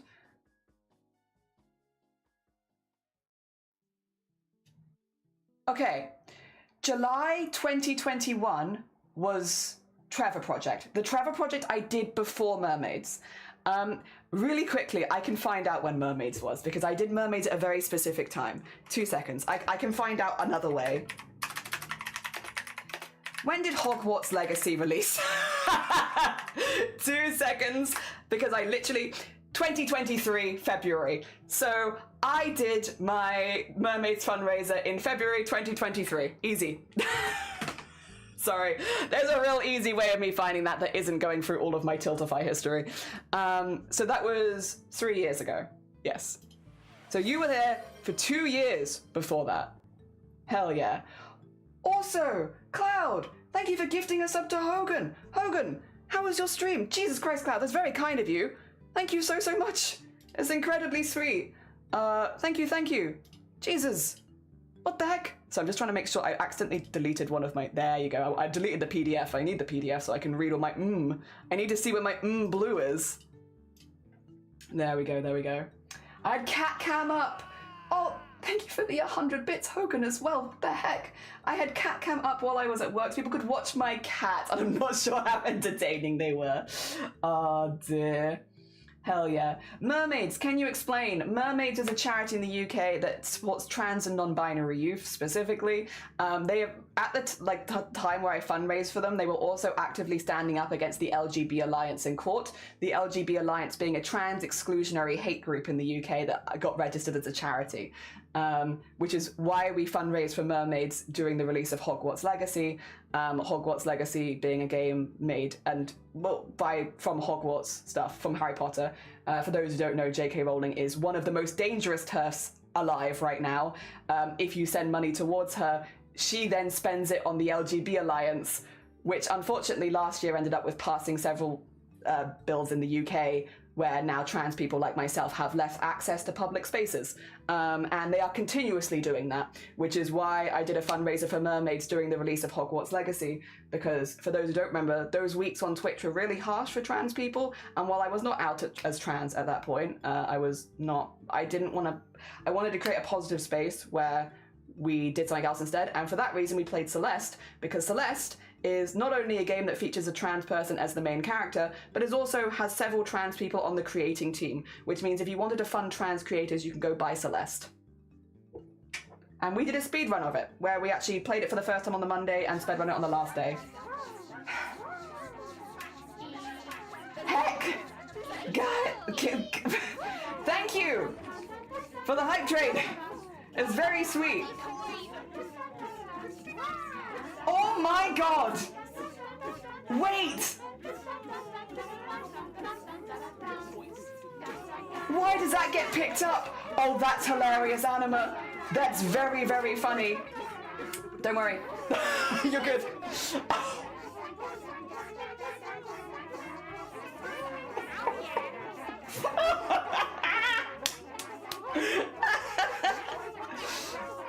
my god. Oh my god. Thank you for waiting. You're all good. You're all good. Sorry, there's a lot of noise. Also, Anima got stopped for a really funny reason. I did not realize that would get picked up in auto mod, but that's very funny. Anima, does it tell you what part of your message got caught by auto mod or no? Your comment, that's really funny. Your comment got held just now by auto mod for hate speech, with the reason being that you put JK Rowling in the comment. I'm not even making that up. That is literally what just happened. Oh dear. Oh, 69? Nice. That is so funny. Thank you so much, Jean, for the dump. Oh, for dump up, like, joined recently. Thank you so much for gifting a sub to them. That's incredibly kind of you. Thank you, thank you. Oh my god. And Cloud for gifting the sub, and Hogan for the 100 bits and starting a hype train. Thank you so much. Hogan as well, if you're at work or if you need to do any self-care post-stream, please do. We are an 18+ space, so anyone who came in the raid, just as a heads up, if you are under the age of 18, you will need to leave. But otherwise, I hope you have a lovely, lovely day, and thank you so much for the raid. Priceless. Is that a toilet? No, it's a skull. It's a skull. What the heck? You're a toilet. Oh dear. Please. I mean, it includes the word hate as well. That's true, but hate wasn't what got stuck, because you can see the highlighted word from mod view of what it's holding, and it was specifically holding Rowling. Yeah, JK Dursley is hate speech confirmed, apparently. Dear. I mean, she is pretty offensive. It's true. We do not love her that much, especially in the UK, where unfortunately she spends the money she gets off royalties for Harry Potter to remove our rights. There are now so many public spaces I can't access because of that woman. Dear. No, it didn't tell me. I assumed hate group. No, hate group didn't get auto-modded. Rowling did. Specifically Rowling. Oh dear. Me and Black were just like, what's this getting held for? Auto-mod based. It could also be because we have like more trans stuff censored here, just to be safe. Maybe. Dear. Could be that. Could be that. Unlike, you got donuts? Gib. Me too. I also gib. I want one. I'm feathered. I'm feathered. Dear. What's the toilet? There is no toilet. There's no toilet. It's a skull. It's a skull. Unless you mean my husband. That's Jean-Loup Pessoir. My dear sister would be making a skibidi toilet around now. Even Automod hates her. Good.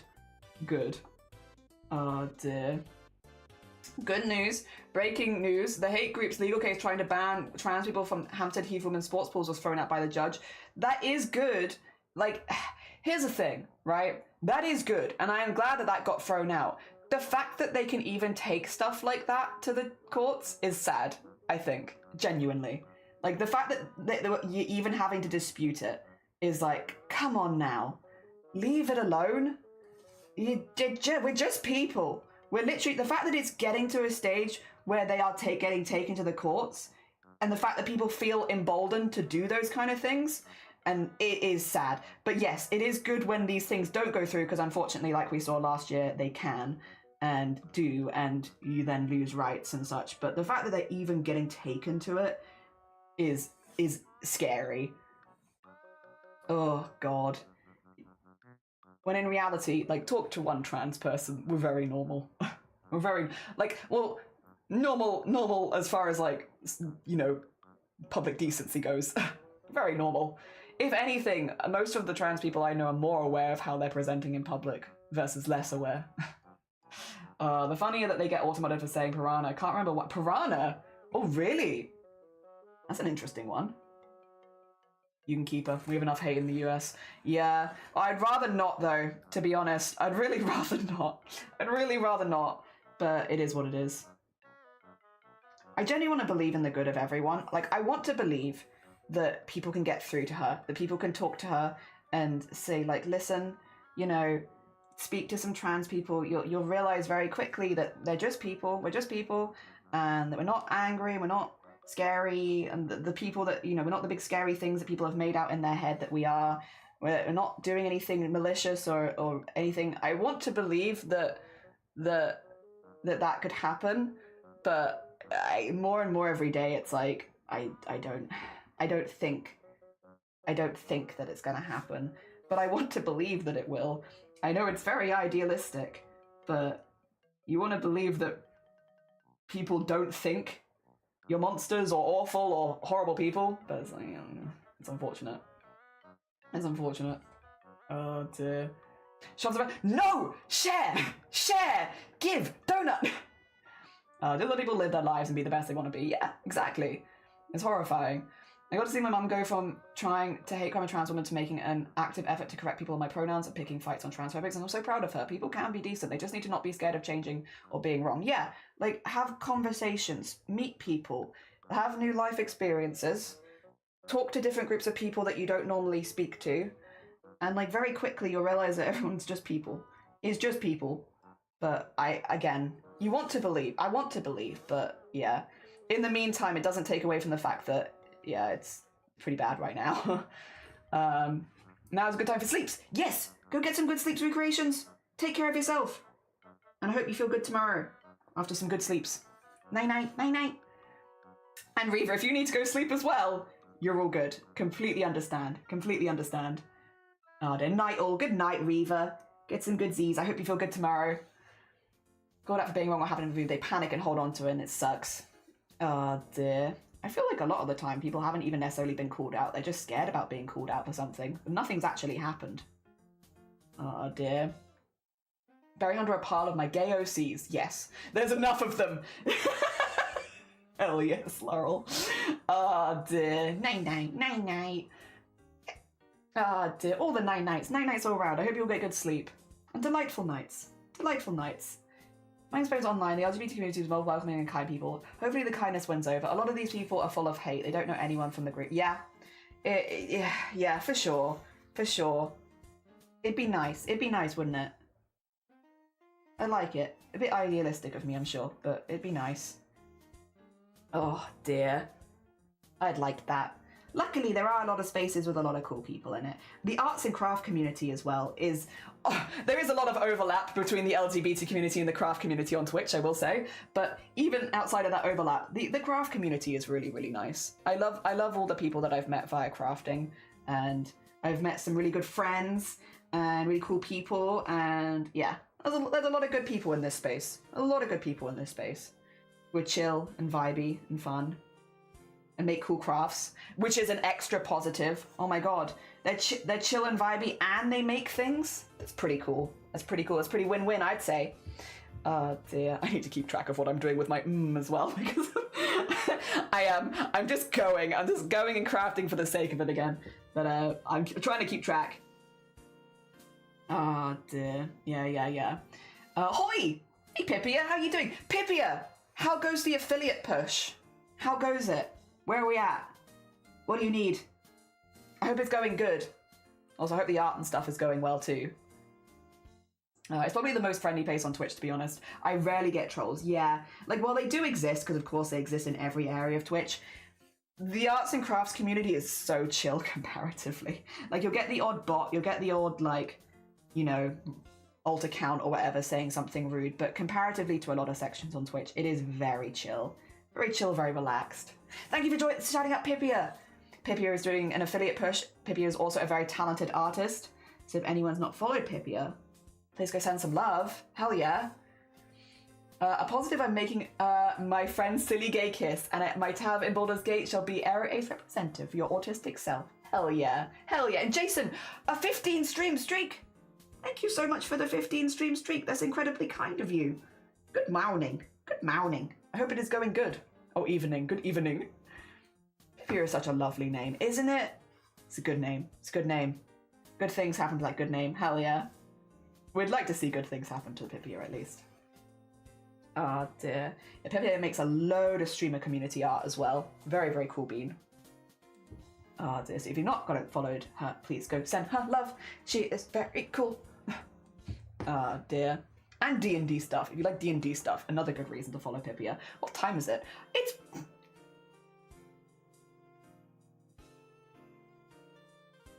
So I know I said I was going to do rigging in the afternoon.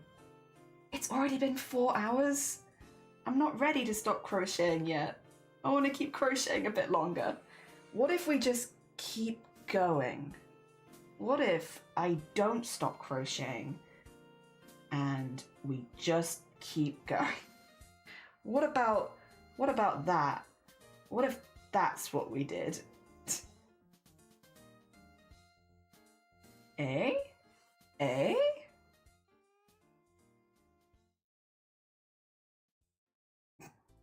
Oh dear. I mean, I'm down. I think I might be down too. I think I'd also be down. Oh dear.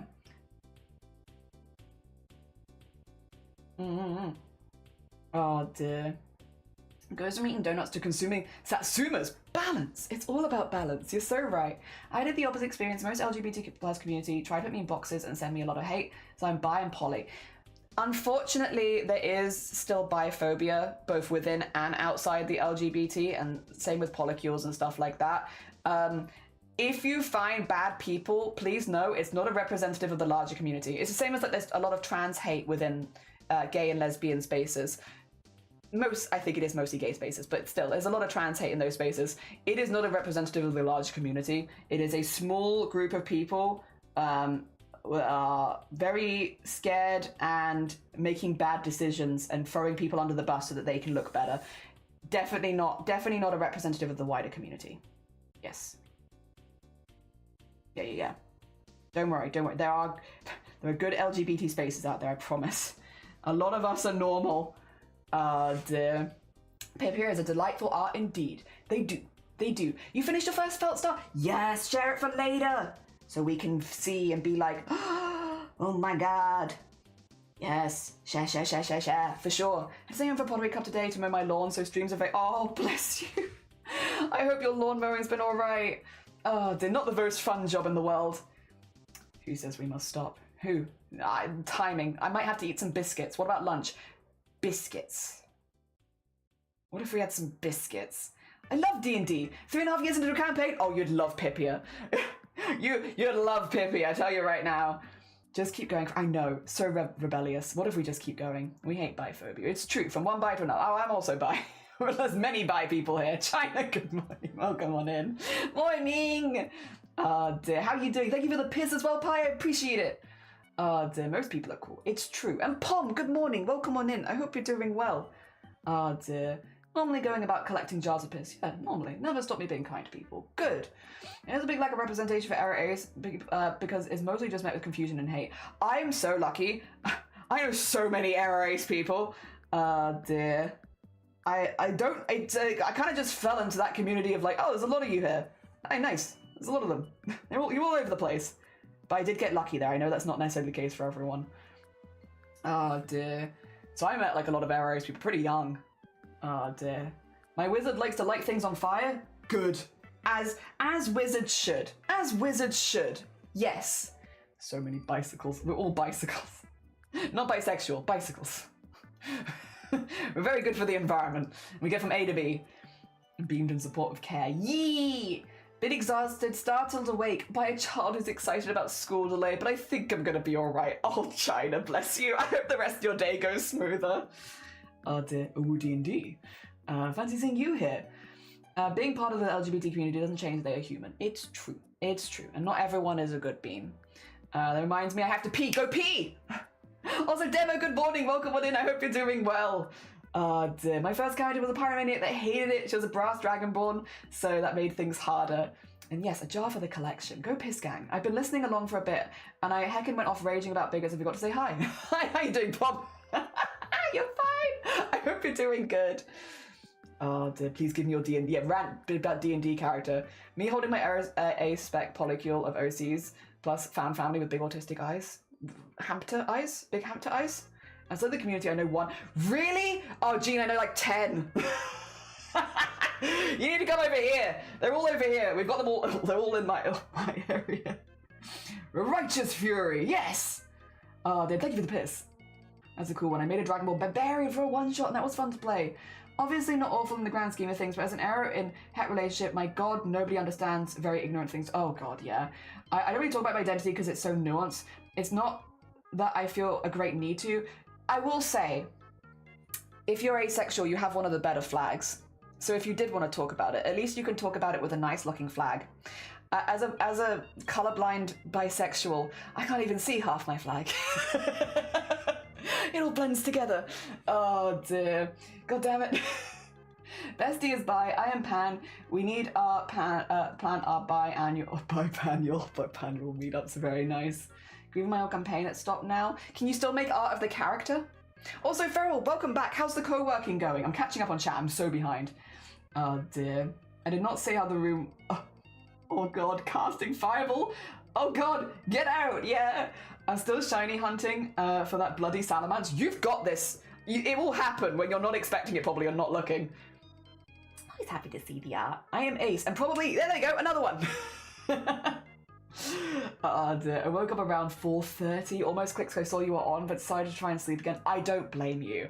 And you had dog cuddles. Like, I think I would have stayed in bed too, to be honest. Yeah, the flag is very pretty. Yeah. The asexual flag is very pretty. I also like the aero ace, like sunset kind of star flag is very pretty. Can't look at best possible result with the flag. Yeah, I can't see my flag. So interesting that you're colorblind.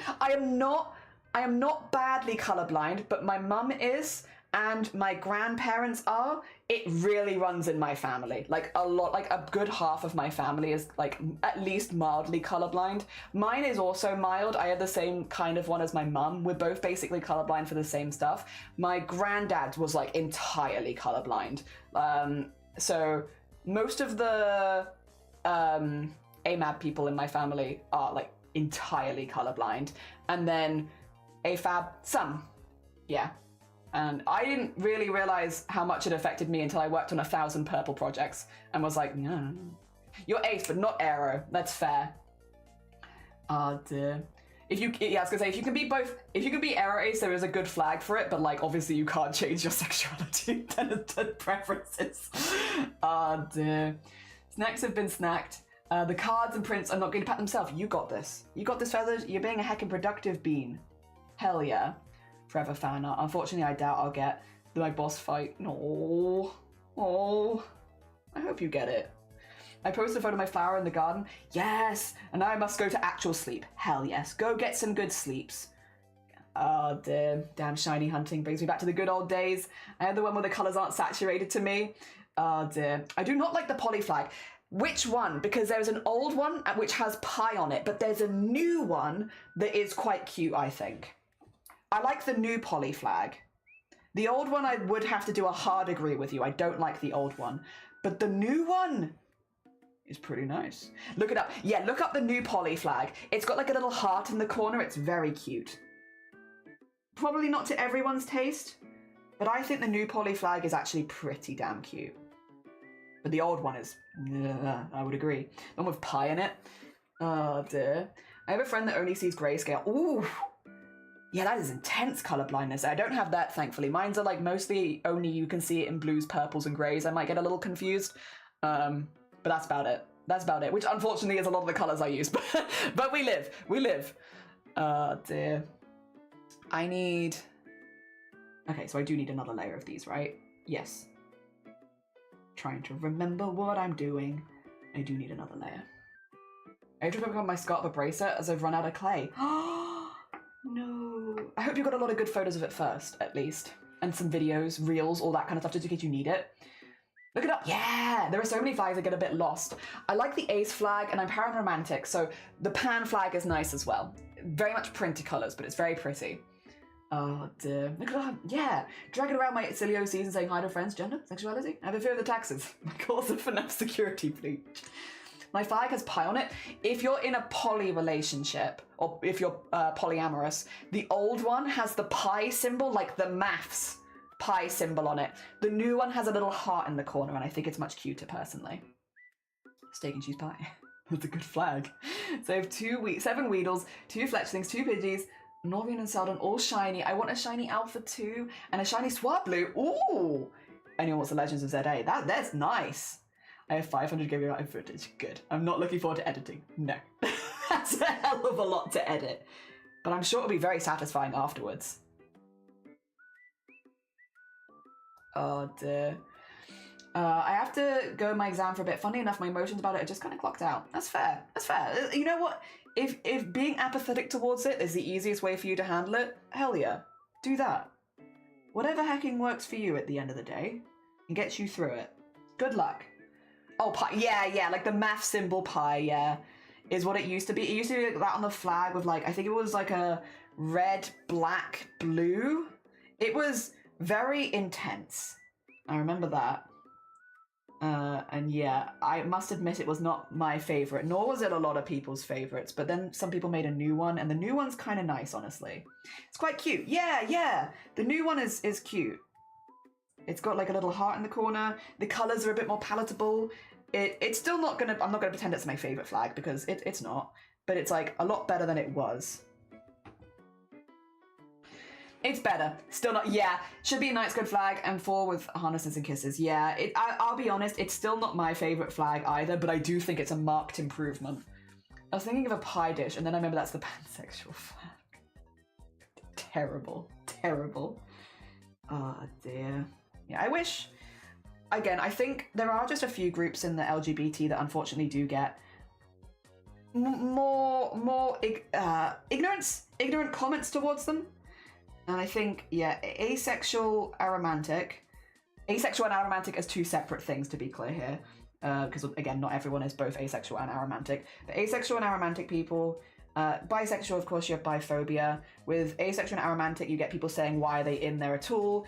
As if, like, so much of the world is not built on sex and relationships. And then... yeah, recently there's been a lot of, unfortunately, transphobia, but that's more to do with the current politics of the time. Dear. I think the asexual flag was there. I like the asexual flag. Purple and monochrome is nice. I think it's just aesthetically pretty. Same with aromantic, green and monochrome. I think maybe just because I like those more simplistic color schemes, I just think they're nice to work with.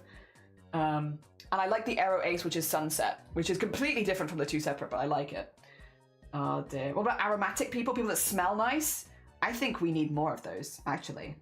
I think my agenda is more nice smelling people. Yeah, if we can get more nice smelly people, that sounds good. Everyone smelling nice. A lesbian with battle axe, yes. Also just the lesbian flag and the gay flag as well. Like the ombre tones are very pretty. You're not. Wait a minute.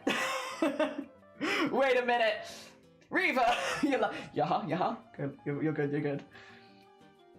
Did we get a stretch break? We did. We had a little stretch break. But if you need to stretch, you go stretch. That's me with my cooking. You're aromatic. Hell yeah. I'm not here. Yeah. Oh dear. Smelling nice. Importante. Very nice. As an Aero Ace, my only relationship is with food. Delicious. Sounds good. I sometimes feel that asexual and aromatic are disruptive to non-ace aerospaces, and say we're queer people in general are disruptive.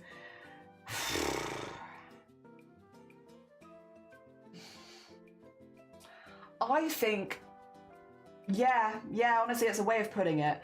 I think human beings are gonna human, and unfortunately it means that not all human beings are cool, and just sometimes if human beings can't understand something, they automatically think that it's bad and or not right or doesn't exist. When you can't understand the experiences of a different person, that it's not valid. I think that's been a thing as long as history, unfortunately. Yeah, if you can't understand it, that it's not valid. And I think you've definitely seen a rise in recent years, especially of people being like, so-and-so's identity is making a mockery of the rest of us. And it's like, well, no, that's not quite how it actually goes in reality. And yeah, I think Aero Ace has unfortunately fallen into that a lot, which I don't agree with, to be clear. I think aromantics, I'm going to say aromatic if I'm not careful. Aromantic people and asexual people are very valid. But yeah. Again, it's the same with bisexuals, a lot of biphobia, even within. Again, as a bisexual, I don't understand it myself, because is the idea that bisexual people are performative, or just making it up to be a part of a group, or they'll cheat on you, or they're just experimenting and stuff like that. And while yes, for some people being bisexual is a label they choose for a time period before moving to a different label, it's also a valid label in of itself. Oh dear. I've identified as bisexual for like the last 12 years now, and it's never changed. Oh, and also the idea that bisexuality excludes trans people, no. Because if you're attracted to men, you're attracted to you have the potential to be attracted to any man, which would include trans men. And if you're attracted to women, you have the potential to be attracted to any woman, which would include trans women. Yes. Yeah, no, that's just not true. My flag is grey romantic. Nice. I've heard of grey A, demi, and yeah, grey romantic. Yeah. Demi romantic as well. Delightful. And there are really no aero spaces. I haven't seen them, but it'd be cool if there were. And in this case of humanity, it's always humanity. It's one of the, I'm behind, oh god, yeet of text. I'm one of the people that was like, why are aromantic and polyamorous people in there? And then I thought to myself, what do you really know about the LGBT community? And now I have no opinion, which is better than having a bad opinion. Yeah, it's the, a lot of people, and again, it's people have been making the same thing recently of like, why are trans and queer people in, because that's not a sexuality, and lesbian, gay, bisexual, those are sexualities. Why is gender stuff in here? At the end of the day, it's all people that fit outside of the societal norm. You know, being gay, lesbian, bisexual, trans, queer, polyamorous, aromantic, asexual. These all fall outside of the societal norm. These are not the standard. The standard, it's not heterosexual, cisgender, you know? They fall outside the standard, that's why they're all there. Yeah. It's groups that fall outside the standard in terms of gender and sexuality, or queer presentation. Yeah. So many gay men tell me you need to pick a side, and I'm like, you missed the point. Yes, the B is literally there. It's before L, it's right there. Yeah, literally the third letter. Generally just to carve my own little space myself and not interact. It's good to have a good space for yourself. This is good. Some lesbians can be weird about bi women too. Yes, that is true. I will say, lesbians are generally one of the more accepting groups. As far as, again, unfortunately, there is biphobia in lesbians as well, but like generally one of the more accepting groups. I put myself more in grey ace. Hell yeah. Oh dear. And good morning, Zomboti. You've joined a gay conversation. How you doing? Welcome to gay. I am also demi. I don't always state being both pan and demi until I get someone's vibe, because I've had trouble with people claiming you can't be both, and it's like, yeah. Well, to be fair though, if you're looking for a vibe check on people straight off the bat, that's a pretty quick vibe check. Oh dear, imagine telling someone that they can't have their labels. The label that they've picked for themselves. Imagine. Yeah, you can't have that. Wild. Wild behaviour. Even if you don't understand. Comfort show main cast will always be fan, mostly platonic. Hell yeah, in your own little headcanon, and you can be bi and demi, you can be both. We're the queers and we need to stick together. Yeah. Gotta go to the exam. Take care! Off to battle! Good luck! Hell yeah. Oh dear. I think as well, it's super valid if you're in like a queer space and you have questions, as long as you're asking them in a responsible way, or not irresponsible, a respectful way. As long as you're asking them in a respectful way, like, hey, I am not in this community, I'm just curious. I don't mean this as any offense, but how does this work? Why is this in the LGBT? Why is this here? Why are people saying this? What's going on with this? Like, as long as you're asking in a respectful way, I think most people will give you a respectful answer. Of course, there is a time and a place, and like reading the room a little bit, like, you know, for instance, if we're here talking about croissants and someone comes in and says, why is transphobia rampant right now? It's like, okay, well, this is kind of a big change of subject that we were not prepared for necessarily. But like, you know, as long as you can read the context of the room, I think, and you're asking with respect, I think it's a good thing to have people asking questions, personally. We're always very open to questions here. I can't answer everything though, because I've only ever had the life experiences of one person, so there's a lot of things that other people in chat might be better at answering than I am, because I can only speak for my own experiences. Dear. B is a very salad side. Yes, it is. Very valid. Can't have more than one label, don't be greedy. Collect them! Take all of the labels! Get everyone! Pick a box and stay in it. I'm gonna pick the cool person box here. That's my box. I'm in there, thank you, with my cool people. Back from work. Molly, I hope you had good work. Welcome, you joined a very gay conversation, but I hope you're doing well. I was in Weatherspoons the other day explaining he and lesbians to my cis het boyfriend. He eventually got it. You may have one gender and one sexuality label if you're a good bean. It do be crazy. It do be crazy. The other thing is as well, like, you might not get it, but if it works for that person in the relationship that they're in, it doesn't really matter. It really means diddly squat as far as the rest of life goes. You might not fully understand it. That's okay. You don't need to. You're not in that relationship. You may... dear. Welcome back. Welcome back. Croissants are transphobic? No, I love croissants. No, we love them. Croissants are good. No, not the croissants. I love the pride ducks. The pride ducks, yeah, Enabler's pride ducks. Also, good morning, Enabler. Enabler's pride ducks are fantastic. I woke up, had great sleep that I would keep on, but I am hungry. So I'm gonna get some food. Hell yeah. Such a spectrum. Aromantic people can be allosexual. Asexual maybe it will not be arrow. I'm still learning, but being in the community with a lot of ace people and varying types has been helpful and interesting as well as fun. Hell yeah. That's why I went to destroy them with my teeth. Reaver, are you awake? Definitely lots of learning and asking questions within respect and reason alongside research, especially as someone who does not get 90% of the social interactions. I'm happy I'm able to learn more diverse experiences. Yeah, me too. It's nice for me to hear stuff as well, because I don't always get stuff. I don't know, I'm just a person. I'm just one person. I've had literally one life experience. I'm not going to get all of it. Oh dear. I am lost. In this, not in life. In life, I'm okay. Romantic asexual, I'm very cozy. My fictional men allowed only nest. Hell yeah. Sounds pretty good. Sounds pretty good. My lip is twitching. I don't like that. 2 seconds. Sorry. I'm having a lip spasm. Don't look at it. You don't pretend you can't see it. I don't think you can. I'm covering it with my mouth. Oh dear. Did he got offended over the croissant? I did. It's like, how dare. Oh god. I'm honestly, I'll be honest, I'm confused. You might even say, not really cool. Lesbian means one-on-one. I guess pronouns are specific on gendering. There's a lot of okay. Does anyone have like a good video? Okay, unless, because I'll be honest, I've heard of this before and I'm very much like, it doesn't matter to me. It doesn't matter to me because it doesn't affect me. It's not my relationship. But I know that there are, for instance, how to put it?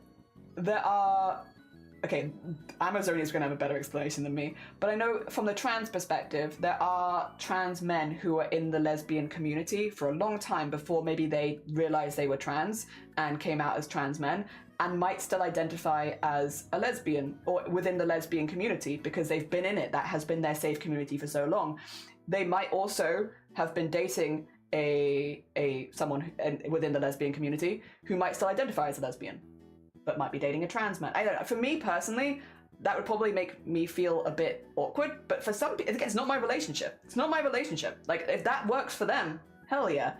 I've heard of that one, which again, I'm sure there are other instances as well, but the one that I've heard of it is that, where, yeah, it happens. And, you know, if that works for them, doesn't hurt me. Oh dear.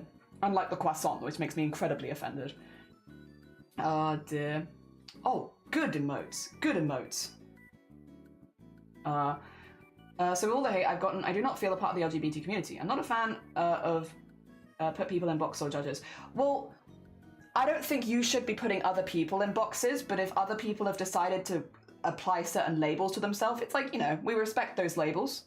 You know, personally, I identify as bisexual and I am a trans man.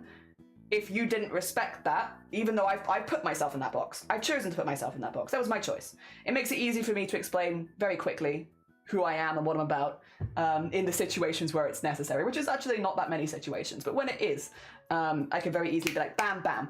But, you know, someone in exactly the same, you know, box as me might choose not to associate with those. And that's fine. That's fine. It's a very much a positive, a personal experience, what labels you assign to yourself. But what I will say is, if someone assigns labels for themselves, it's nice when other people respect them. Yeah. Even if you personally wouldn't put me in those boxes, if I've chosen to put myself in those boxes, it would be disrespectful to be like, no, I don't see you as bisexual, I don't see you as a trans man. I'd be a bit like, okay, well, that's just a little bit rude. Yeah. Yes. But again, at the end of the day, you pick your own labels, or don't. It's up to you. Reminds me, the most long stutter caught me off guard while watching Fallout, and it was mildly embarrassing. Oh no! My experience also comes down to people's relationship with their own bodies in terms of physical part and relationship, but I could be wrong. It's going to be different for everyone, isn't it? Like, all of us are going to be slightly different about it. Hey, like whatever works. In the end, labels are labels and not rules. It does confuse me, but definitions, because definitions state things. I think, there's probably some good video essays on this which explain it a little better than what I'm doing, I'm sure. Yeah. I think, again, it can keep some people in the safe space where they need to be. I don't think people necessarily need to understand it as long as it's respected, it's fine. I'm sorry, no, you're fine, Flumph. I'm joking, don't worry. It's all good. I get that labels don't work for everyone. You never put yourself in a box, but yeah, it's thinking people want to put you in that box. Yeah, like no one should be choosing to put you in a box for you, as long as you respect other people and their choices. Thanks for the stream, Jungle, it's lovely to see you. No, you're fine, you'll get some good Z's. I hope the sleep is good. Hell yeah. Great rest of your stream, thank you. Oh dear. Hell yeah, have a good night, Jungle. Yeah, have a good night, Jungle. Before the 70s, lesbian just meant WLW. Didn't exclude bi people, so bi lesbians existed. Oh, there you go. That was a point as well, wasn't it? Yeah, the history of it. 70s politics had political lesbians as a movement, rejecting the idea of being with a man solely for political reasons. Yes. You also have to remember there are generations of these things because, yeah, depending on how old you are, labels have changed over the years, which, yes, bi lesbians, I remember that. Well, like, not that I was there at the time, but I remember hearing about that was a thing and being like, bi lesbians? Yeah, because that used to be, yeah, WLW used to cover everything, so they were just bisexual lesbians. Dear. Yep. Which might not make sense under today's labeling, but does make sense for those people in the, you know, when they were being labeled. Yes. And again, while you might not always understand someone's label, at the end of the day, it costs nothing to respect them. Yes. And it also, someone's label doesn't in any way ever impact your personal experiences. You know, what people choose to label themselves, that doesn't impact you. I've definitely seen a lot, again, unfortunately it's going to come back to trans stuff again, I'm sorry. But I've seen a lot of stuff where it's like, you know, how to put it, like trans people trying to force other people into boxes. It's like, not the case, not at all. Funny enough, I don't want to sleep with anyone that doesn't want to sleep with me, as a normal human being, to be clear. I'm also in a, like, that's just not how that goes. But you do see things like that, and it's like, at the end of the day, it might not make fully sense to you. It might not make fully sense how every relationship works. But if it works to them, that's fine. Oh dear. Digimon, Jelly! Yes, we're going to be doing this. We're doing Wizardmon, so we're just getting some of the light around the staff in right now. Yes. Love is love and can transcend labels. It's true. It's very true. I can have chosen the wrong label. See, dear person, I see you've chosen the wrong labels. I, the person who met you 5 minutes ago, know you better and insisted this label instead. Yes. This is very silly. Labels are optional. Respecting other people's labels, as long as they are offensive or harmful, is mandatory. Yeah, 100%. On my life, if someone makes you uncomfortable, learn about it genuinely. Speak to people and learn the stories before you make a decision. And if you still don't like it, it doesn't hurt anyone. Just ignore it. Yeah. I swear it was so random. I was going to say get and guy in the same sentence, and it sounded like a good noise. If you could record it and remix it into a song, that's a good noise. Good remix noise. Also, people who identify as lesbian for years and realize they're bi. Yeah, also that. And thank you for the horn fire. Not gonna lie, I like labels so my brains can organize things, but people are individuals and I'm respectful of others' feelings and self-expression. I also think the more people you meet with one label, the more your idea of that label will expand, because you've met more and more people that have that same label but maybe have different life experiences. Yeah. This is not to throw hate, it's just exposed to. As I have a friend that's a tomboy, so many say she is trans now, when she keeps saying she is not, to the point where some throw egg at her.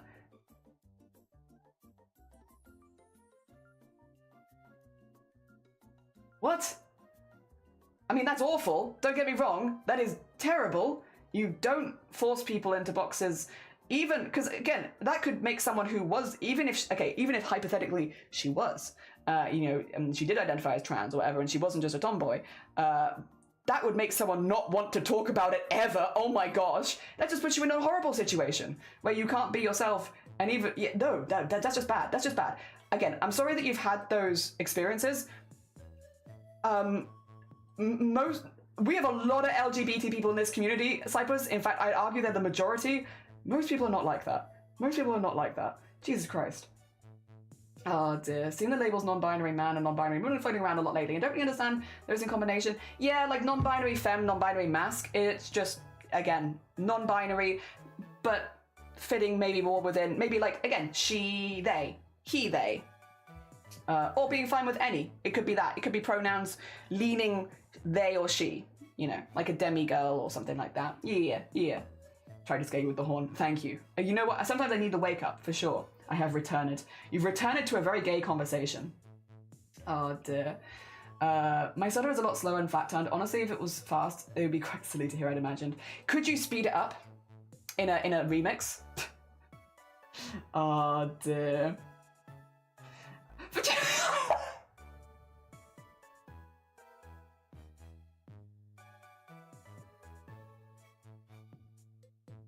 Vagina cow? Vagina horn?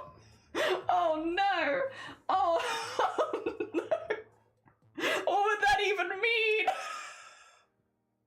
What does it mean? What does it mean? No, that's the thing.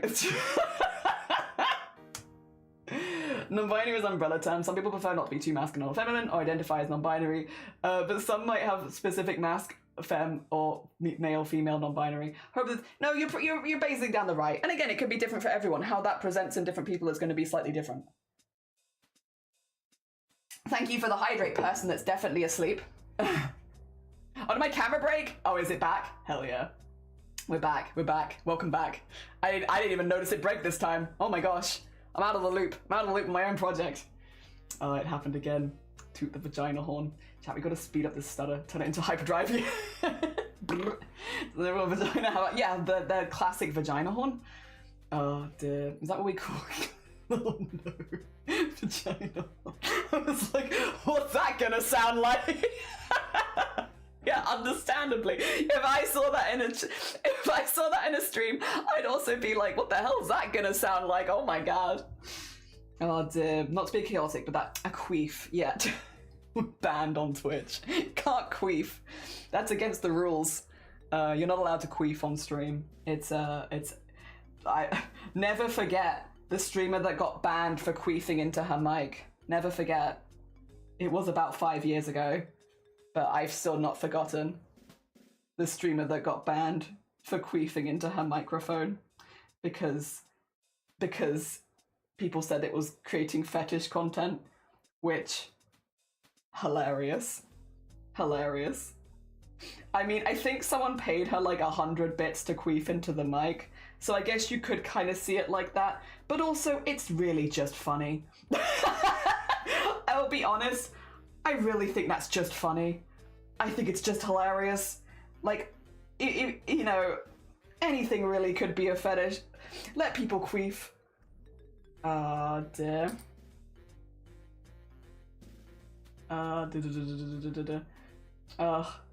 Is that the thing that makes you able to piss standing up? Oh, vagina horn. Yes. Yeah, definitely. I was like, queef? I got lost. The vagina bus is coming. Oh dear, Hogsy clown horn. Is it as long as everyone asks permission before honk? Yes, with consent. Vagina horn with consent. How are you doing, Diddy Miss? Good morning. Oh dear, sexism strikes again. Oh god. It's a very silly time on Twitch. I got personal creed that labels shouldn't better, but it's their business and everyone should respect that. People need to stop taking offense to labels and respect others. One person I know, they make their label their entire person almost. It's a problem to me because to me, they justify their life decisions, and I've given up trying to be supportive and help them see them as a person, let it go. I can see, okay. I don't want to play devil's advocate to everything because I don't know these situations, I don't know these people. I am just a random streamer on the internet. However, I have definitely seen it before where someone realizes something about themselves and it does become a huge part of their personality and it becomes the main focus of topic and stuff like that. I think it can be a real light bulb moment, right? When you work out something that's been bothering you for a really long time, whether it's to do with your gender or your sexuality. I think it can be a real light bulb moment for a lot of people. And that can then be something that is on the forefront of your mind because suddenly you're starting to put everything together, especially when it just happens. I think that can happen. And while I'm sure it can be frustrating for friends and family who are like, this is all you talk about now, you know, it's a big thing in that person's life. And, you know, I'm sure with time, it will become less of a thing day to day.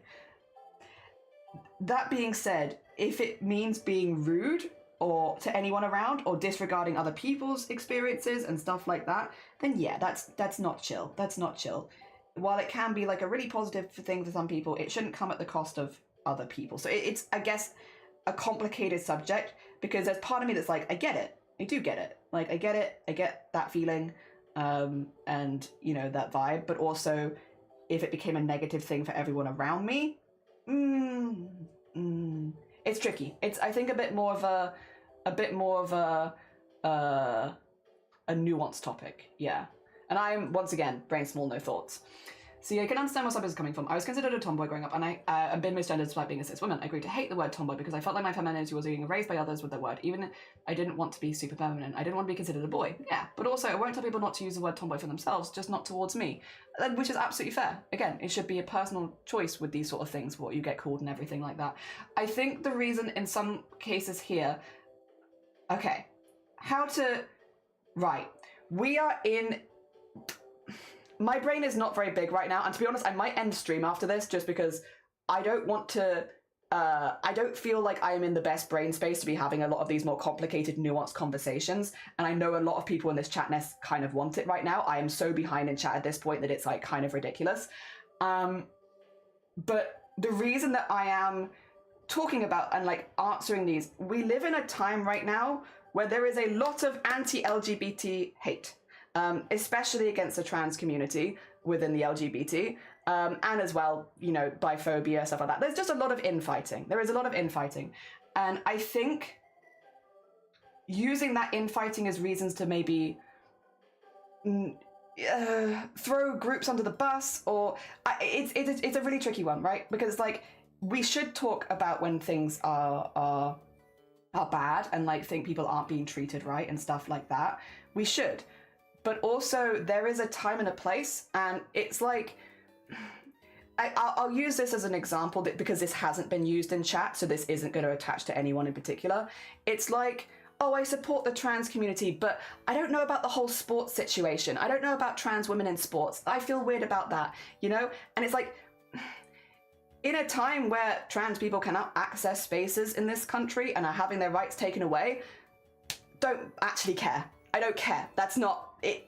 That is being used as a thing to throw everyone under the bus, you know, because you don't really care about women's sports, nor do you really care about that. You're using it as a vehicle to throw everyone under the bus. And sometimes these conversations where it's like, again, while yes, we should definitely call out when there is hate within the LGBT, there is so much more hate outside. And I feel like you kind of have to balance it a little bit. There will be some people out there.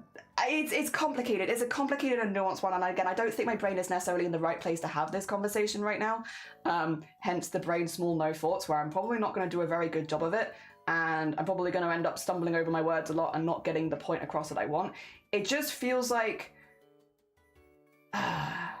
making the LGBT community out to seem like a scary thing or a bad thing right now, making people's own labels that they choose for themselves to be a bad thing or a scary thing, is not a productive conversation with where politics and where people's rights are right now. I think that's the kind of conversation you almost want to have when everyone has base level rights. Yeah, there's already so much throwing people under the bus and all that. It's just a little too adjacent to that for me right now. Yeah, if I'm being honest, where I feel the need to be like devil's advocate, you know. It's a complicated topic. It's a complicated topic. Yeah. I think, and also the picking apart people's identities and stuff like that. I think the vast majority of people here are on the same wavelength of like, while we might not understand why people pick certain labels or understand what those labels mean, as long as we respect them and do that, then that's good. I think, again, I feel a bit bad when certain labels have been called out in chat and I haven't maybe done the best to defend them. Yeah, I don't feel like I've done the best to defend some of that. And at the end, not that again anyone was specifically attacking, more questioning, but I don't feel like my brain was in the space to maybe give the best responses. And I'm sure there are other people out there that Could give better ones. Yeah. Yeah. Sorry, I'm probably rambling right now. Yeah.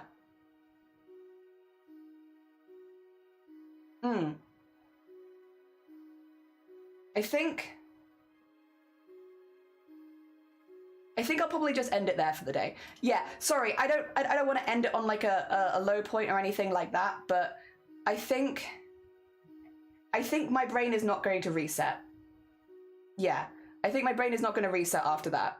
So rather than like just struggle through, can I do a quick TLDR on this topic in general, if that's okay? Just because I do want my stance to be pretty clear on this, and I don't want people to misinterpret any of this as a wobbly stance. Regardless of gender, regardless of sexuality, as long as you're not hurting anyone else, very valid.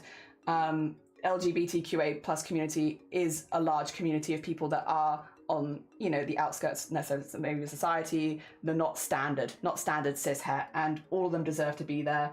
And you have absolute right to choose your own labels, and you know, whether or not you do pick any labels or you pick no labels, you have that absolute choice. But you don't have you shouldn't be disrespecting other people's labels or other people's right to choose. Let people pick their own labels, pick their own boxes. It's a nuanced conversation with a lot of labels. And if you want to know, Google is right there and is a wonderful, wonderful resource for stuff. I'm sorry, it does mean I'm not going to do art share right now. I am just going to raid out to someone else. What I will say is when we raid out, we're going to cut that conversation there, because I don't necessarily want to bring all of that to another community right now, because not every community wants to handle that kind of topic right now. So we cut that there. This conversation ends. I did say, you know, I like to answer questions and stuff like that. A lot of the stuff that was put in chat were not questions, and I do think be mindful of the state of people's rights right now, where it does, again, infighting is not necessarily ideal at this stage. We don't like that. Dear. Also, thank you for the stream streaks, Emma and Enabler. Thank you very much. It's very kind of you. Dear. Well said. Yeah, we don't need infighting at this point. You don't always have to say your opinion either. You know what? Actually, I'm gonna raid you to someone who is like one of the most straight talking streamers that I've ever had the joy of watching. We're going over to Smilky. A very, very talented bean who has a really, really cool art model. They do art, they do games, chill vibes, and they've literally just started stream. So we're going to go over there. Also very LGBT queer vibes. So if you were looking for a safe space for LGBT queer, not necessarily discussion, but like vibes, yeah, we're going over there. We'll go over there. Again, sorry for raiding out so suddenly. I don't think, you know, sometimes you have a conversation where you're like, I don't think that my brain is going to come back from that. So we'll just do it there. Also, if you would like a raid call, we can give you some raid calls. Oh dear. Yeah. Oh dear. It explains itself really well, and I wholly agree with you. Okay. I'm glad. I'm glad that, again, get that out there. Yep. Oh, Smilky started. Yeah, Smilky started. We're gonna go over to Smilky, because Smilky will deal with zero bullshit in the chat, and my brain is like, if you want someone who's zero bullshit, Smilky is zero bullshit, which is a wonderful, wonderful vibe. So we'll take you all over there. Have a lovely rest of your day. Again, just to be clear as well, I don't want anyone to think that I'm angry or upset with them specifically. I am not. I'm not angry with anyone. Not angry with anyone. If I was angry with you, you would have been banned. Don't worry. While sometimes my words don't always keep up with me, my ban hammer does. So if you're a part of this conversation and you have any concerns, don't, again, you'd be banned if I wasn't happy with you or anything like that. We're very good with that sort of thing. Otherwise, I'll see you tomorrow. Tomorrow we're going to be turning streamers into more of the scraps, so we're going to be making some more fan art. Yeah. I'll see you all soon. Have a nice rest of your day, everyone. Take care and enjoy yourself over with Smilky. Yeah, I'm sure you will. Also, thank you for the YouTube people as well. It's lovely to see you.